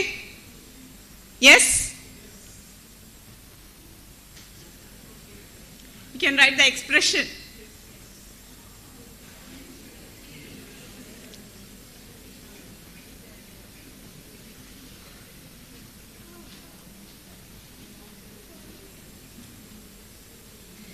Okay? Next question. Again, study the diagram.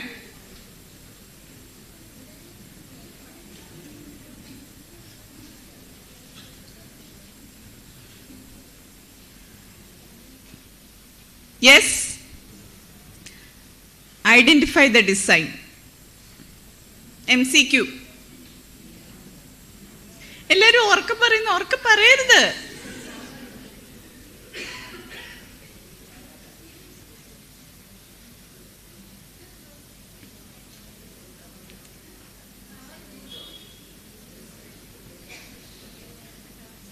Okay?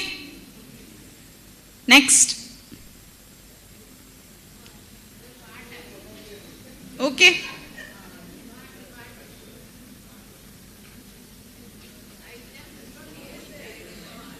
പറയരുത്.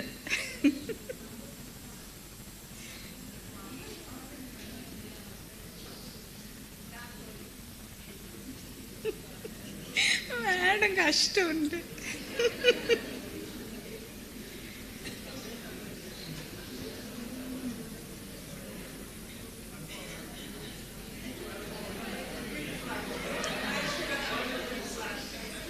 No, very sorry.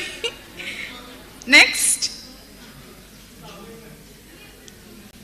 Now just listen to these words.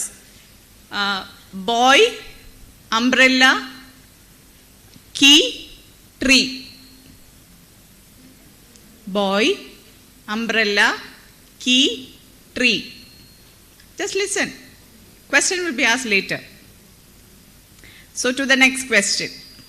Study this.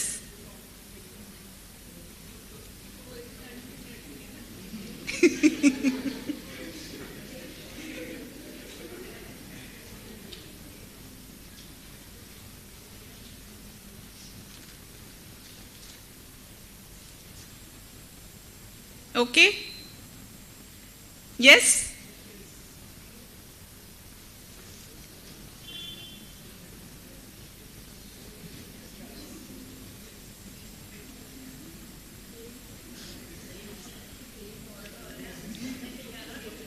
Order അല്ല, അങ്ങനെ തന്നെ ഉള്ള order, number കൊടുത്തിരുന്ന order.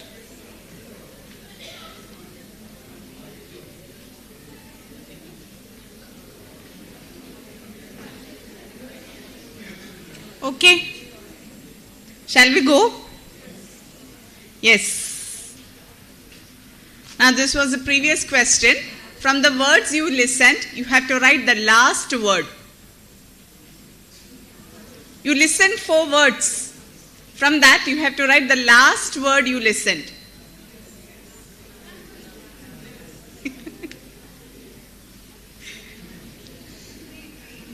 Okay. പറയുന്ന സുല്ലാണ്, പറ്റില്ല. Its authenticity is lost. Okay, next question. Shall we go to next question? Study the pattern.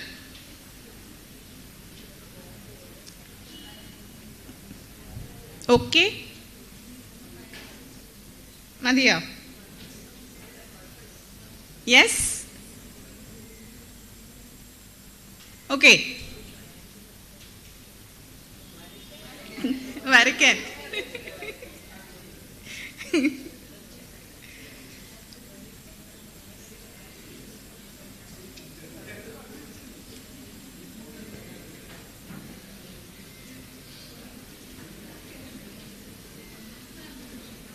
Okay. Now the last question, 16th question, has 5 sub-questions. For that, you have to write yes or no. Okay?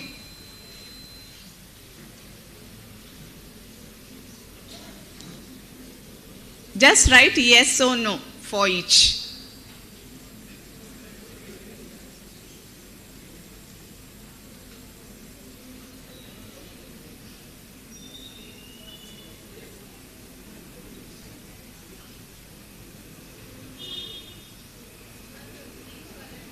Question is, first one is, do you forget which word to use in conversation? Second is, do you forget about important events? Third is, do you have problems in handling money and paying bills? Fourth is, do you become lost in familiar places? And the fifth is, do you lose things from time to time?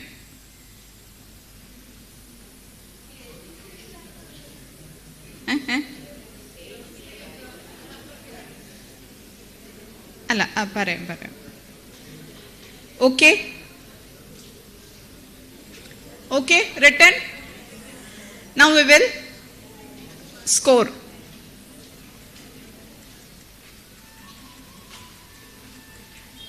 You have 1 mark for each question. So first 3 are subjective questions. You only know your best friend. So if you know, then it is 1 mark. This also your own wish. It's 1 mark.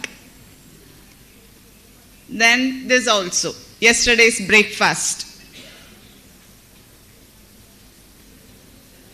Now 4th question. If you have written at least 5, you can give 1 mark.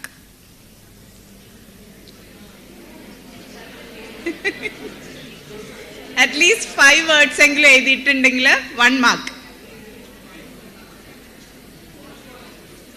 What's the answer to this question? Anatomy lecture hall. Actually, the first venue was Goldmedex Hall, but then it suddenly changed. But you have to write anatomy lecture hall. We are sitting in anatomy lecture hall. Next, 6th one is 8. Both the triangles are actually 8. This one is 50. This is blue. This one is green. This is smiling face. This B. B.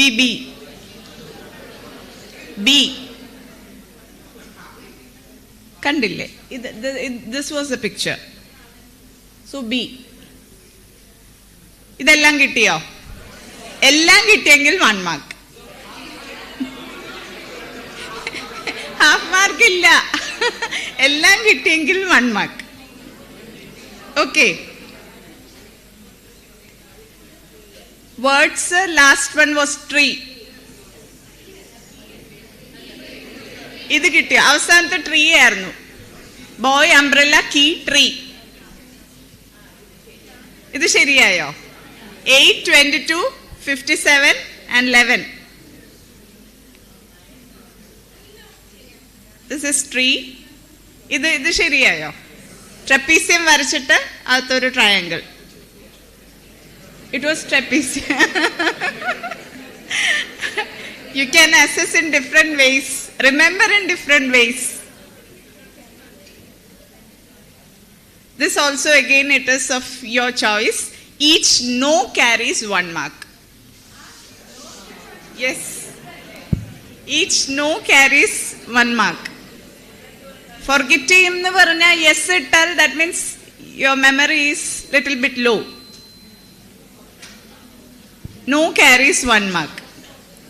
So shall I give you a score? ഇതെങ്കിലും ആരും അങ്ങോട്ടും ഇങ്ങോട്ടും നോക്കരുത്. This is the score.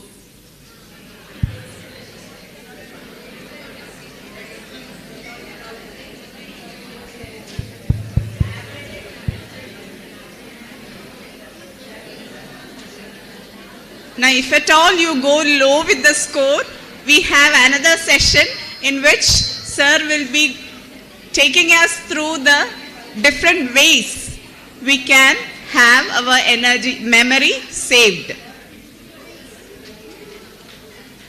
Okay? You are all afresh? Thank you. Thank you, madam. That was indeed an interesting session. Hope everybody enjoyed scoring your memory. We now move on to our final academic session, Prevention of Memory Loss, Memory Enhancement, Is It Possible? It is our great pleasure to welcome Dr. Verghese P. Punnus, a distinguished expert in the field of psychiatry and academic leader. Sir is currently the principal of Government Medical College, Kottayam, and was the former professor and head Department of Psychiatry at Government Medical College, Kottayam. Nationally recognized, he serves as the Secretary General of the Indian Association for Social Psychiatry and General Secretary of the National Alliance for Mental Health.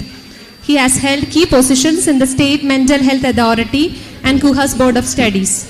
He is a recipient of several prestigious awards, including the Asia Pacific Award of the World Federation of Mental Health, the Young Fellowship Award of the World Psychiatric Association, Professor J.S. Satyadas Award for Excellence in Medical Teaching, and the list goes on. A prolific author, he has contributed to leading journals and textbooks, including the IPS textbook of psychiatry for undergraduates and the Oxford textbook of disability. We are truly honored to have him with us today. Please join me in welcoming Dr. Verghese P. Punnus. I also invite chairpersons for the session, Dr. Krishnamma K.K., former professor and head SUT Medical College, Dr. Usha Devi KB, Professor and Head, Department of Anatomy, Government Medical College, Trivandrum.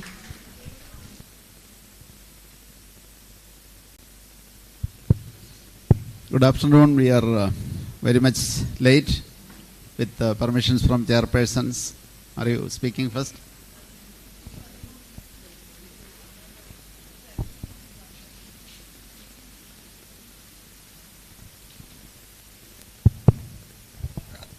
At the onset, let me thank the Department of Anatomy, Manju Madhavan, for selecting this wonderful topic, especially in the era of exploring AI with a lot of wings on it. It is very important to select this state-of-art topic. I hope, sir, you will be doing wonderful image on this topic. Thank you. Thank you. After assuming charge as principal, I am usually invited for inaugural speeches, presidential addresses, felicitations, all these useless things. But after, in between, when I get a chance, I do take up scientific things. Secondly, we have been burdened with a lot of, I don't think it's a burden, it was actually a feast. the three previous speakers speaking about. So this is going to be a very light one. Not too much into anatomy, physiology or neurology, but some certain take-home points which I hope many of you would find somewhat useful to deal with our own problems. Many of you are very excited about the memory scores you have got, but I should say that that test is, of course, it was an entertainer, in fact, not very much validated test. So, avunde velya ahankaram onnum venda. So, anyway, so the first 2-3 sentences essentially summarizes what Dr. Anju and Dr. Sarida was telling. Memory is a brain function. Basically, it's a brain function and it is hardwired in the brain. The anatomical circuits were beautifully brought out and it operates at the physiology and at a digital, in the digital era, it almost, especially as far as memory is concerned, brain functions are very complex and all the brain functions cannot be equated with the digital technology, but among the different brain functions, one of the brain function which closely mimics or aligns with the computers is, it's a data entry process. It's processing of the data, storing of the data and retrieval of the data. All the anatomy, physiology, neurology surrounds around these processes. And basically it is orchestrated, all the circuits, the neurotransmitters, the receptors, all the whatever Dr. Sarida, the jargon she used at the morning presentation, all these are ultimately orchestrated how our genes write these programs. And of course, we should not forget the fact that Homo sapien is it's a species which has evolved over several millions of years ago, and the evolution also has is slowly continuing to fine-tune our memory functions. And perhaps the last line is very important for this presentation, that the gains in memory or the losses in memory, whether it is due to age, natural aging, or due to other conditions, are influenced by external conditions. All the other things are your destiny. How your brain is wired, how the genetics operate, these are all depends upon what you have inherited, what was there in the genetics, etc. But there is an opportunity, there is a window where the external events, external conditions can have an effect either in losing of our memory abilities or maybe in enhancing our brain functions. So maybe in the next few minutes we can quickly look at some of these external things which we can manipulate or that there is a potential for improving our memory functions based on some information.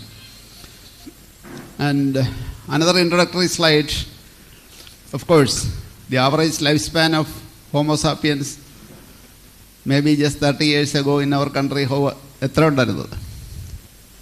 was very, but it was only 50s or 60s.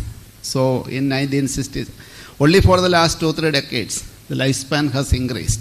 And there is a prediction that by the year 2050, the lifespan can go up to 100. So we should be prepared for that.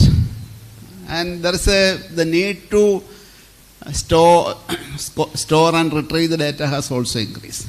Evolutionary, the need for memory was mainly for survival.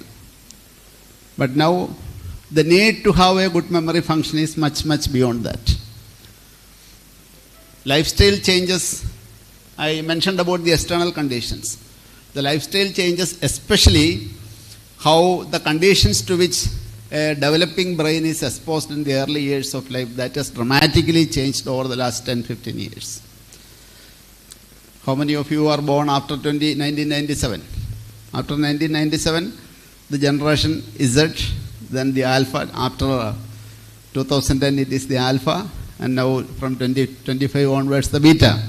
Even though the genes have not changed much, the external influences which leads to neuroplasticity, or maybe you can say the other influences on how the brain is wired has changed. The digital exposure to early years of life That is totally, or it is probably transforming the way in which the human brain, all the memory circuits we heard in the morning session, so that is being improved. So, and the expectations have also improved, has changed, and there are a lot of new normal expectations.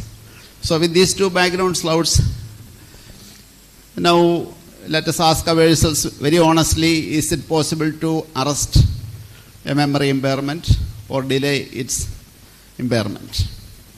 Or can we enhance it? That is actually the title of the topic. The very simple, honest answer is no.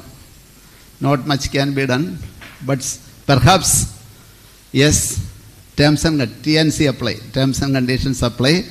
There are some possibilities that memory functions can be enhanced, or maybe we can prevent its decline or slow down its decline. That is what we can aim for realistically. So the expectation should be realistic.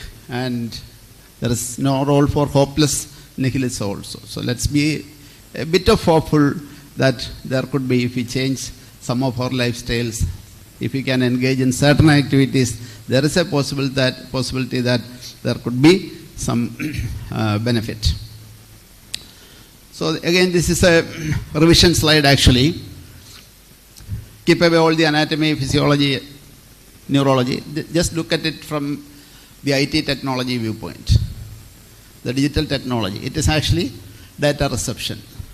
The most important 3 sequential steps are there, that 3 or 4 you can. So data reception, the data has to be processed and transferred, and finally it has to be stored and then retrieved from the short-term or the long-term memory. So what essentially happens for data reception? It is mainly through the sense organs. For human memory, even though all the sense organs are important, the most important ones are visual and auditory sensation. And the quality of the sensory information is important. And attention is perhaps the most, all the previous speakers referred to that. Perhaps the most important determinant of having a good quality memory is the quality of attention, the ability to focus on a particular stimulus. At any point of time, we are bombarded with lot of competing stimuli. But at this moment, if you are able to focus your attention on the sound which I produce and the visual stimuli over there, that will determine the quality of the whatever you retain or whatever you register or recall. So attention is very important, and very closely the concept of working memory has already been discussed. And the second step involves how our brain is capable of, the memory mechanisms are capable of filtering out all the spams. The brain is, we are receiving much more quantities of spams than the actual data we need to store. So the spam filtering out and the transfer, and this transfer to short-term memory, long-term memory, we have seen all the mechanisms, how the neural mechanisms, the molecular mechanisms, how the calcium ion, magnesium ion, AMP receptors, NMD receptors, തമ്മിലുള്ള ഗുസ്തിയൊക്കെ നമ്മൾ കണ്ടു. ഇവർ ഗുസ്തി പിടിച്ചിട്ട് അവസാനം finally what results is the transfer of data from short-term to long-term memory and the data retrieval. So this is a digital way of understanding our memory. Why I am focusing this digital model? Because that we can easily connect to this digital. Even if we forget all the anatomy and physiology, this digital model, we can connect easily, and this will give a logical approach to certain steps which can improve our memory functions. So the sensations, as the number of sensations increase, the chance that the data reception is better. If I am talking without this PowerPoint presentation, I am using only one sensory modality. So the chances of that data reception will be, the quality will be inferior. But then the multi-modal, Dr. Saridale Barnamala, symphony, the orchestra and choreography presentation. So she is actually using this multimodal sensory stimulations. Okay. And then once again attention, the ability, our brain's capacity to filter away, keep away all the unwanted stimuli, insignificant stimuli, and the ability to focus on the selected stimulus. Need not be naturally selected stimulus. When we class anatomy relationships, naturally it is not interesting to the brain. But if we talk about personal relationships, rather than the relationships of the muscles or so that becomes the attention, natural attention. So it is important to focus on the attention. And for data processing, our emotional state, with all the circuits you might have seen, all these memory circuits involved, Papez circuit, it is where the emotions are also processed. So that is the anatomical substrate for emotions. Our fear, our anxiety, our anger, whatever, the state of mind, our sadness, excitement, everything will influence the way the data is processed. And Dr. Sarita mentioned about the importance of sleep. Extremely important point. I have another slide on that. Having a good sleep with physiologically meaningful sleep. Not the kind of sleep all of us will be in the reels up to 2 a.m. Then in the Instagram, waking up at 5 a.m. So that is not the sleep which the brain requires. And the specific techniques which include what kind of learner we are. We are all biologically, genetically prone to be visual learners, auditory learners, K for kinesthetic learners, and T for tactile learners. So even though all the sense organs are there, all of us have our own natural inclinations and natural preferences to learn effectively in some of these models. ഇപ്പോൾ ചില ആൾക്കാർ പറയും ഞാൻ ആ book വായിച്ചപ്പം ആ ഗ്രാഫും ആ ചാർട്ടും എല്ലാം കൃത്യമായിട്ട് എൻ്റെ ഓർമ്മ. So that's a visual learning. Some people listen and learn, auditory learning. Some people make a chart, ഹോസ്റ്റലെല്ലാം ഒട്ടിച്ചു നോക്കും, and then look at the chart and doing it. So it is combining visual and kinesthetic learning. So like that, some people do things, so use this multiple sensations. So that makes sense. And data retrieving also will be one of the important area where data we can make a change is the data retrieving. The usual sentence, നമ്മൾ പറഞ്ഞിട്ടുള്ളതും ഇപ്പോൾ students എല്ലാം പഠിച്ചതാണ് madam, പക്ഷേ മറന്നുപോയി, ഇതെല്ലാം എവിടെയോ കിടപ്പുണ്ട്. So the data is somewhere scattered in the brain but cannot be retrieved. So what are the better techniques to store and retrieve? So this give an outline about some of the tips which we are going to. ഇപ്പോൾ ഈ ഒരു digital model combined with the neurobiological model of understanding memory, then these 10 principles or 10 tips may become more meaningful in applying to our day-to-day life. And I should take an excuse here because dementia, I am excluding dementia, established patients with neurocognitive disorders. As DSM-5 would call dementia എന്നുള്ള പേരിന് എന്തോ ഒരു പോരായ്മ തോന്നിയിട്ട് ഇപ്പം ന്യൂറോകോഗ്നേറ്റീവ് disorders എന്നൊക്കെ അല്ലേ, നമ്മൾ പൈൽസ് എന്ന് പറഞ്ഞാൽ മോശം, ഹെമറോയിഡ്സ് എന്ന് പറയുന്നു അല്ലേ. So people are trying to put it under the time major neurocognitive ഡിസോർഡേഴ്സിൽ ഇത് നമ്മൾ തൽക്കാലം ഇല്ല. It is for people who have scored excellent and very good for the previous test. First and foremost, maintaining the sleep cycle. Second is physical activity. Third is cognitive stimulations. 4 is social interactions. Madam പറഞ്ഞ continuing meeting, CME example പറഞ്ഞ making, so CME is social interactions. Specific techniques about which we have a slide on that, and management of lifestyle diseases. You have to be careful about certain molecules which go into our systems, nutrition, pharmacological interventions, and some brain stimulating techniques towards the last part. Okay, quickly, I am very, very aware of the time limits. Maintaining the sleep cycle.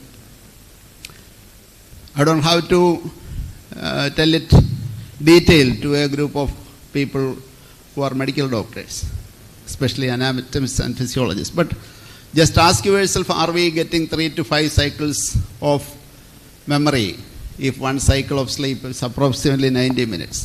Continuous sleep. Continuous sleep, 4 to 5 sleep cycles per night translates to approximately 5 to 6 or 6 to 7 hours of continuous sleep. That is very, very important for consolidation of memory. That processing, consolidation, transfer. Stage 1 and 2 of NREM, filter out all the spams are taken off, all the unnecessary material, and extreme, the most important, perhaps the most important phase of the sleep where memory consolidation happens is the slow wave sleep or the delta sleep, the deepest part of the sleep, the consolidation of the declaration memory. So this is important. This is a rhythm which nature has evolved over our existence on the planet Earth for the several million years of age. And it is finely tuned with the rotation of the Earth, the 24-hour cycle.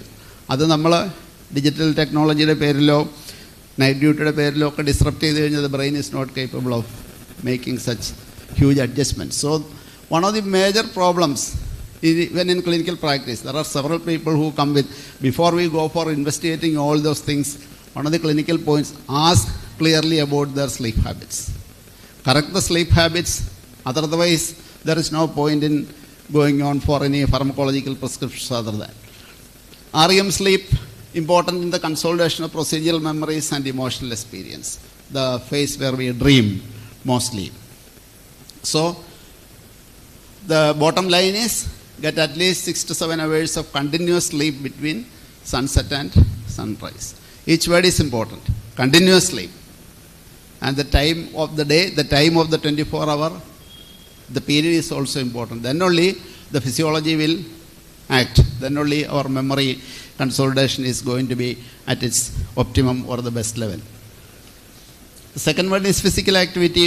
എല്ലാവരോടും നമ്മൾ പറയും physical activity has that benefit, this benefit, etc. But the point which is least emphasized when we talk about physical activity is the beneficial effects on the brain, especially our memory functions. So there are enough articles and literature. I haven't gone into, I did not take the trouble to bring in all the, so we saw a large number of neurotransmitters, neurotrophic factors which are important in neuroplasticity, which are important in making the memory traces stable, etc. For example, BDNF is a well-known agent.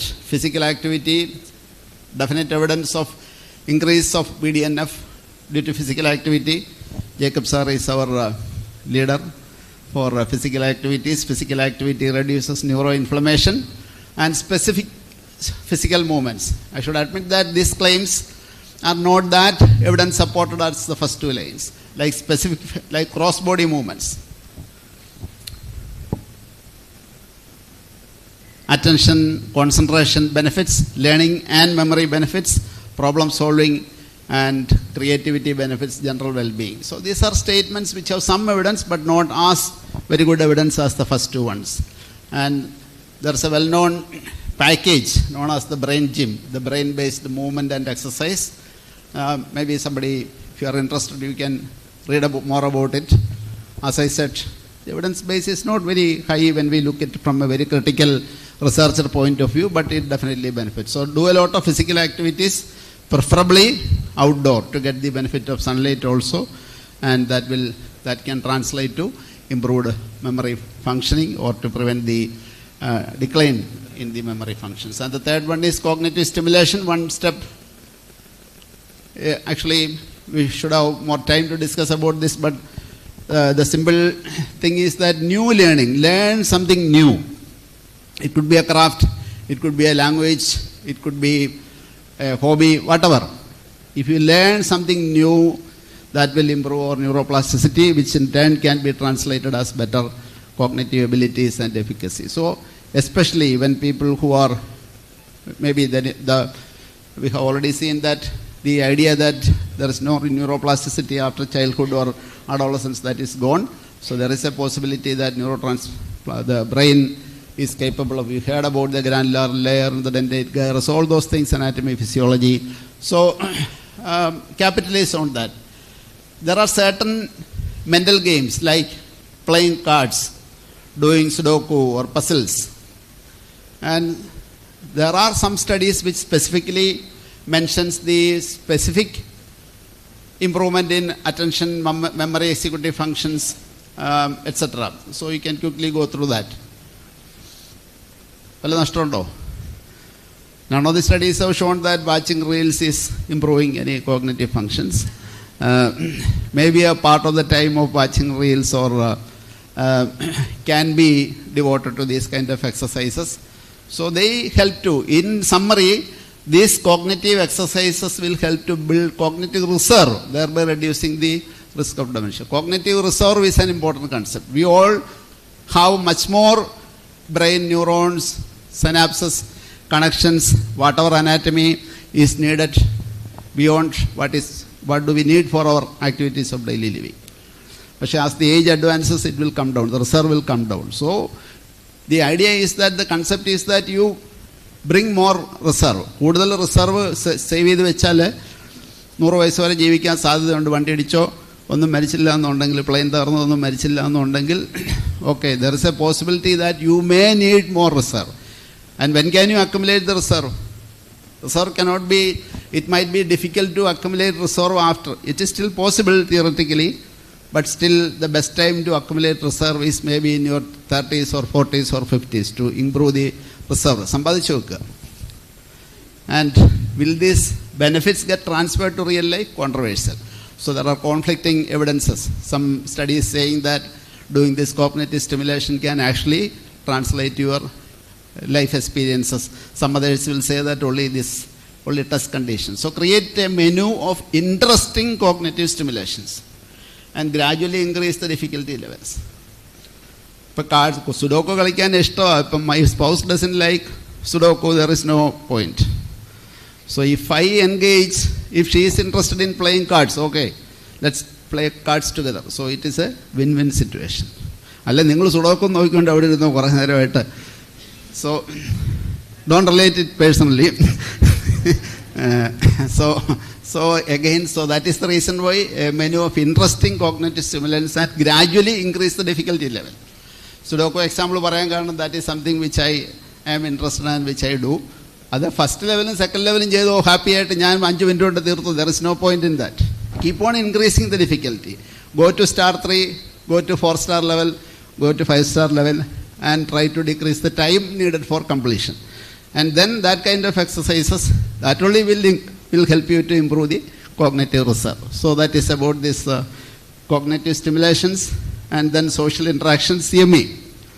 So coming to CME, you are not going to remember any of the things told by Anju or Sarida. I bet. നാളെ പെട്ടോ പരീക്ഷ പരമാവധി 5 point ഓർത്തിരിക്കും. Jacob sir പറഞ്ഞ കുറച്ച്, because there are stories, examples. ഞാൻ വേറെ ഒന്നുമല്ല പറയുന്നത്, it is again principles. ഇപ്പം ന്യൂട്ടൻ്റെ തേർഡ് ലോ ചോദിച്ചിട്ട് തേർഡ് ലോ നമ്മൾ പറയും. So such kind of A logic. But so coming over here, meeting people, greeting, eating, traveling, all this can have a lot of brain stimulatory effect, and that can ultimately spark your neurons. And specific techniques, the loneliness epidemic, that is something which is catching upon your surgeon. So it is having, and this is there, the evidence is emerging that loneliness in life, getting disconnected, is going to increase the risk of dementia. Not only depression, even more than depression, the higher risk is for dementia, not for depression. That is interesting finding. And interpersonal relationship, proximity and rich social interaction. So build meaningful relationships and connect to the social network, not the digital network. Real life network, not the virtual. എനിക്ക് ഫേസ്ബുക്കിൽ എത്ര പേര് എന്നെ follow ചെയ്ത്, there is no point in such kind of things. And specific techniques, and this is the മറ്റേ സ്ലൈഡെല്ലാം ഓടിച്ചു പോകാനുള്ളതേ ഉള്ളൂ, ഇത് മാത്രമേ ഉള്ളൂ ഒറ്റ slide. So attention enhancing task, as I said, one of the external determinants of our memory function is attention. And there could be, can somebody tell me some popular attention enhancing task? Very common, popular. Mindfulness, practicing mindfulness, practicing meditation, all these are attention enhancing tasks. So we can get trained in mindfulness activities, etc. And specific techniques like visualization. Somebody might be aware of the memory palace. Memory palace. So create a palace with several rooms. So remember all the things. കയറി ചെല്ലുമ്പോഴേ ഒരു കുട വെക്കുന്നത്. Okay, relate it visually to something. Your dining room, bedroom, bathrooms, all the rooms. So create a visual connection to the memories. Many of the paired association test Jacob sir was telling. Our brain has got a tendency to visually associate with several things. So dry things can be connected to several things. 9 essential amino acids can be placed in 9 rooms. Of course, you can have a mnemonic like TT, Halin, PV, the good old mnemonic in so tryptophan, threonine, histidine. A lady between is a very gender specific problem. I am afraid to tell any mention about ladies. I know very mnemonics which are very vulgar and obscene, which I cannot tell you, but that will never get away from my brain, which with all the anatomy was learned by the seniors, the wisdom from the seniors they gave me. I forget everything about anatomy, but these obscene things will remain here. So that is the problem. അപ്പം example പറഞ്ഞാൽ കുഴപ്പമായി പോകുന്നുണ്ട്. So I am very careful about giving examples. Okay, so essential amino acids, puttu the essential amino acids in 9 important places and then give them some associations. Okay, so the retention abilities, so one comprehension and retention, the survey question, read, recite, recall method. ഇപ്പോൾ ഒരു എന്തെങ്കിലും ഒരു topic വായിക്കണമെന്നുണ്ടെങ്കിൽ ഒരറ്റം മൂലം അങ്ങോട്ട് വായിച്ചു കഴിഞ്ഞാൽ that's A very wrong study techniques. So our brain has to make an area for that. A room has to be, a landscape has to be clean for that. Whatever topic, maybe Parkinson's disease. Create a room for Parkinson's disease or a house for the Parkinson's disease. അപ്പം ഒരു house ആണെങ്കിൽ ആദ്യം കയറി വരുമ്പോഴത്തേന് there is a porch. അപ്പം Parkinson, the triad of symptoms can be parked there. Like that, whatever. Then you can go to the pathophysiology, then you can go to the neuropathology, everything can be placed there. So that the whole survey of the topic, go through the entire chapter first. That is the survey. Then ask questions, close the book, ask questions. What are the questions? And then read, recite it, and finally recall it. So the time is not sufficient. So this technique can tremendously improve the quantity of retention, how much we will retain. And mnemonic is well known, mnemonics, repetition, chunking. So there was a reference about mobile phone numbers. Mobile phone numbers ഒക്കെ നമ്മൾ ചങ്ക് ചെയ്ത് ഓർത്തിരിക്കുന്നത് അല്ലേ? Because our brain cannot hold more than 7 digits if they are randomly placed. So we chunk them as 3 or 4 or 5. So my way I chunk it as 5 into 2. So all of us will have. So, and the last thing, a very practical advice, rewind the day in 10 minutes before sleep. Very popular method. ഇന്ന് രാവിലെ മുതൽ വീട്ടിൽ നിന്ന് പുറപ്പെട്ട് വന്ദേ ഭാരതേ കയറി ഇവിടെ വന്നിറങ്ങി, ഇവിടെ വന്നു, ടോക്ക് കേട്ടു. ടോക്കിൻ്റെ കേട്ടതിൻ്റെ ഡീറ്റെയിൽസൊക്കെ ചലഞ്ച് ചെയ്യണ്ട. ആരൊക്കെ സംസാരിച്ചു, എന്തൊക്കെ ടോപ്പിക്ക് പറഞ്ഞു, എന്തൊക്കെ തമാശകൾ പറഞ്ഞ്, എന്തൊക്കെ ഫുഡ് കഴിച്ചത് automatically brain will save. 24 hour, because that is needed for our survival. So that is the reason why അല്ലേ പേഷ്യൻസോട് രാവിലെ എന്ത് കഴിച്ചു എന്ന് ചോദിക്കുന്നത് രണ്ട് കൂട്ടരാണ്. ഒന്ന് അനസ്തെറ്റിസ്റ്റും ന്യൂറോളജിസ്റ്റോ സൈക്കാട്രിസ്റ്റ്. പേഷ്യൻസ് വിചാരം ഈ ഡോക്ടർക്ക് മാത്രമേ അവരോട് സ്നേഹമുള്ളൂ, രാവിലെ എന്താ കഴിച്ചെന്ന് ചോദിക്കുന്നത്. Because taking food will be naturally saved in the brain. So try to rewind and recall the day before we go to sleep. What is importance? Because we are getting ready for a sleep and our NREM, REM, everything is waiting to come, and this is the memory consolidation which happens. So this simple thing is probably one of the very effective strategies of improving our retention of materials which are needed. ഇപ്പോൾ വേണ്ടേ, കഴിഞ്ഞിട്ട് മതി. So rewind before 10 minutes before we sleep. കാരണം we need to take advantage of the sleep. Maybe you will have your own childhood memories. Maybe I have my childhood memory of trying to learn by heart poetry. ഇപ്പം വേണ്ട, പഠിക്കണമെന്ന് തോന്നുന്നു. So difficult poetry, try to read 3-4 times, sleep, get up in the morning and find that you are able to, you have already learned that. Because when I am sleeping, my slow sleep, delta sleep is doing tricks in the hippocampus and other related areas to consolidate this memory. So This is a very important tip, maybe which we can take back. I don't have to tell anything about that. Hypertension and diabetes are the villains which can which can impair our cognitive functions, not only improving the risk of stroke and multi-infarct dementia, etc.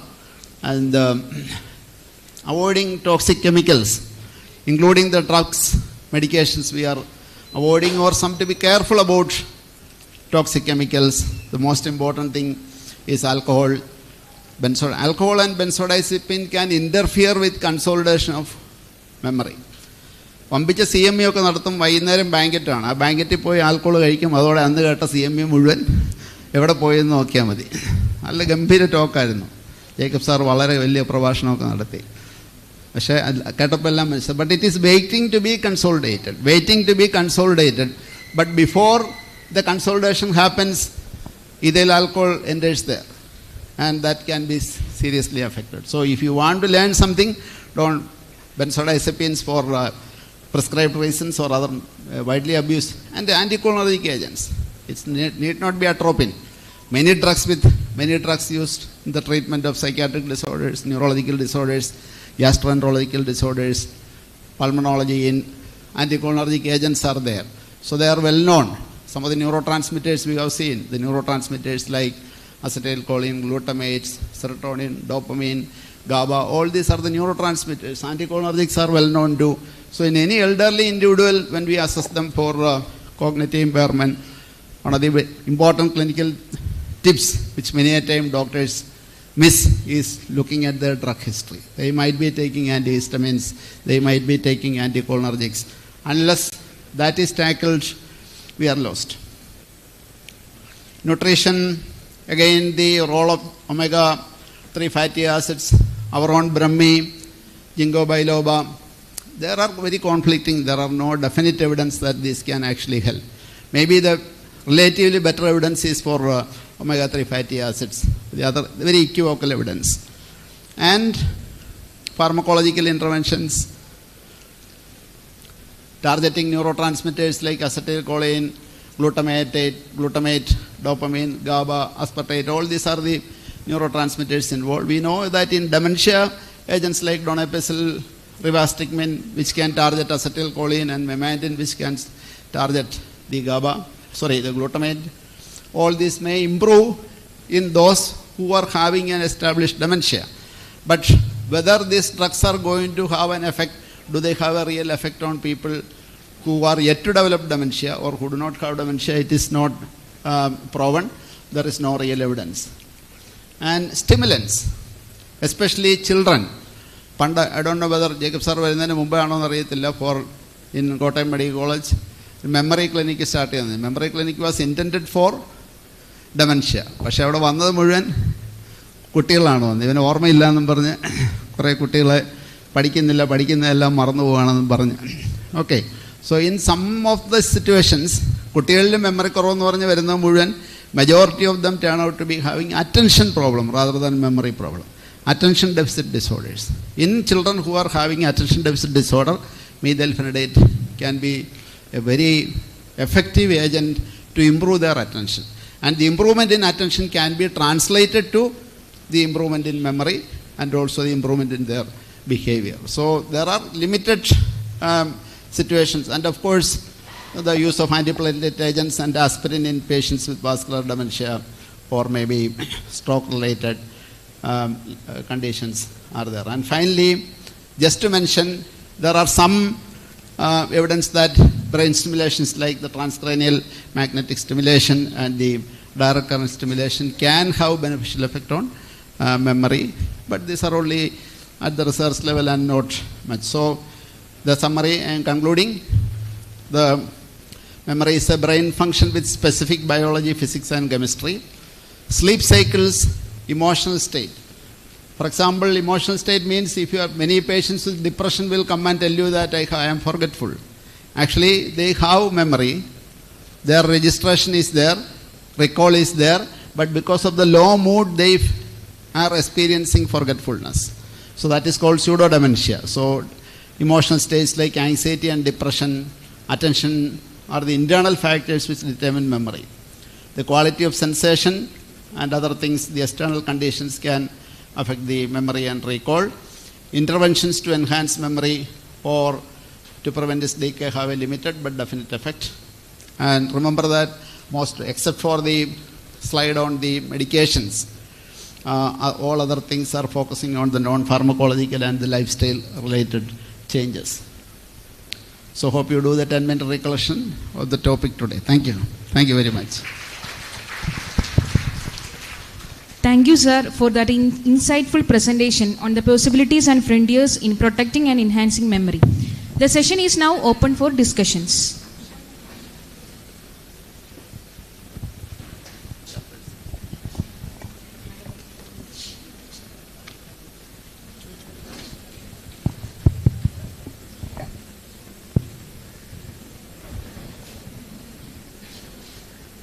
Greetings to everyone here, gathered here. I consider it as an honor to chair a session led by the esteemed principal of Kottayam Medical College and distinguished psychiatrist Dr. Varghese Punus. I also take this opportunity to thank Manju and her team.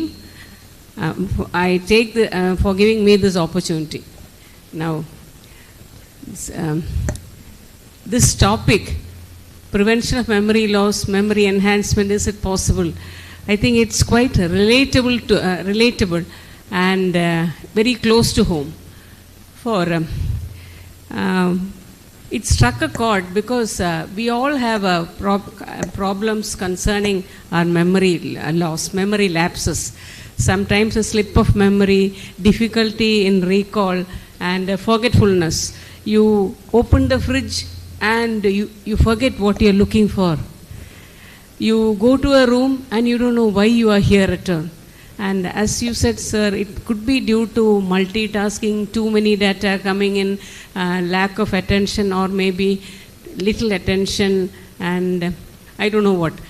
But then this topic, your talk has enhanced our understanding on this subject, and you have very clearly illustrated the nuances of this complex topic.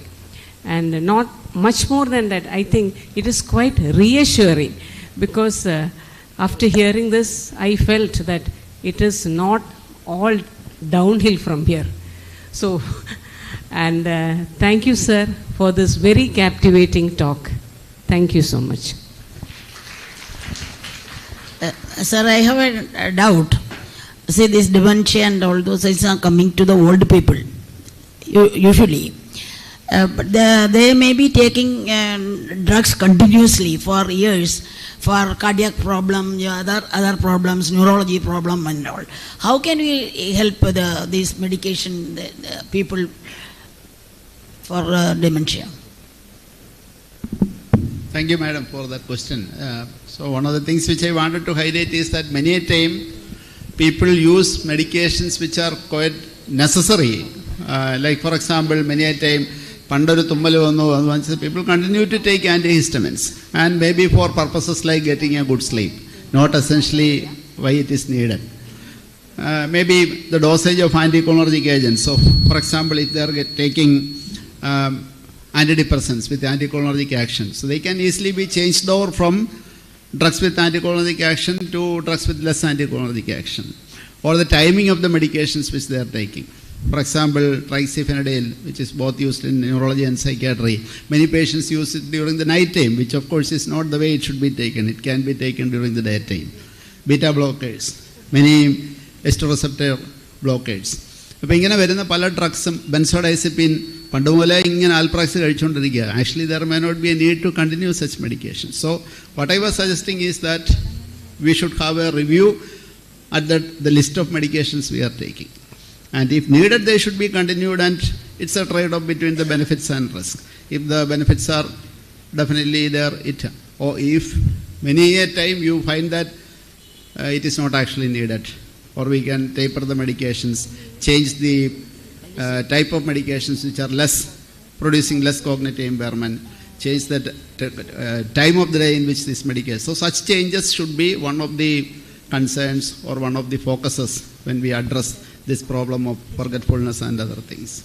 Of course, otherwise we have to settle with many of these medications.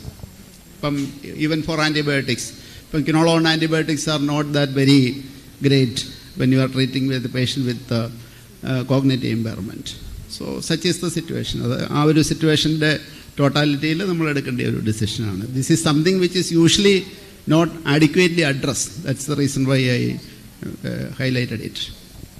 Audience, please come up with some questions because he's ready to answer any question on this matter.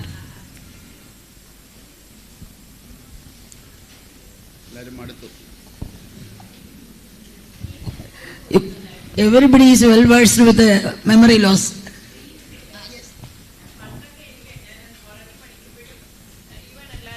കണ്ട ഡ്രീംസൊക്കെ വന്നിട്ടുണ്ട് ഞങ്ങളുടെ teachers ഒരു മരണം.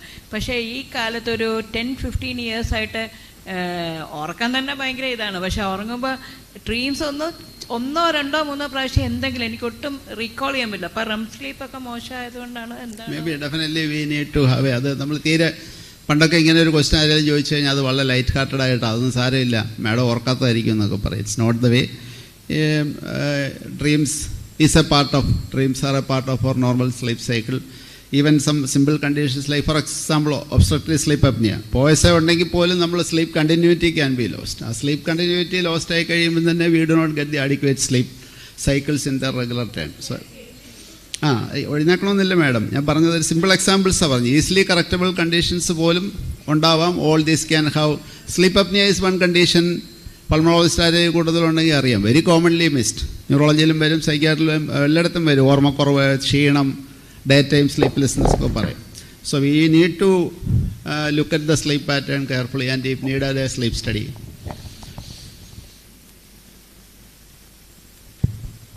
Sir, നല്ലൊരു informative സെഷനായിരുന്നു. ഞാൻ recently ഒരു article വായിച്ചു, അതിനെക്കുറിച്ച് ചോദിക്കാനായിരുന്നു.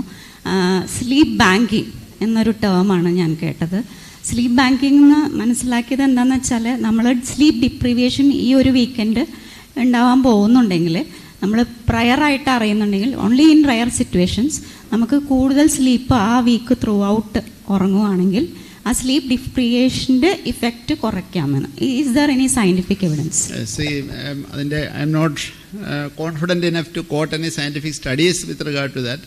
പക്ഷേ ഒന്ന് രണ്ട് കാര്യങ്ങളുണ്ട്. ഒന്ന്, നമ്മൾ ഇപ്പോൾ ഷിഫ്റ്റ് വർക്ക് ചെയ്യുന്ന ആൾക്കാർ ഒത്തിരി പേരുണ്ട്, നമ്മൾ നൈറ്റ് ഡ്യൂട്ടി എടുക്കുന്ന ആൾക്കാരുണ്ട്. And we do travel overseas and we loose sleep. അങ്ങനെ നമ്മൾ എക്സ്പെക്റ്റ് ചെയ്യുന്ന, ആൻറ്റിസിപ്പേറ്റ് ചെയ്യുന്ന ഒരു സ്ലീപ്പ് ഡെപ്രിവേഷൻ ഉണ്ടെങ്കിൽ you can do one thing. You can do the sleep banking. നമുക്കൊരു കുറച്ച് എക്സ്ട്രാ റിസർവ് അവിടെ ഉണ്ട്. As I said about the cognitive reserve പോലെ കുറച്ച് സ്ലീപ്പ് റിസർവ് നമ്മൾ ഉണ്ടാക്കാവുന്നുണ്ടെങ്കിൽ theoretically it can benefit. But how far it is practically is a question thing. അപ്പം നമുക്ക് സ്വിച്ച് ഓൺ ഇട്ട് ഉണങ്ങുകയും ഓൺ ചെയ്ത് എണീക്കുകയും ചെയ്യാൻ പറ്റും. ഇത് വരണ്ടേ?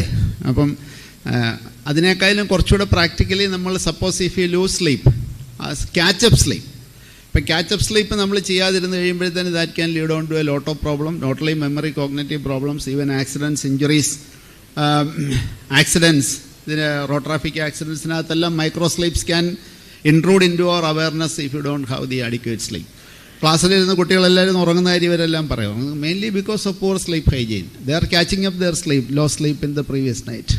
അപ്പം ക്യാച്ചപ്പ് സ്ലീപ്പ് നമ്മൾ പ്ലാൻഡ് ആയിട്ട് ചെയ്യാമെന്നുണ്ടെങ്കിൽ sleep banking and catch up sleep can to some extent can compensate the sleep we are. But that is not the ideal thing. അത് നമുക്ക് ഒഴിവാക്കാൻ പറ്റാതെ വരുമ്പോൾ less harm, to reduce the harm, maybe we can try those things. Planned ആയിട്ടുള്ള activities വരും. Thank you sir.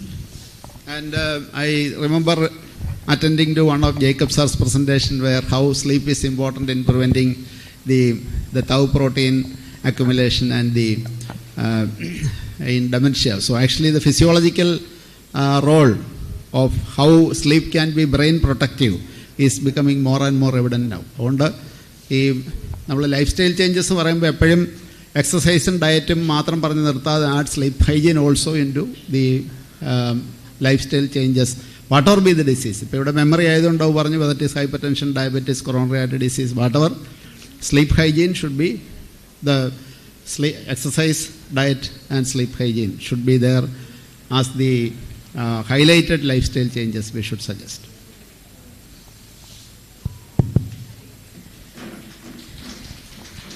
Now I invite chairpersons to give a token of appreciation to Dr. Varghese P. Punnus.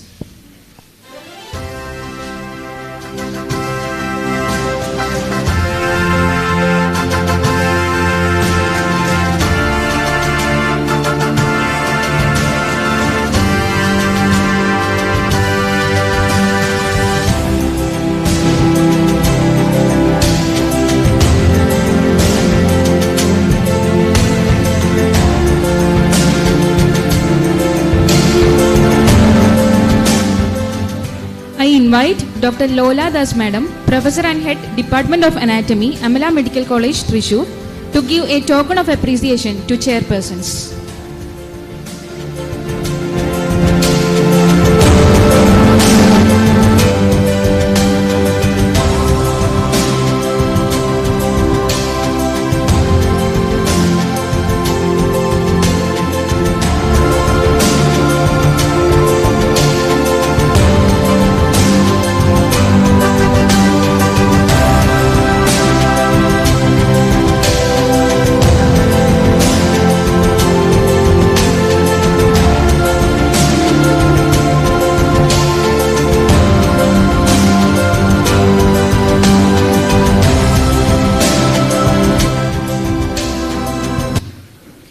Next, we have the short quiz session. Please write the answers in the same sheet. Altogether, it takes only 5 minutes. Okay, let us start the session. Question number 1.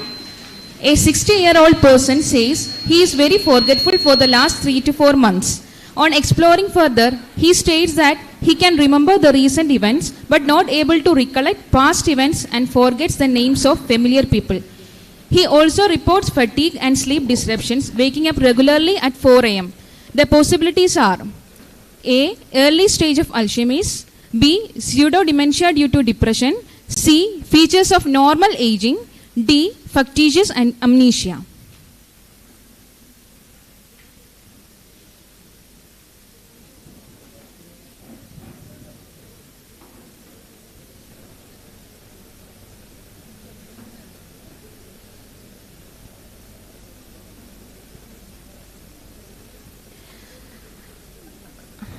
We are moving into the second question.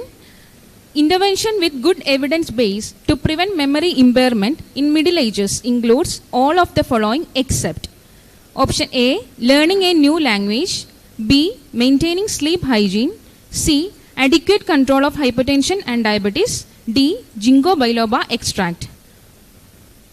All of the following except.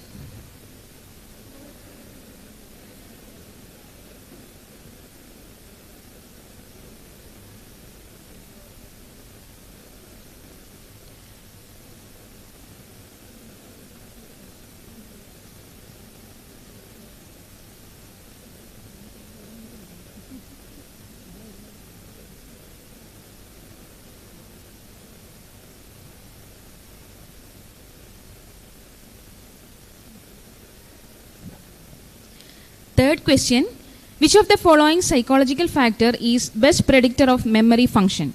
Option A, attention, option B, emotion, option C, intelligence, and option D, logical thinking. Which of the following psychological factors is best predictor of memory function?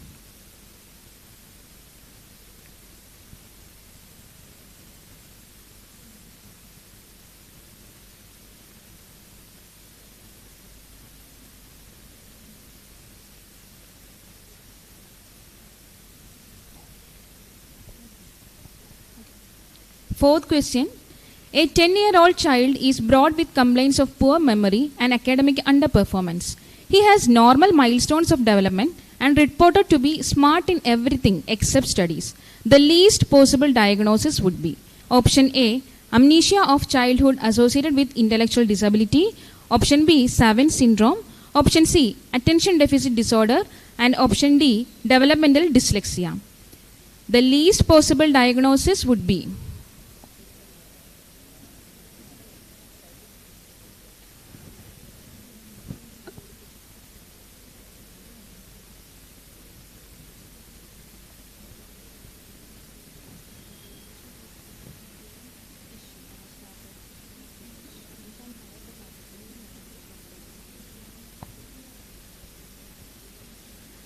And the last question, which among the following molecules is least likely to impair memory function? Option A, ethyl alcohol. Option B, nicotine. Option C, atropine. And option D, antihistamines. Which among the following molecules is least likely to impair memory function?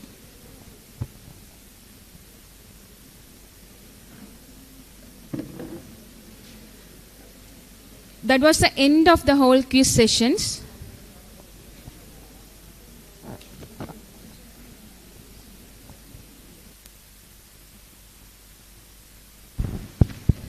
With this, we come to an end of scientific sessions. We now break for lunch. After the lunch break, we will be having paper and poster presentations at 2:30 p.m. Paper presentation will be conducted here itself, and poster presentation will be held in biochemistry lecture hall in the second floor. See the answer sheets of the quiz. Please put it in the box provided in the front. Please place your answer sheets for quiz competition in the box provided.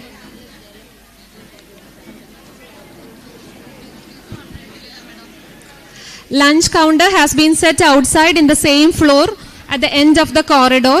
For the senior faculties, another counter has been set up in the demo room 1 in the same floor. Also, you can be seated in histology lab for the lunch. The dessert counter is set up in the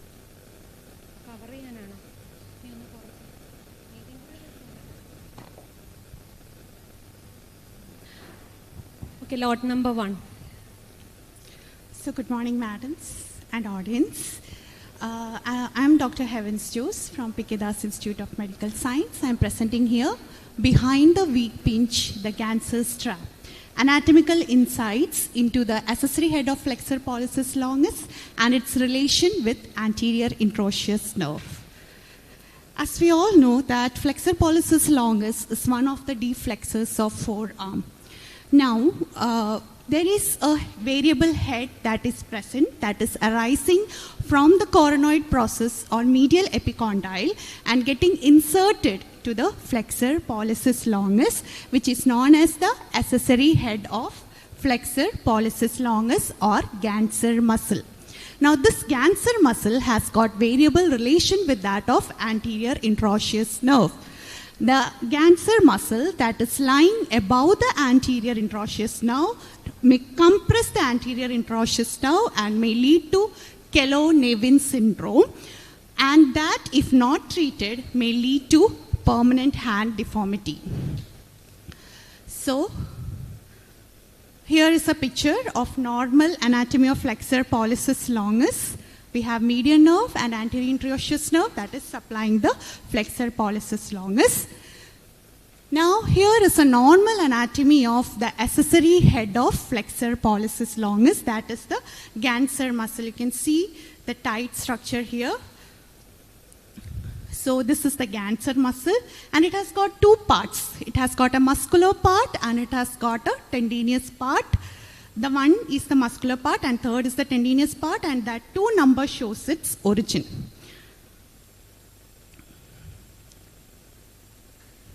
Now, the materials and methods. This is a descriptive study that was done by dissection of 50 cadaveric upper limb specimens, and this was done according to Cunningham's Manual of Practical Anatomy, 15th edition. And sample size taken was 50. Coming to the observation, the observations were gathered and tabulated. So out of the 50 upper limbs, 27 upper limbs, that is around 54%, had this variant head of flexor pollicis longus, and one of them had double belly, inserting to flexor pollicis longus as well as flexor carpi ulnaris. The shape was mostly fusiform. It consisted of 2 parts, that is, it had a muscular origin and had got a tendinous insertion.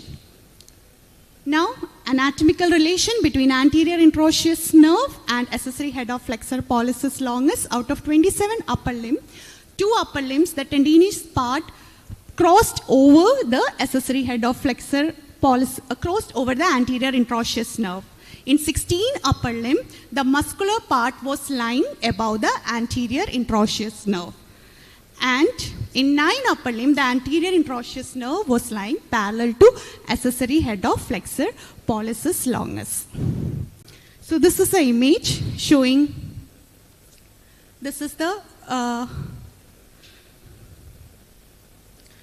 so we can see here, this is the Ganser muscle, and this is the Ganser muscle, and this is median nerve. From here we can see the anterior introitious nerve going, that is passing behind this muscular belly. Again, the same thing is shown. This is the Ganser muscle. This arrow is showing how the anterior introitious nerve is going. It's lying below the muscular belly of Ganser muscle. Here we have this Ganser muscle and anterior introitious nerve lying parallel to it.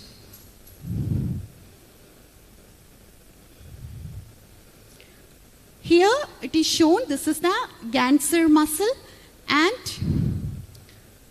this is the anterior introitious nerve that is lying below the tendinous part of the Ganser muscle. So all the relations of AIN with accessory head of flexor pollicis longus is shown here. This was the one variation that was seen. The Ganser muscle was crossing above the median nerve.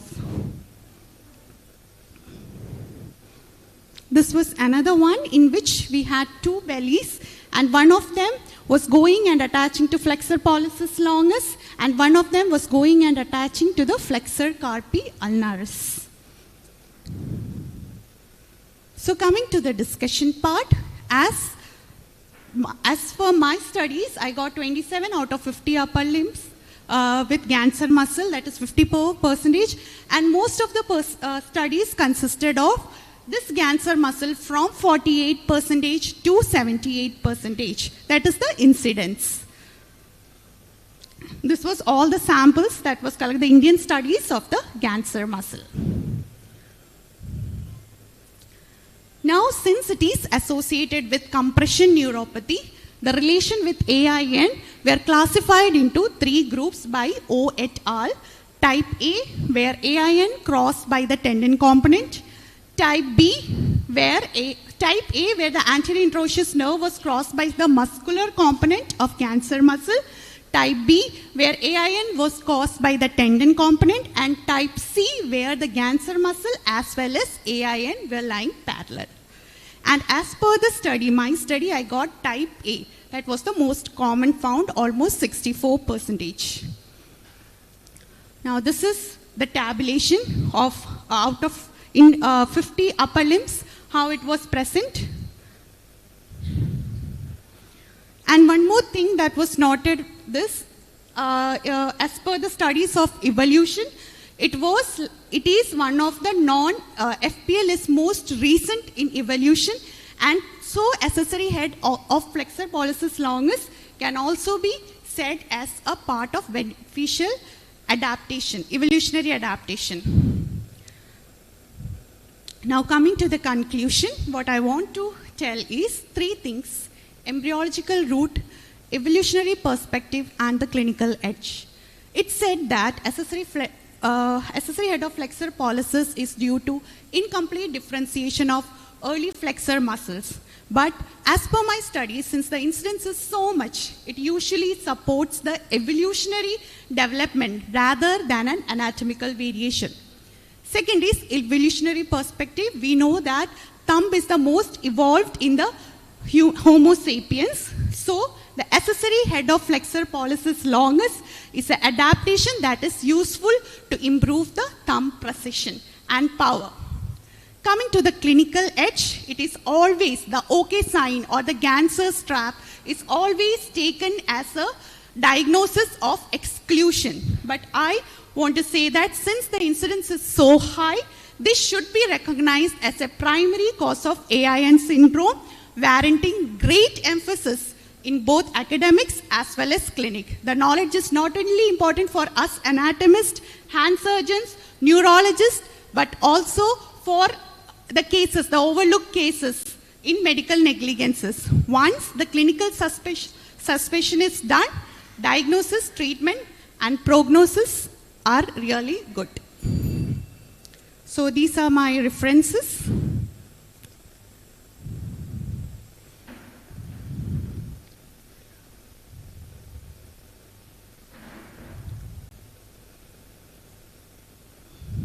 per the abbreviations used.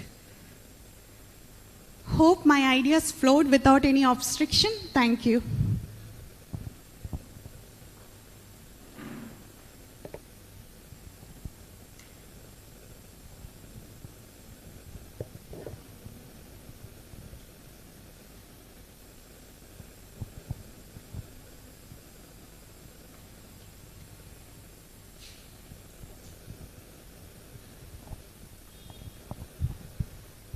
Okay. In the previous studies also this type A is the most common one. Yes, ma'am. In most of the studies it was type A. In one of them it was type C. In That your, is lying your in study mine is also? type A. Type A. Yes, ma'am. Okay. So because of this variation, this OK sign is weak, no? You mentioned like that. Yes, So yes, did ma'am. you compare or will this have any correlation with the muscle mass of the person? Like the diameter of the or the muscular body? Like Or that, is there any relationship between relationship this Kilo-Nevin syndrome and yeah. no, sir, You no, ma'am. didn't, That no study I studies did haven't mention. done, but there was a study that in which I read that more bulky people usually have this variant. Not variant, this muscle is present, and this angle, the Ganser muscle with that of flexor pollicis So in longus more muscular person, this variation is present. A study present. shows One like of that. the study I read, ma'am. But in mine, it was cadavers all were lean. There was no bulky. You didn't look for it. Yes. Okay. This muscle only in cadaver, no? Yes, ma'am, in cadavers, and one patient. Because, ma'am, we did USG in that patient. This patient came with this weak OK sign. Then I told the PMR department to inform me whenever something like that comes. So when it came, they called me. So we just did a USG to see if there is any extra muscle. Okay, and we got that, ma'am. It was a little like some difference we found from the usual. In both the hand, there was an extra head that we saw. Yeah, initially he came with this flexor pain and all. Earlier it was not known, ma'am. They were just giving the pain treatment to that guy. Then later when the study came, like the study and all, then they said there was one patient who came with this weak OK sign. Then again he was called and we just checked it. So it was there, ma'am. That muscle was there. That inspired me to take this as a paper. So if he has a flexor pollicis longus, normal flexor pollicis longus muscle, yes, and this accessory muscle, muscle flexor pollicis longus is normally supplied by the muscle with no symptoms. Will he be affected by the accessory muscle? Like if this accessory muscle is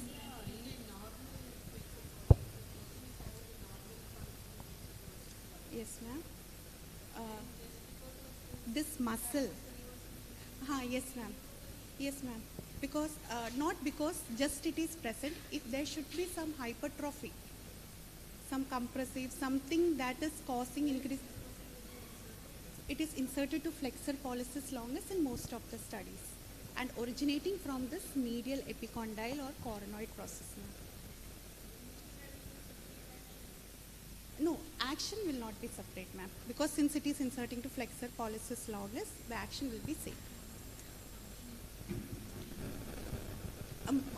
Function is same, ma'am. Endo, ma'am? How this OK sign is weak? No, ma'am, it is this anterior introitious nerve is passing below this Because of the nerve compression. Compression, ma'am. And yes, ma'am. Yes, ma'am. so nothing to do with this head. Ma'am, that studies are not there, ma'am. Like about this function, no studies are. Okay. Thank you, ma'am. Thank you, ma'am.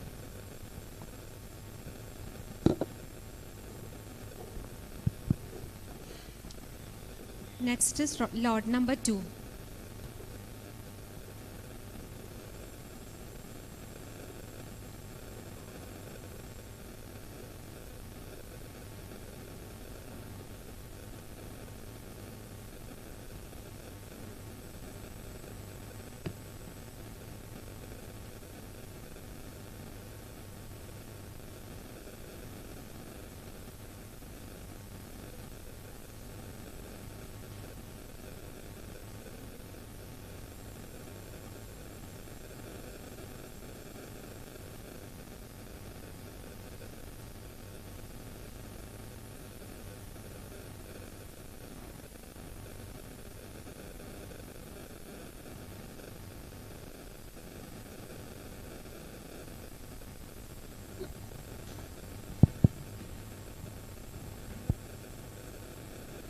Good afternoon, respected madams and my dear audience.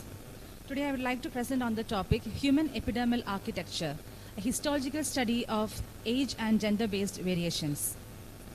Aging of skin is important as it represents an ideal model organ for investigating the aging process and also due to its social impacts. The aging process of skin can be intrinsic as well as extrinsic.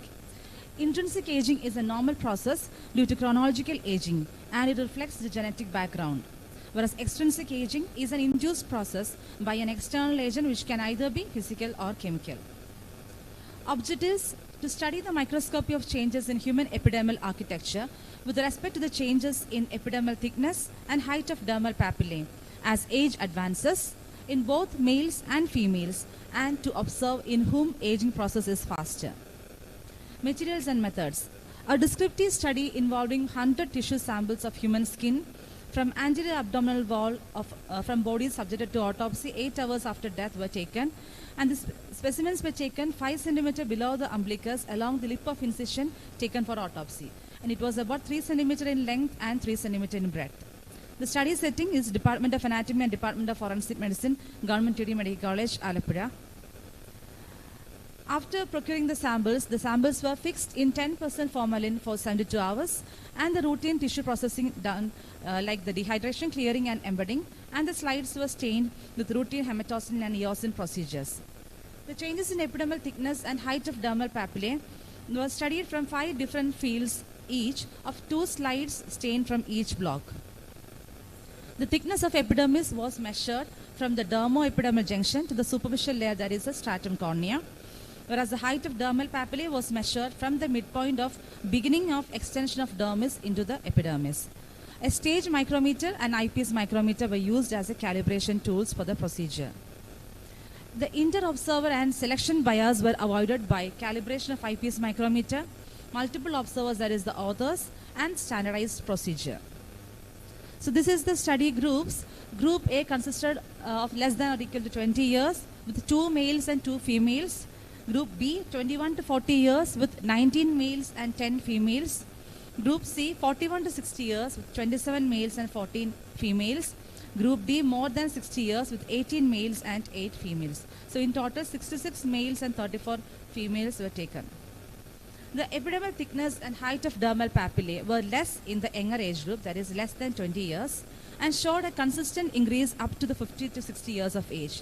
And after that, the values showed a decline in both the genders. These values were higher in males compared to females in all the age groups. So this is a comparison of mean thickness of epidermis based on age and gender. So except in group 1, all other ages showed higher values in males than females. After 60 years, the values decreased both in males and females, and it was of greater statistical significance of about p-value less than 0.001. And this chart, except in group 1, you can see the males are having higher values than females, but after 60 years, 50 to 60 years, there is decline in the values. But when we take everything specifically, we can see that in females, the decline starts by 50 years, whereas in males, the decline starts by 60 years. And this is a comparison of the mean height of dermal papillae. Again here, except in group 1 and 2, the other groups showed increase in values in males than females. And here also you can see the second group showed almost equal values, whereas first, third and fourth groups showed decline values, and the values were higher in males than females. So this is an image showing calibration of eyepiece micrometer by superimposing its scale with the scale of stage micrometer. And the scale marked with numbers represents the eyepiece micrometer, and that without numbers is the stage micrometer. And this is after calibration, we keep the eyepiece micrometer over to the epidermis to measure the epidermal thickness. So these are the dermal papillae. This is a comparison of 36-week-old male skin and 59-year-old male skin. We can see that the epidermal thickness is higher in 59-year-old male skin, whereas the dermal papillae is almost nil in the 36-week-old male skin, and that is showing about flattening of dermo-epidermal junction. This is a comparison of male and female of the same age, 51-year-old. We can see the 51-year-old male is having higher epidermal thickness than the female. discussion, the mean epidermal thickness was less in the younger age group, that is less than 20 years, started significantly increasing after 20 years and showed a consistent increase up to 50 to 60 years, and after that there was decline in both the genders. And these were higher in males than in females. But the decline was seen after 60 years in males, whereas it was after 50 years in females. Similarly, the height of dermal papillae was almost nil in the younger age group, showing flattening of dermo-epidermal junction. But later the values increased up to the 50 to 60 years and showed a decline by after 60 years. Here also in males the decline was by 60 years, but females it was by 50 years itself. So the ethnicity and genetic predisposition play important roles in intrinsic and extrinsic aging of the skin. The Valor JM and Langton AK had said that the thickness of epidermis started to increase till 20 years of age. Later the thickness remained constant, followed by thinning of the epidermis.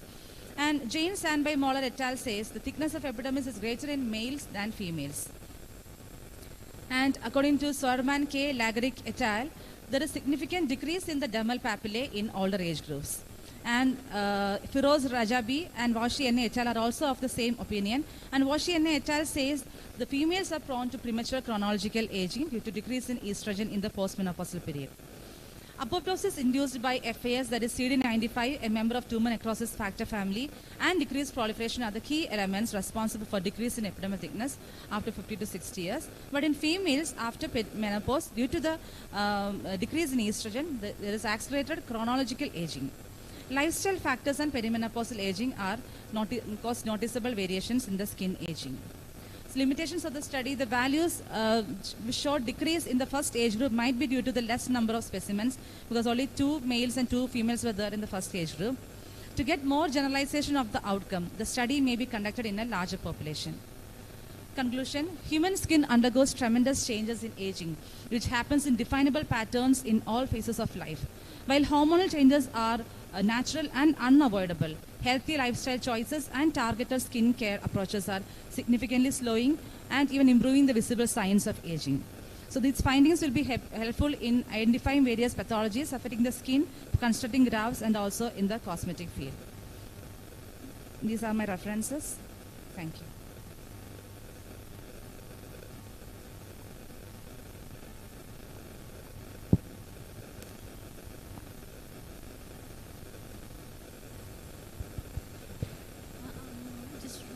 Slides back. No, the clinical importance shown. Last one. No, I think next one. This is the last one, no? This slide. And this one, conclusion.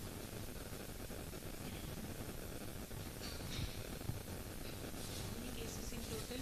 100. You didn't find any abnormality in the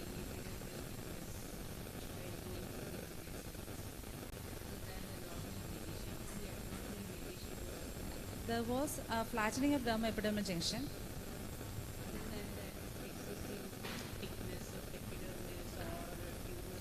No, madam. So those were excluded. Skin was excluded. Normal skin was taken. What made you do this study? It was part of my thesis, madam.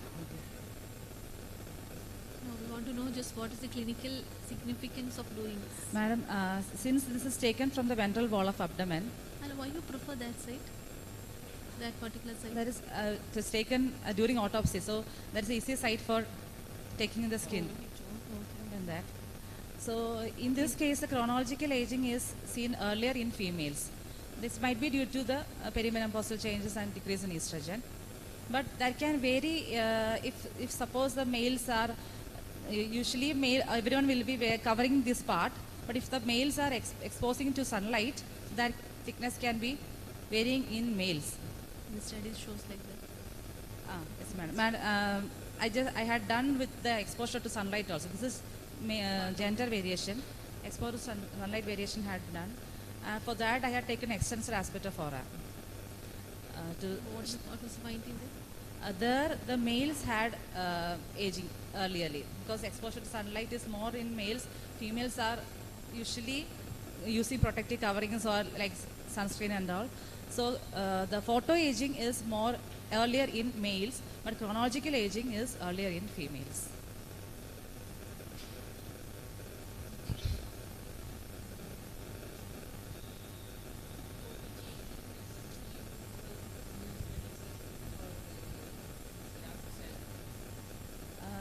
21 to 60 years. Both are good. 21 to 40, 41 to 60. Almost constant. Values are slightly increasing. Did you compare this with the dermis?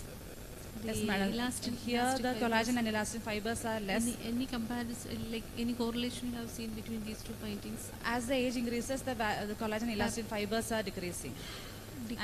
Decreasing. So the height of the papillae? Height of dermal papillae also decreasing. So any correlation you studied, any comparison between these two? The basal layer thickness is decreasing. So the height of dermal papillae causing flattening of dermo-epidermal junction. That is related to epidermis. Yes, madam. Comparing it with the elastic fibers of dermis. So I studied dermis collagen and elastin fibers are decreasing, and vascularity of dermis also decreasing. In which age group? Same after like 60 years. After 60, same like this.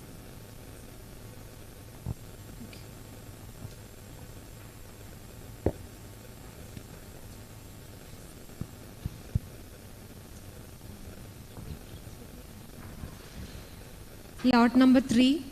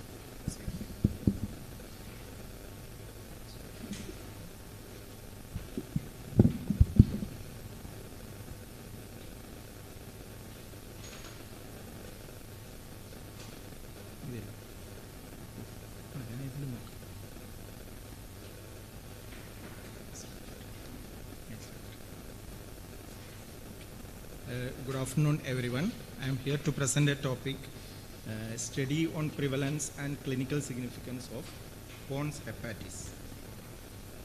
So as we know that the umbilical fissure, that's a long, narrow groove which is seen in the visceral surface of the liver, existing between the quadrate lobe and anatomical left lobe of the liver, and which shows presence of ligamentum teres hepatis.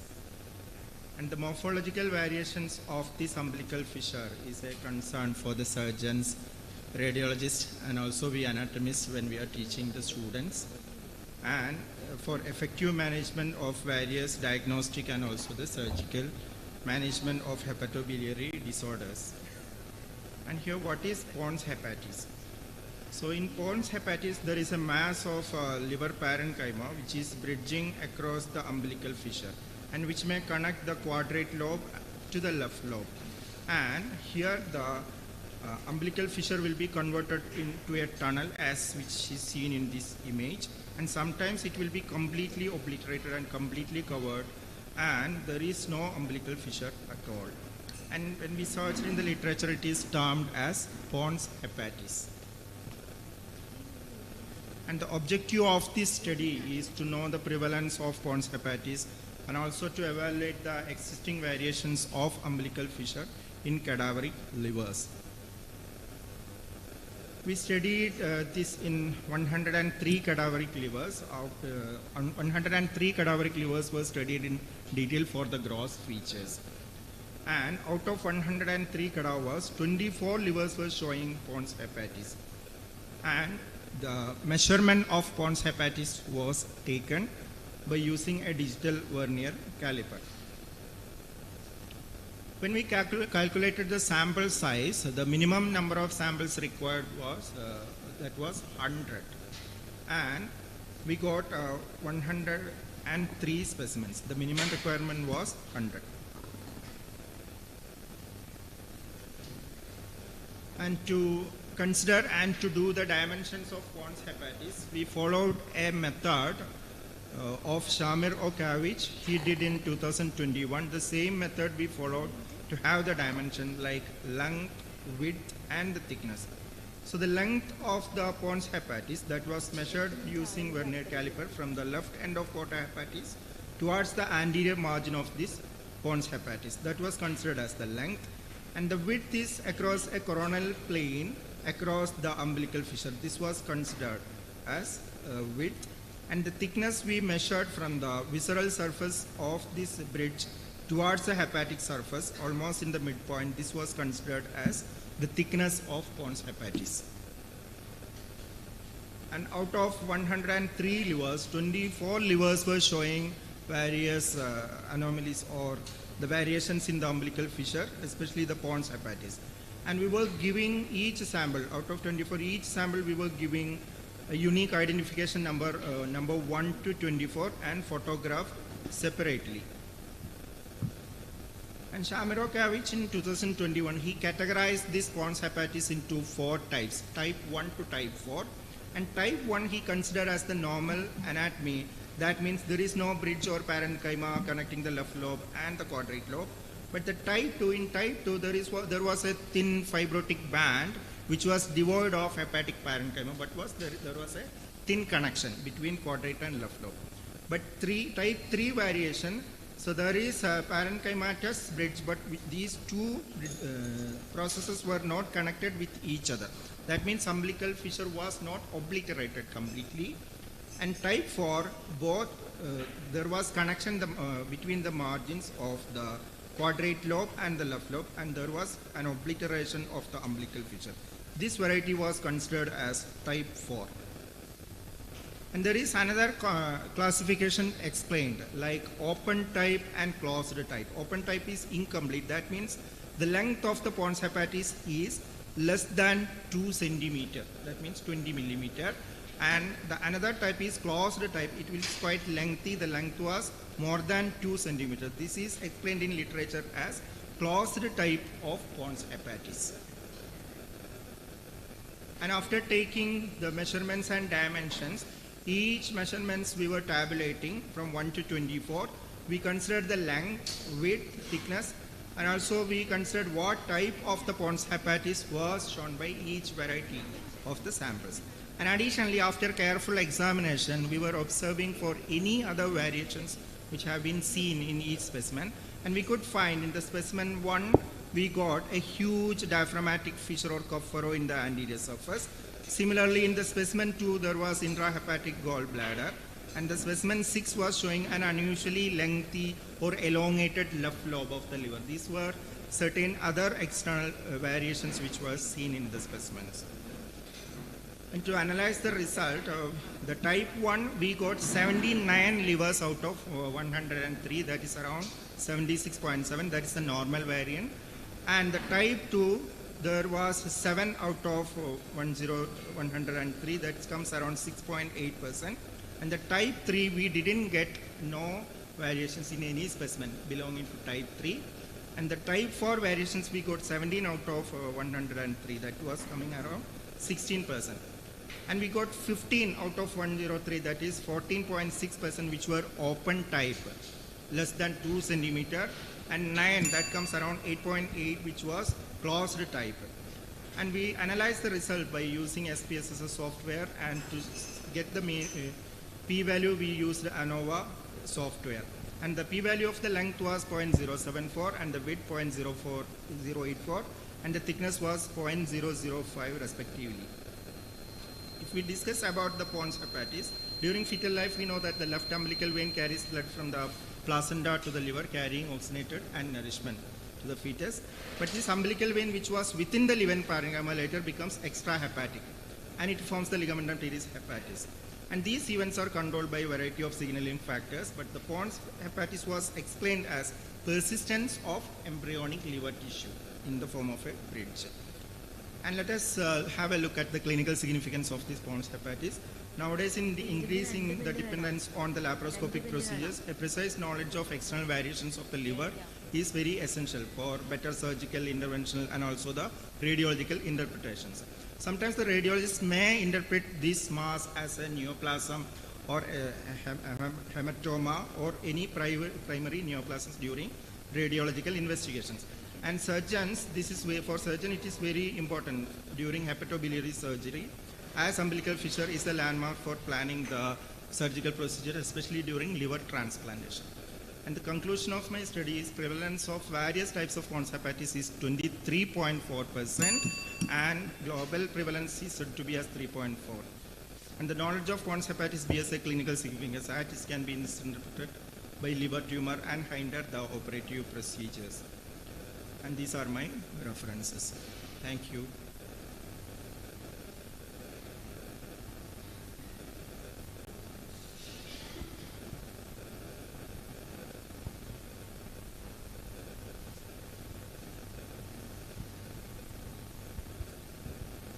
So here also type 1 is the one which you got more, no?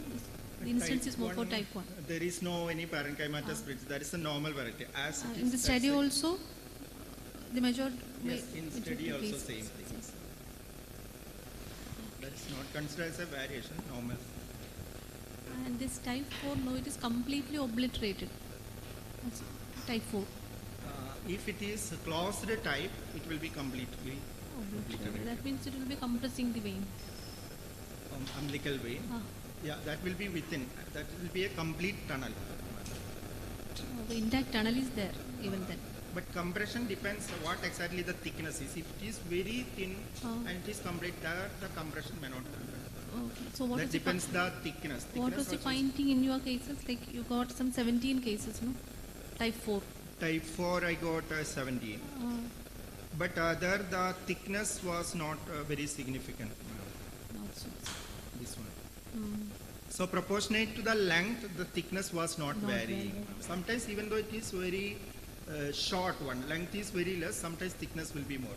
I couldn't find that relationship between proportionate is not varying according to length, thickness may not vary. If it is compressing, no, the baby won't survive. Compression, sometimes if it is very lengthy, compression may not happen. Sometimes if it is very short also, if it is very thick, chance for compression will be also this type 4 is associated with so many other congenital anomalies, like so many other defects. Diaphragmatic fissure, gallbladder anomalies. It's more frequently with type 4 in this study. No, ma'am. That's the next. No, on master chart we have shown. Yeah, yes, type 1. There was a cuff furrow, that is diaphragmatic fissure was seen. In type 4. Type 4.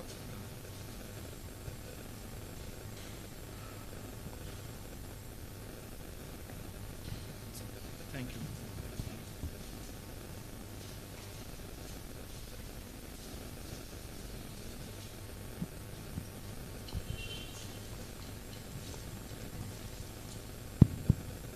Lot number 4.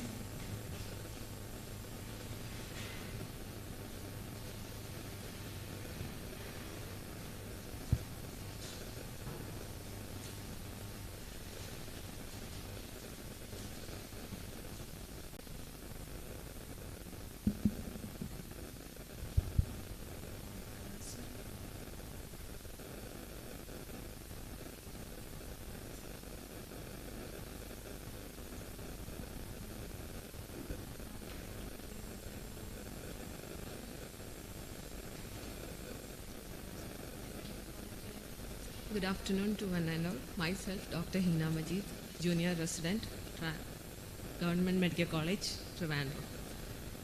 My topic for presentation is a cadaveric study on morphological variations of ileocecal valve.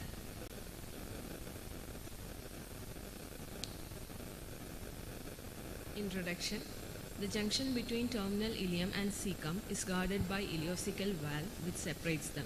It regulates the flow across as well as prevent reflux from cecum into small intestine. It consists of two muscular layers of ileum, an upper and lower lip covered by mucosa and protrude into the lumen of the cecum supported by muscular folds called frenula.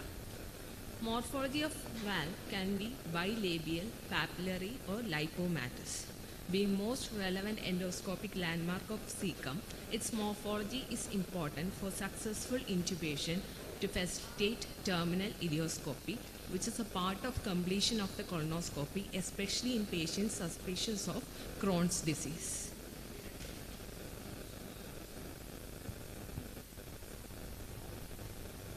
Materials and methods.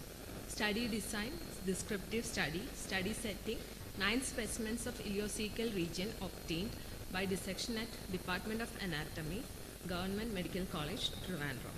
Study population, inclusion criteria, cadaver with apparently normal ileocecal region, exclusive criteria, any visible pathology surrounding ileocecal region. Aim and objective, to find the prevalence of morphological types of ileocecal valve.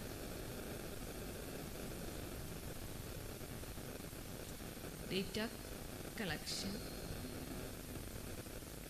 Ileocecal area was removed en bloc after sectioning of the ascending colon and terminal ileum, and fecal contents were removed. Specimens obtained by incision from upper cecum along its lateral aspect to expose ileocecal valve to look for its morphology. Photographs were taken. Results. The morphology of ileocecal valve was assessed and its appearance classified as either as showing classical bilabial type 1 or as one of the 8 anatomical variations of ileocecal valve. In my study, out of 9, 3 showed classical type 1 anatomy of ileocecal valve, other variations being type 4, 33%, papillary 22%, and 11% of type 2. This is the ileocecal valve. It has an upper lip, a lower lip, a lateral frenula, a medial frenula, and the frenula will be having a superior arch and an inferior arch. Morphological types of ileocecal valve broadly classified into bilabial, papillary, and lipomatous, among which the bilabial and papillary is a normal variation, whereas lipomatous type will be seen in case of highly suspicious of Crohn's disease, where there is fatty infiltration of the valve.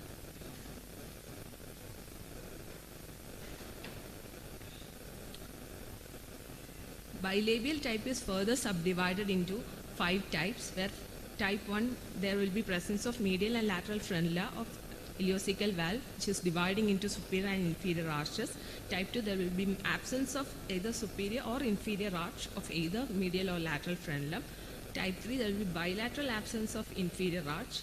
4 there will be absence of either lateral or medial frenulum, and in 5 there will be absence of both medial and lateral frenulum. So this is the papillary. Figure 1 and 2 shows the papillary type of ICV. This is the bilabial type 1, and figure 5 and 6 shows bilabial type 4. Discussion. One of the identified landmarks in cecum is ileocecal valve. The most predominant morphological type in our study were both type 1 and type 4, which was 33% each. This is in accordance with the study conducted by Birch et al., where 54% belongs to type 1. The prevalence of morphology of ileocecal valve in our study was shared between type 1, majority was type 1 and type 4, followed by papillary and followed by type 2, compared to the study conducted by Caroline Manoj et al., where the prevalence was type 1 followed by type 2 followed by type 1, then lipomatous followed by papillary. Conclusion. The main morphological types of ileocecal valve were identified by dissection. In the present study, most prevalent type is shared by type 1 and type 4. These are my references. Thank you.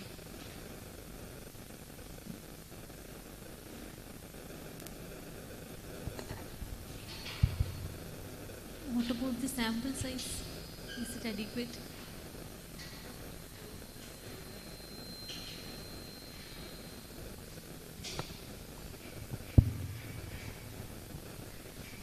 Total 12 cadavers somewhere gangrenous. What about the sample size in those studies? The previous studies? 68, 84.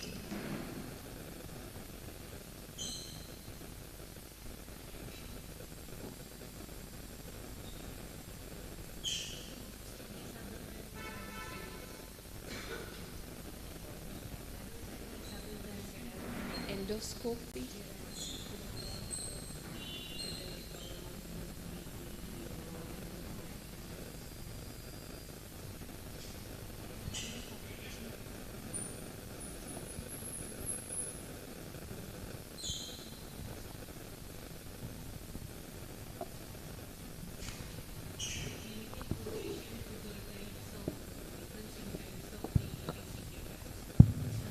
Yes, ma'am. Actually, bilabial type will be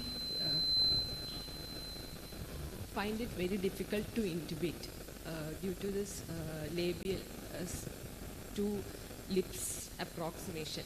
So papillary is more successful rate for intubation. But the problem is papillary will find it difficult to locate by the clinician because that the valve surrounding is little edematous like, so the orifice is small.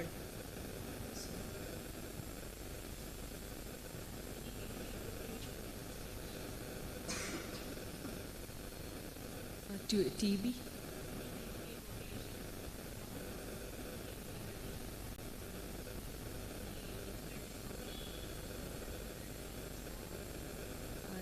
In case of ileocecal tuberculosis and all, more due to the more edema.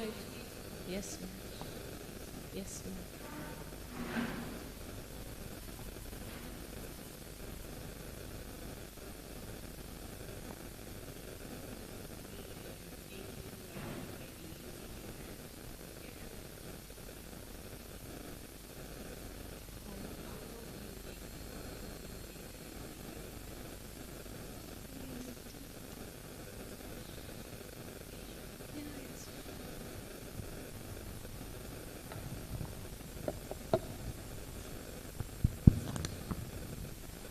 Lot number 5.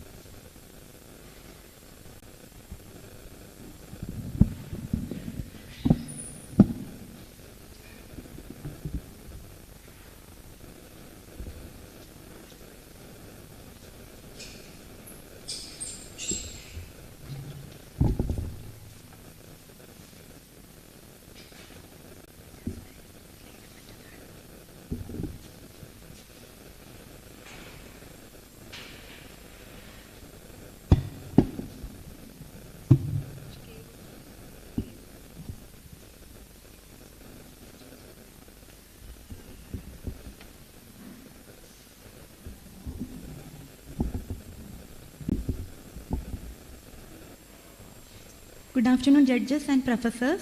I am Dr. Molly A.J., Assistant Professor, Department of Anatomy, Government TD Medical College, Alappuzha. Now I am going to present the topic, Morphological Study of Caudate Lobe of Human Cadaveric Liver and its Variations. Introduction. The caudate lobe is one of 4 anatomical lobes of the liver. It is bounded on the left by the fissure for ligamentum venosum, on the right by the groove for inferior vena cava, and inferiorly by the porta hepatis. The caudate lobe is subdivided into caudate lobe proper, papillary process, caudate process, and paracaval portion. Caudate lobe forms the first segment of liver in Coynard's classification. It receives blood supply from left branches of hepatic artery, portal vein, and delivers bile to the left hepatic duct. The differential blood supply of caudate lobe may account for its clinical importance in liver pathologies and hepatic resection. Knowledge of normal and variant anatomy of the caudate lobe has significance in diagnostic imaging and better surgical outcome. Objectives: to analyze the variations in gross features of caudate lobe of human cadaveric liver. Coming to materials and methods, descriptive study was carried out in 40 adult human cadaveric liver obtained from the routine dissection done by undergraduate and postgraduate students in the Department of Anatomy, Government TD Medical College, Alappuzha. Intact human cadaveric liver with no obvious damage were studied. External features of caudate lobes were observed and documented. Vertical and transverse diameters of caudate lobe were measured using digital vernier caliper. Coming to the results, based on morphological variations of caudate lobe of liver, different shapes of caudate lobe were observed in the present study. The commonest was rectangular, which accounts for 35%. Second commonest, pyriform shaped, 22.5%, inverted pyriform in 17.5%, bicornuate in 15%, bilobed and irregular in 5% each. Pons hepatis encapsulating inferior vena cava was observed in 17.5%. Hypoplastic caudate lobe was seen in only one specimen, 2.5%. Accessory fissures in 25%, accessory lobes in 7.5%. Papillary process, prominent papillary process was seen in 20% specimens. Papillary process was absent in 5%. Prominent caudate process was seen in 15% and caudate process was absent in 12.5% specimens. Here we can see the different shapes of the caudate lobe.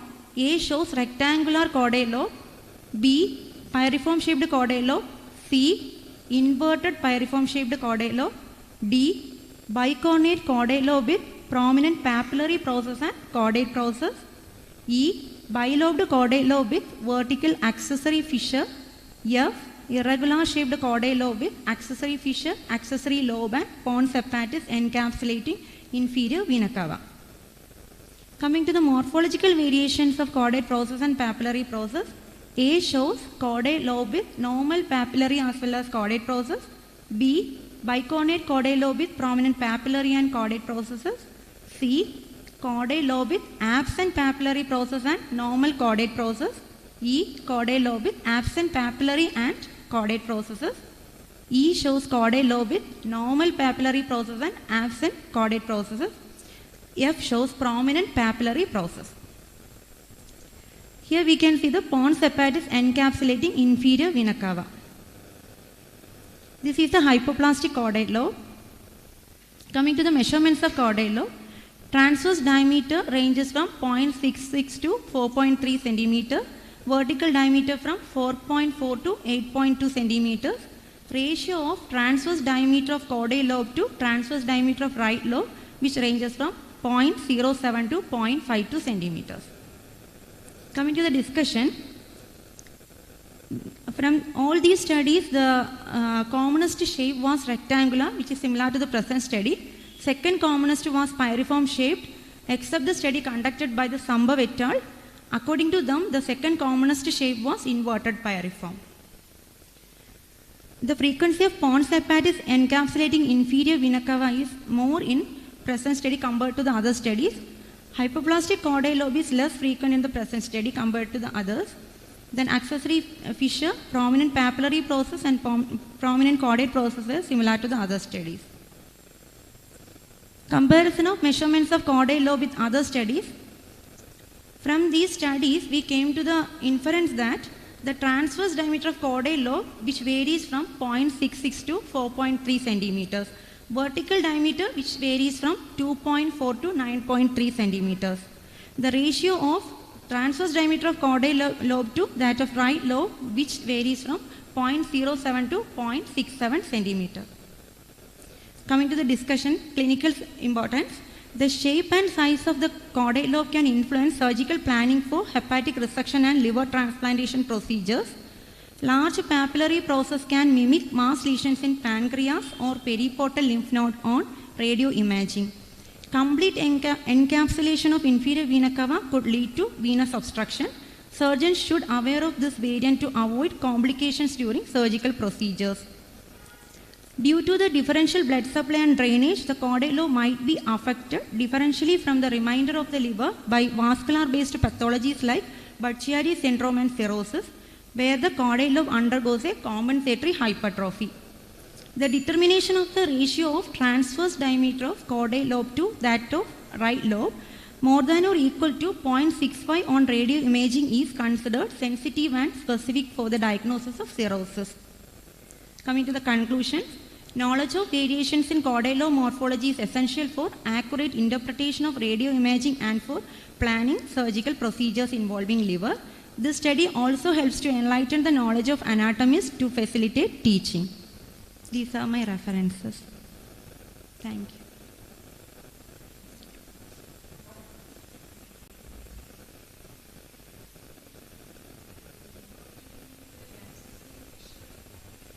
Accessory fissure that divide the caudal lobe into two lobes, or partially divide or completely divide. That forms a groove in the part of the caudal lobe. Partially. The partially produce a bicornate caudal lobe. Completely that forms a bilobed caudal lobe.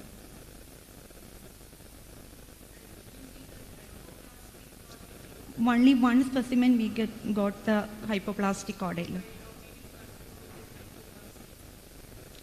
In normal, by measurements, we got the transverse diameter as well as the vertical diameter. And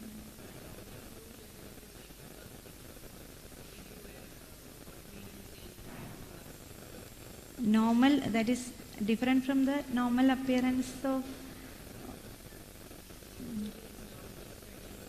no,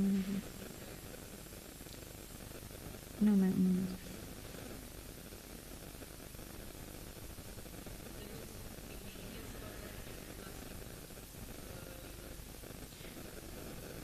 This hypoplastic, usually in disease condition like a cirrhosis and Budd-Chiari, the caudal lobe becomes more hypertrophy.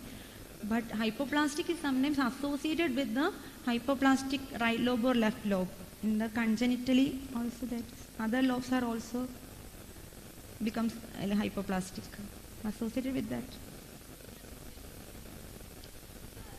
Here also this right lobe is less, left lobe, the size of left lobe is less compared to the hypoplastic left lobe is there. Concept that is also.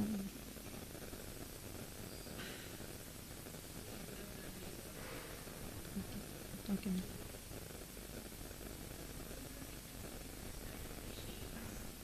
The surgeon should, in liver transplantation or in caudal lobe lobectomy, the shapes and size of the caudal lobe should, the surgeon should aware of that for the planning of surgical procedures.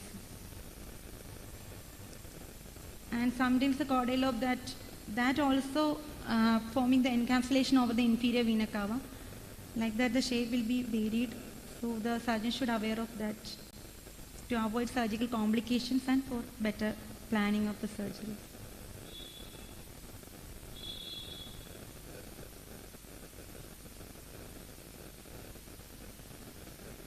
Thank you.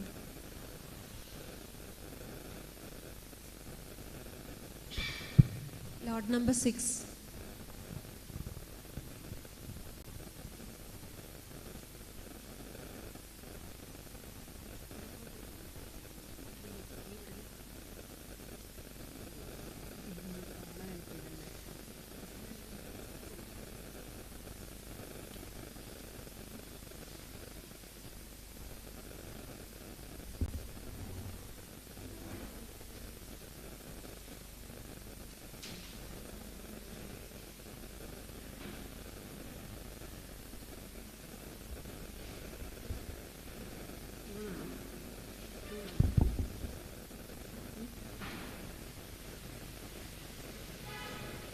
Good afternoon to all.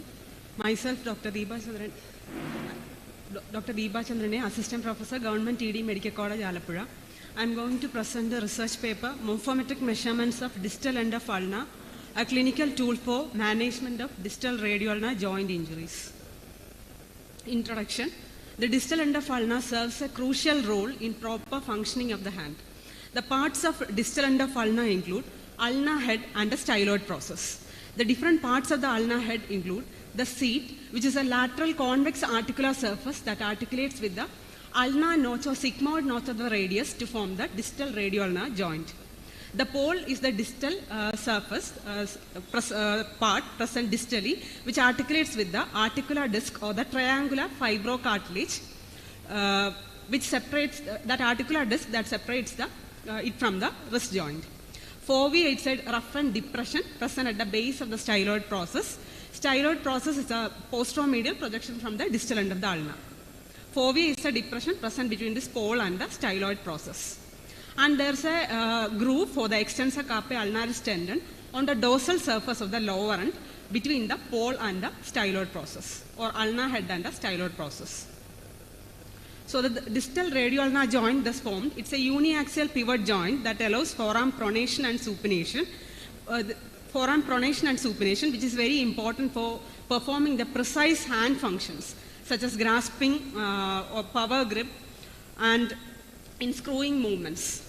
And this pronation and supination movement, or forearm rotation, that contains a rotation as well as a gliding or a translation movement of the radius around a fixed ulna.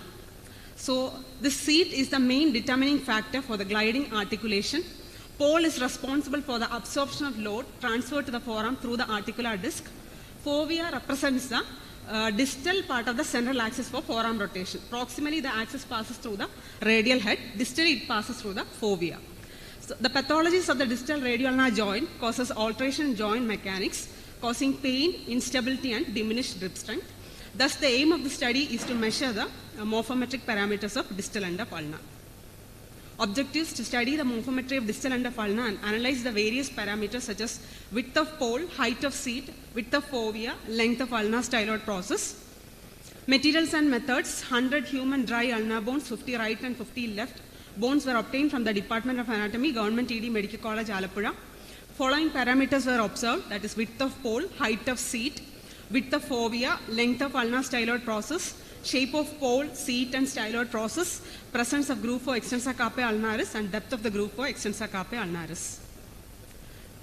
We observed or studied the 50 right and 50 left ulnar bones and measured the following parameters, and the data were represented as mean plus or minus standard deviation. Maximum width of pole was on the right side was 4.77 millimeter. The mean maximum width of pole on the left side was 4.59 millimeter. Maximum height of seat observed was 6.38 on the right side and 6.09 on the left side. Maximum width of fovea was 4.61 millimeter on the right side and 4.35 millimeter on the left side. Length of styloid process was 4.18 millimeter on the right side, and on the left it was 4.15. Although there is a slight increase in the values of the parameters on the right side, it is not significant. The difference was not significant, as indicated by the p-value. The shape of pole observed, the most frequent pole shape observed was the kidney shape on both the sides. On the left side, it is followed by the semilunar shape and comma shape. Most frequent, we observed the following pole shapes, that is kidney shape, semilunar shape and comma shape, and most commonly observed shape was the kidney shape. Shape of seat, we observed sloping and non-sloping seats, and the most common finding was most common shape was the sloping seat on both right and left side. Shape of styloid process, we observed two findings, that is curved and straight styloid processes, and the curved styloid process was the most common finding on both right and left side. Straight styloid process was observed in 36% of the right side ulnar bones and 46% of the left side ulnar bones. Groove for extensor carpi ulnaris. The groove was present in all the bones on right and left side. On the right side, the groove was shallow. 90% of the bones of the right side and 94% of the bones of the left side showed shallow groove, and the deep groove was observed only in very few bones, that is 10% of bones of the right side and 6% of the bones of the left side. Coming to the discussion, in the study there was no significant difference between the morphometric measurements between right and left sided ulna. Most commonly observed shape of the pole was kidney shape. Curved styloid processes were more frequently observed than straight ones, and the comparison of our study was made with the previous findings. In mean width of pole, a high value, mean value was observed in the study of Sharma et al. Mean height of seat, low values were recorded in the studies of Bairadi and Gupta et al. Mean width of fovea, low mean values were observed in the studies of Nagari, Bairadi and Gupta et al. Length of styloid process, high values were observed in the studies of Bairadi and Gupta et al. Shape of pole, kidney shape, the findings of Umman et al., Nagari and Gupta et al. Were similar to our study. And, but in case of studies of Sharma et al. And Vijayakishan et al., semilunar shape was the most common finding. Shape of seat, sloping seat was the most common finding in all other studies. Shape of styloid process, curved, straight styloid process were found in all other studies. ECU groove, absence was noted in all other studies. And Nagari et al. Observed the shallow groove in, as the majority in shape of shallow groove as the most common finding in the majority of bones of both right and left side. Conclusion, variation in the morphometry of ulna, seat and pole may significantly influence the range and quality of movements at distal radioulnar joint. Fovea, variations in the width of fovea may impact the forearm rotation. The findings of the present study may aid in the evaluation and management of distal radioulnar joint pathologies, improving treatment outcomes. These are my references.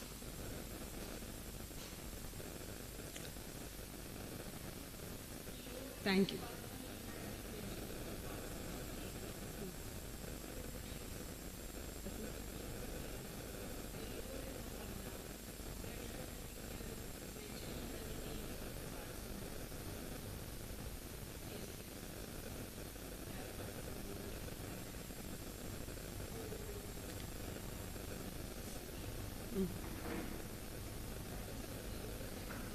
Distal inferior surface of the lower end.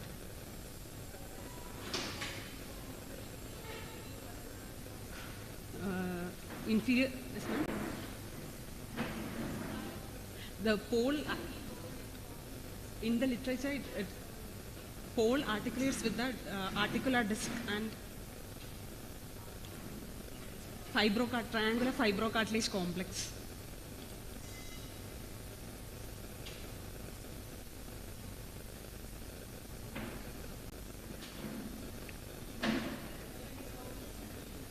Yes, ma'am.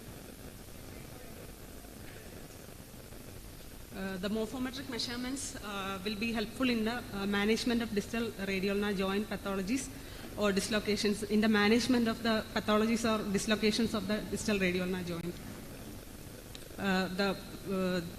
Actually, the articular surfaces, it is in relation with the articular surfaces, that is with the, especially when correcting the distal radioulnar joint mechanism, that is area of contact that is coming in, area with which the head of the radius is coming in contact with the sigmoid notch.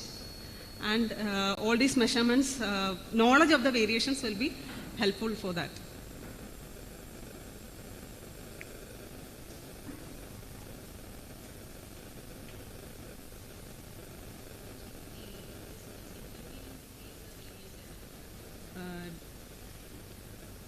It is actually attached to the pole, styloid process and the ligaments and also the ridge between the lunate fossa and the, that part of the radius, adjacent to the lunate fossa.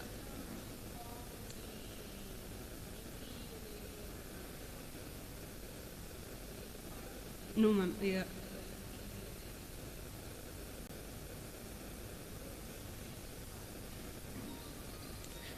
It is forming part of the distal radioulnar joint. No, no.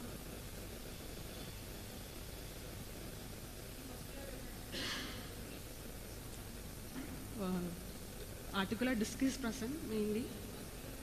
Muscle attachments are there. Pronator quadratus extensor carpi ulnaris is passing through the groove.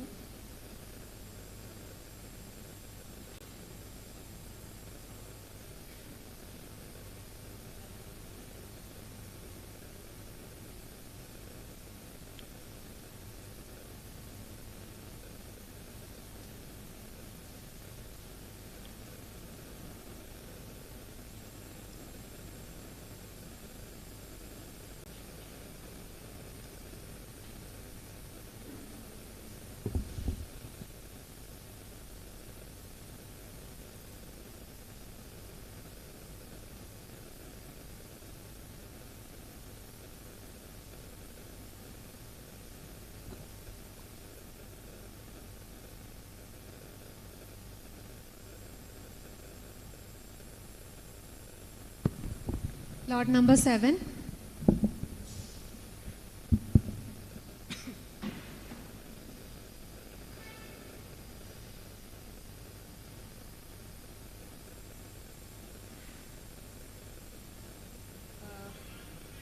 Good evening, respected judges and dear audience. So in the year 1914, when an ENT surgeon was trying to perform laryngotomy in a 10-month-old patient, the surgeon had to encounter an unexpected profuse bleeding from the middle ear cavity, which was actually because of the injury inflicted upon by a vascular structure in the middle ear cavity by the surgeon, which the surgeon was actually not expecting there. So I have attempted to study, understand some anatomical and statistical features of that particular structure which was injured by that particular surgeon in the year 1914. So the title of my study, it is a high resolution computer tomography based study on high jugular bulb, and I am deeply thankful to Dr. Anne George for guiding me through this. So the temporal bone, it is a bone which is having a very complex anatomy. Of the different parts of the temporal bone, the petrous part, it is actually related to very important structures like the different parts of the auditory system and different significant neurovascular structures, one of which is the superior bulb of the internal jugular vein, and I am dealing with that particular structure. So in this picture you can see the jugular bulb. It's a section passing through the middle ear cavity. You can see the jugular bulb as a relation of the floor of the middle ear cavity. The floor of the middle ear cavity is actually nothing but the jugular fossa, which is present on the inferior surface of the petrous part of the temple. So this is a picture showing that important relation of the jugular bulb with the middle ear cavity. Anyway, that particular superior dilatation of the internal jugular vein, known as the jugular bulb, presents some variations in many individuals, of which the most common is nothing but the high jugular bulb. As the name suggests, the vertical height of this particular bulb will be more, which means it will be kind of protruding into the middle ear cavity. That is a high jugular bulb. Anyway, this high jugular bulb has been given many definitions by different authors, and in my study, I have referred to the definition given by the author Scott Brown. It is like this: if the dome of the bulb is actually projecting above the level of the inferior bony tympanic annulus. Inferior bony tympanic annulus is nothing but the medial end of the external acoustic meatus.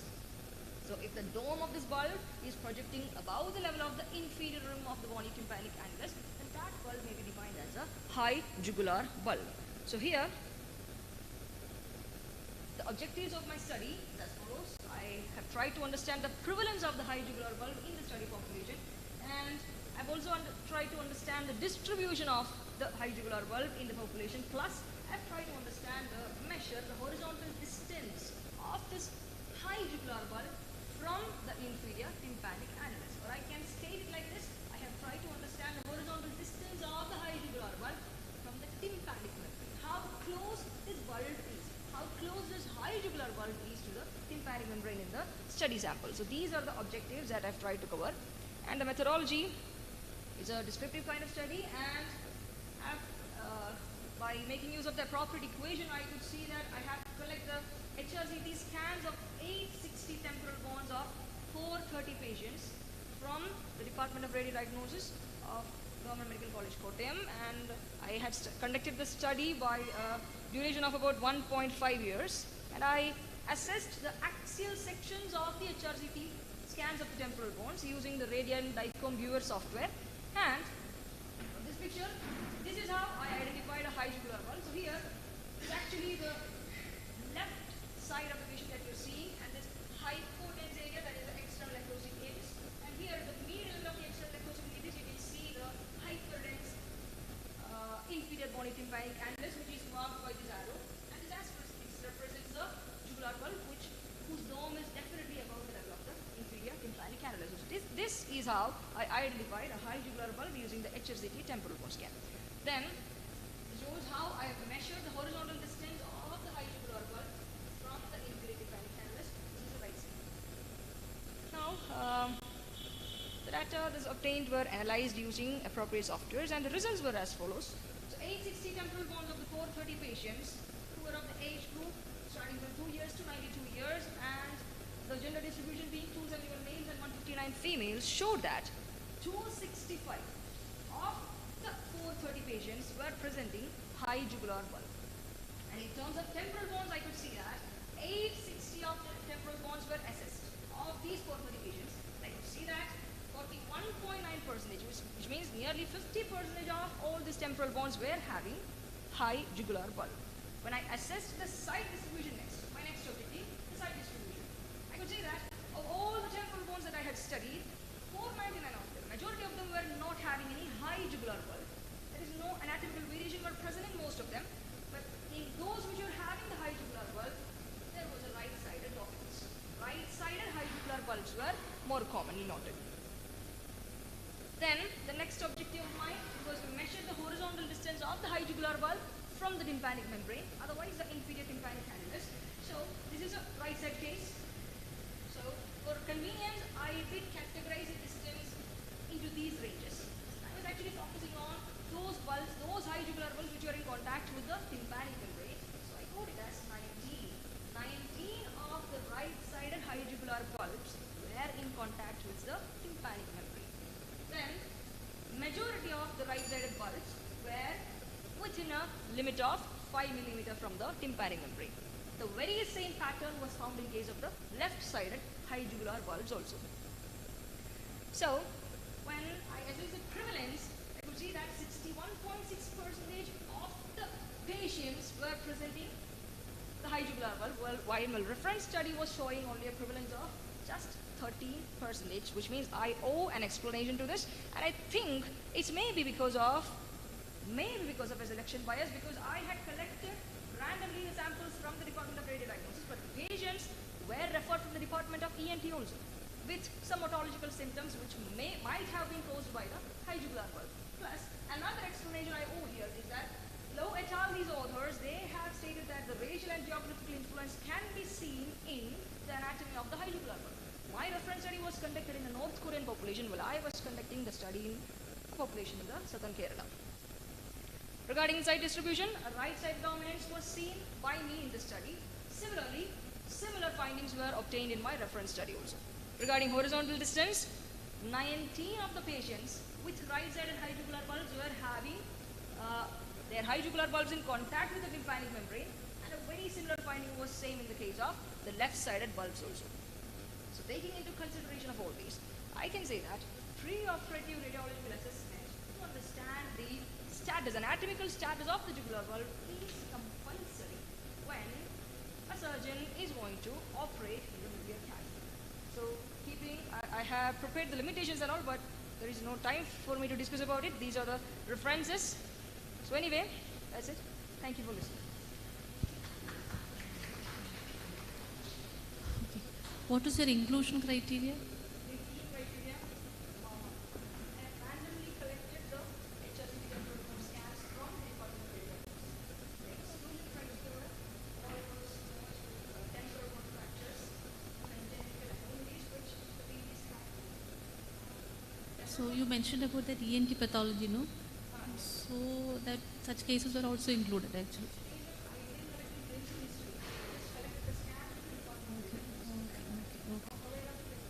And the age range from 2 years to 92. So in such case, no, you have seen like right-sided high jugular dominance. So is there any correlation like age comparing with that in that right-sided finding? Because in infants, no, there is some angular difference in the tympanic sulcus is there. So will this is more obliquely placed? Okay.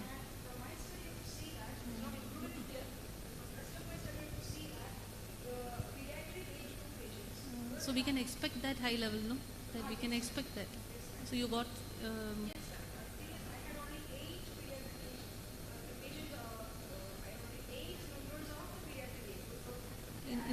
In all those cases, you know, like, no. High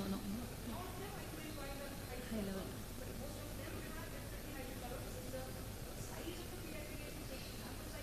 Less.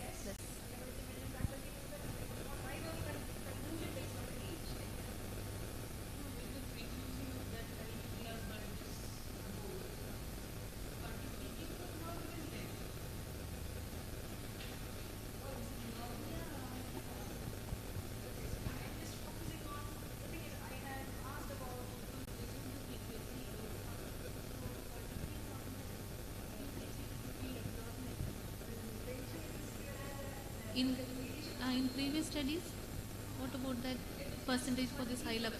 30. But in your study?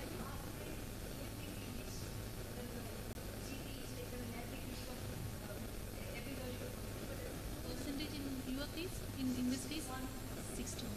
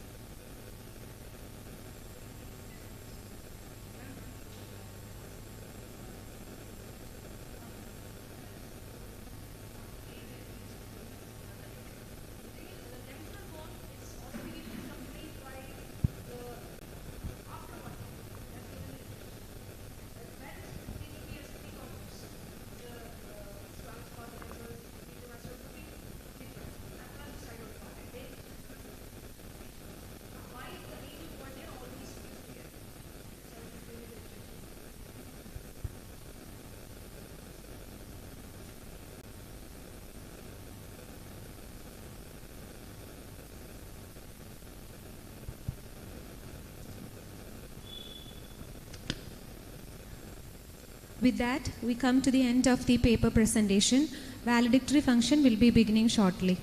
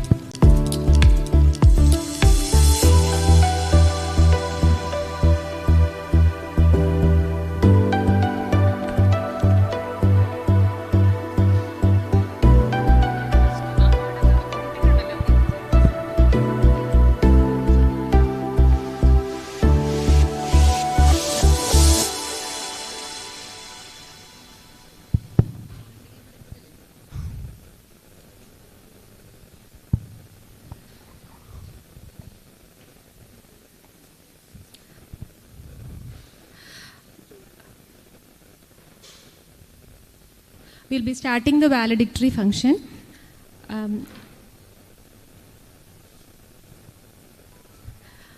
I invite Dr. Amarjayanti Madam to give a token of appreciation to our judges. Dr. Indira C.K. Madam.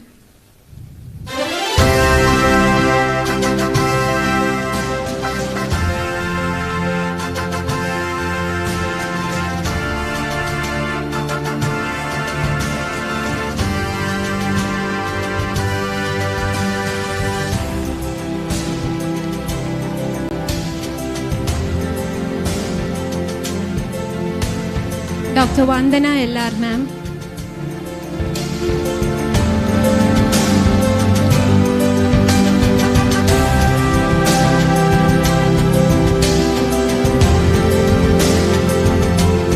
Dr. Ashwati Maria Umman.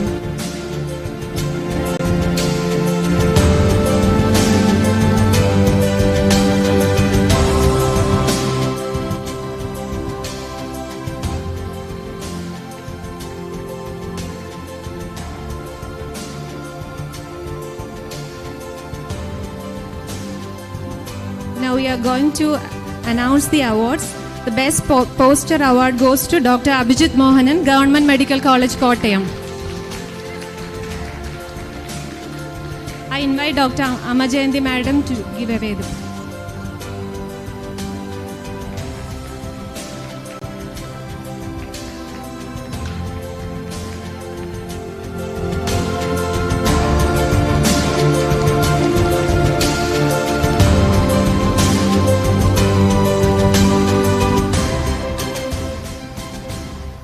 I invite Dr. Indira C.K. Madam to give the Best Paper Award. Best Paper Award goes to Dr. Shruti N, Government Medical College, Kottayam.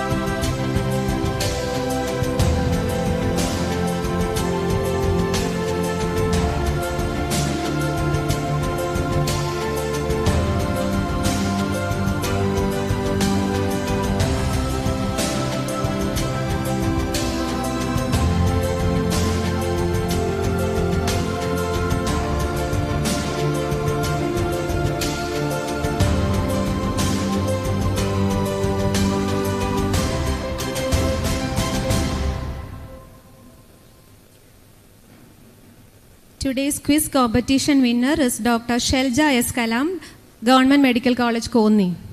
She scored 18.5 marks out of 20 marks.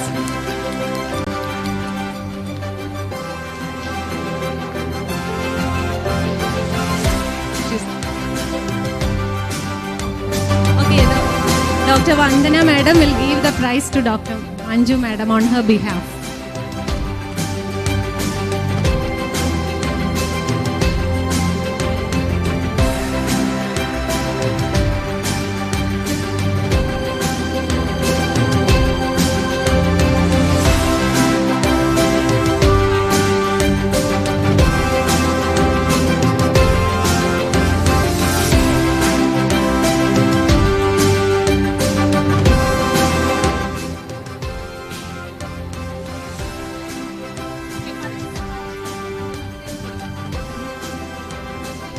I invite Dr. Manju Madhavan Madam to give the participation certificate.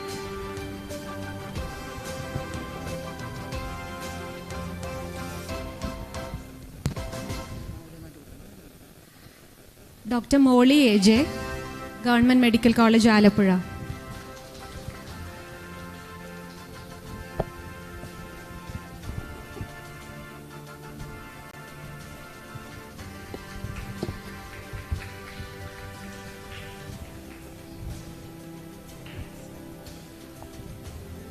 Dr. Rafiq P, Malabar Medical College.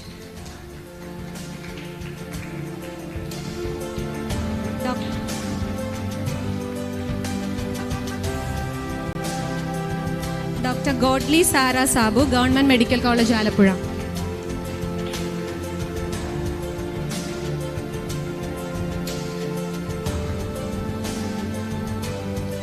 Dr. Heavens Jose, PK Das Medical College.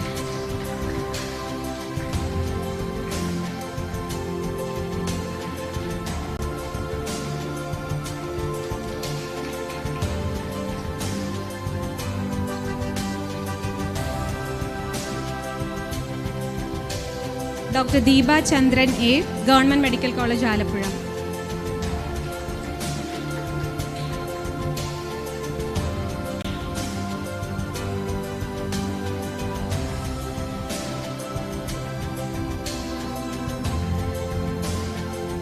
Poster presentation.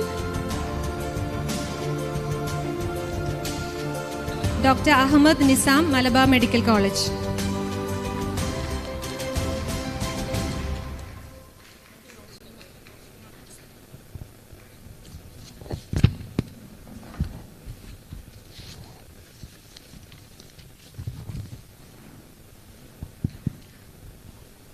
With that, we come to the end of today's CME.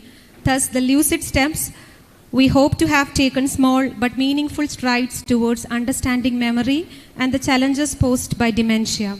A heartfelt thanks to all our distinguished speakers, enthusiastic participants, and the organizing team. Your presence and contributions made this event a grand success. Let us carry forward the knowledge we have gained into our practice. Thank you all once again.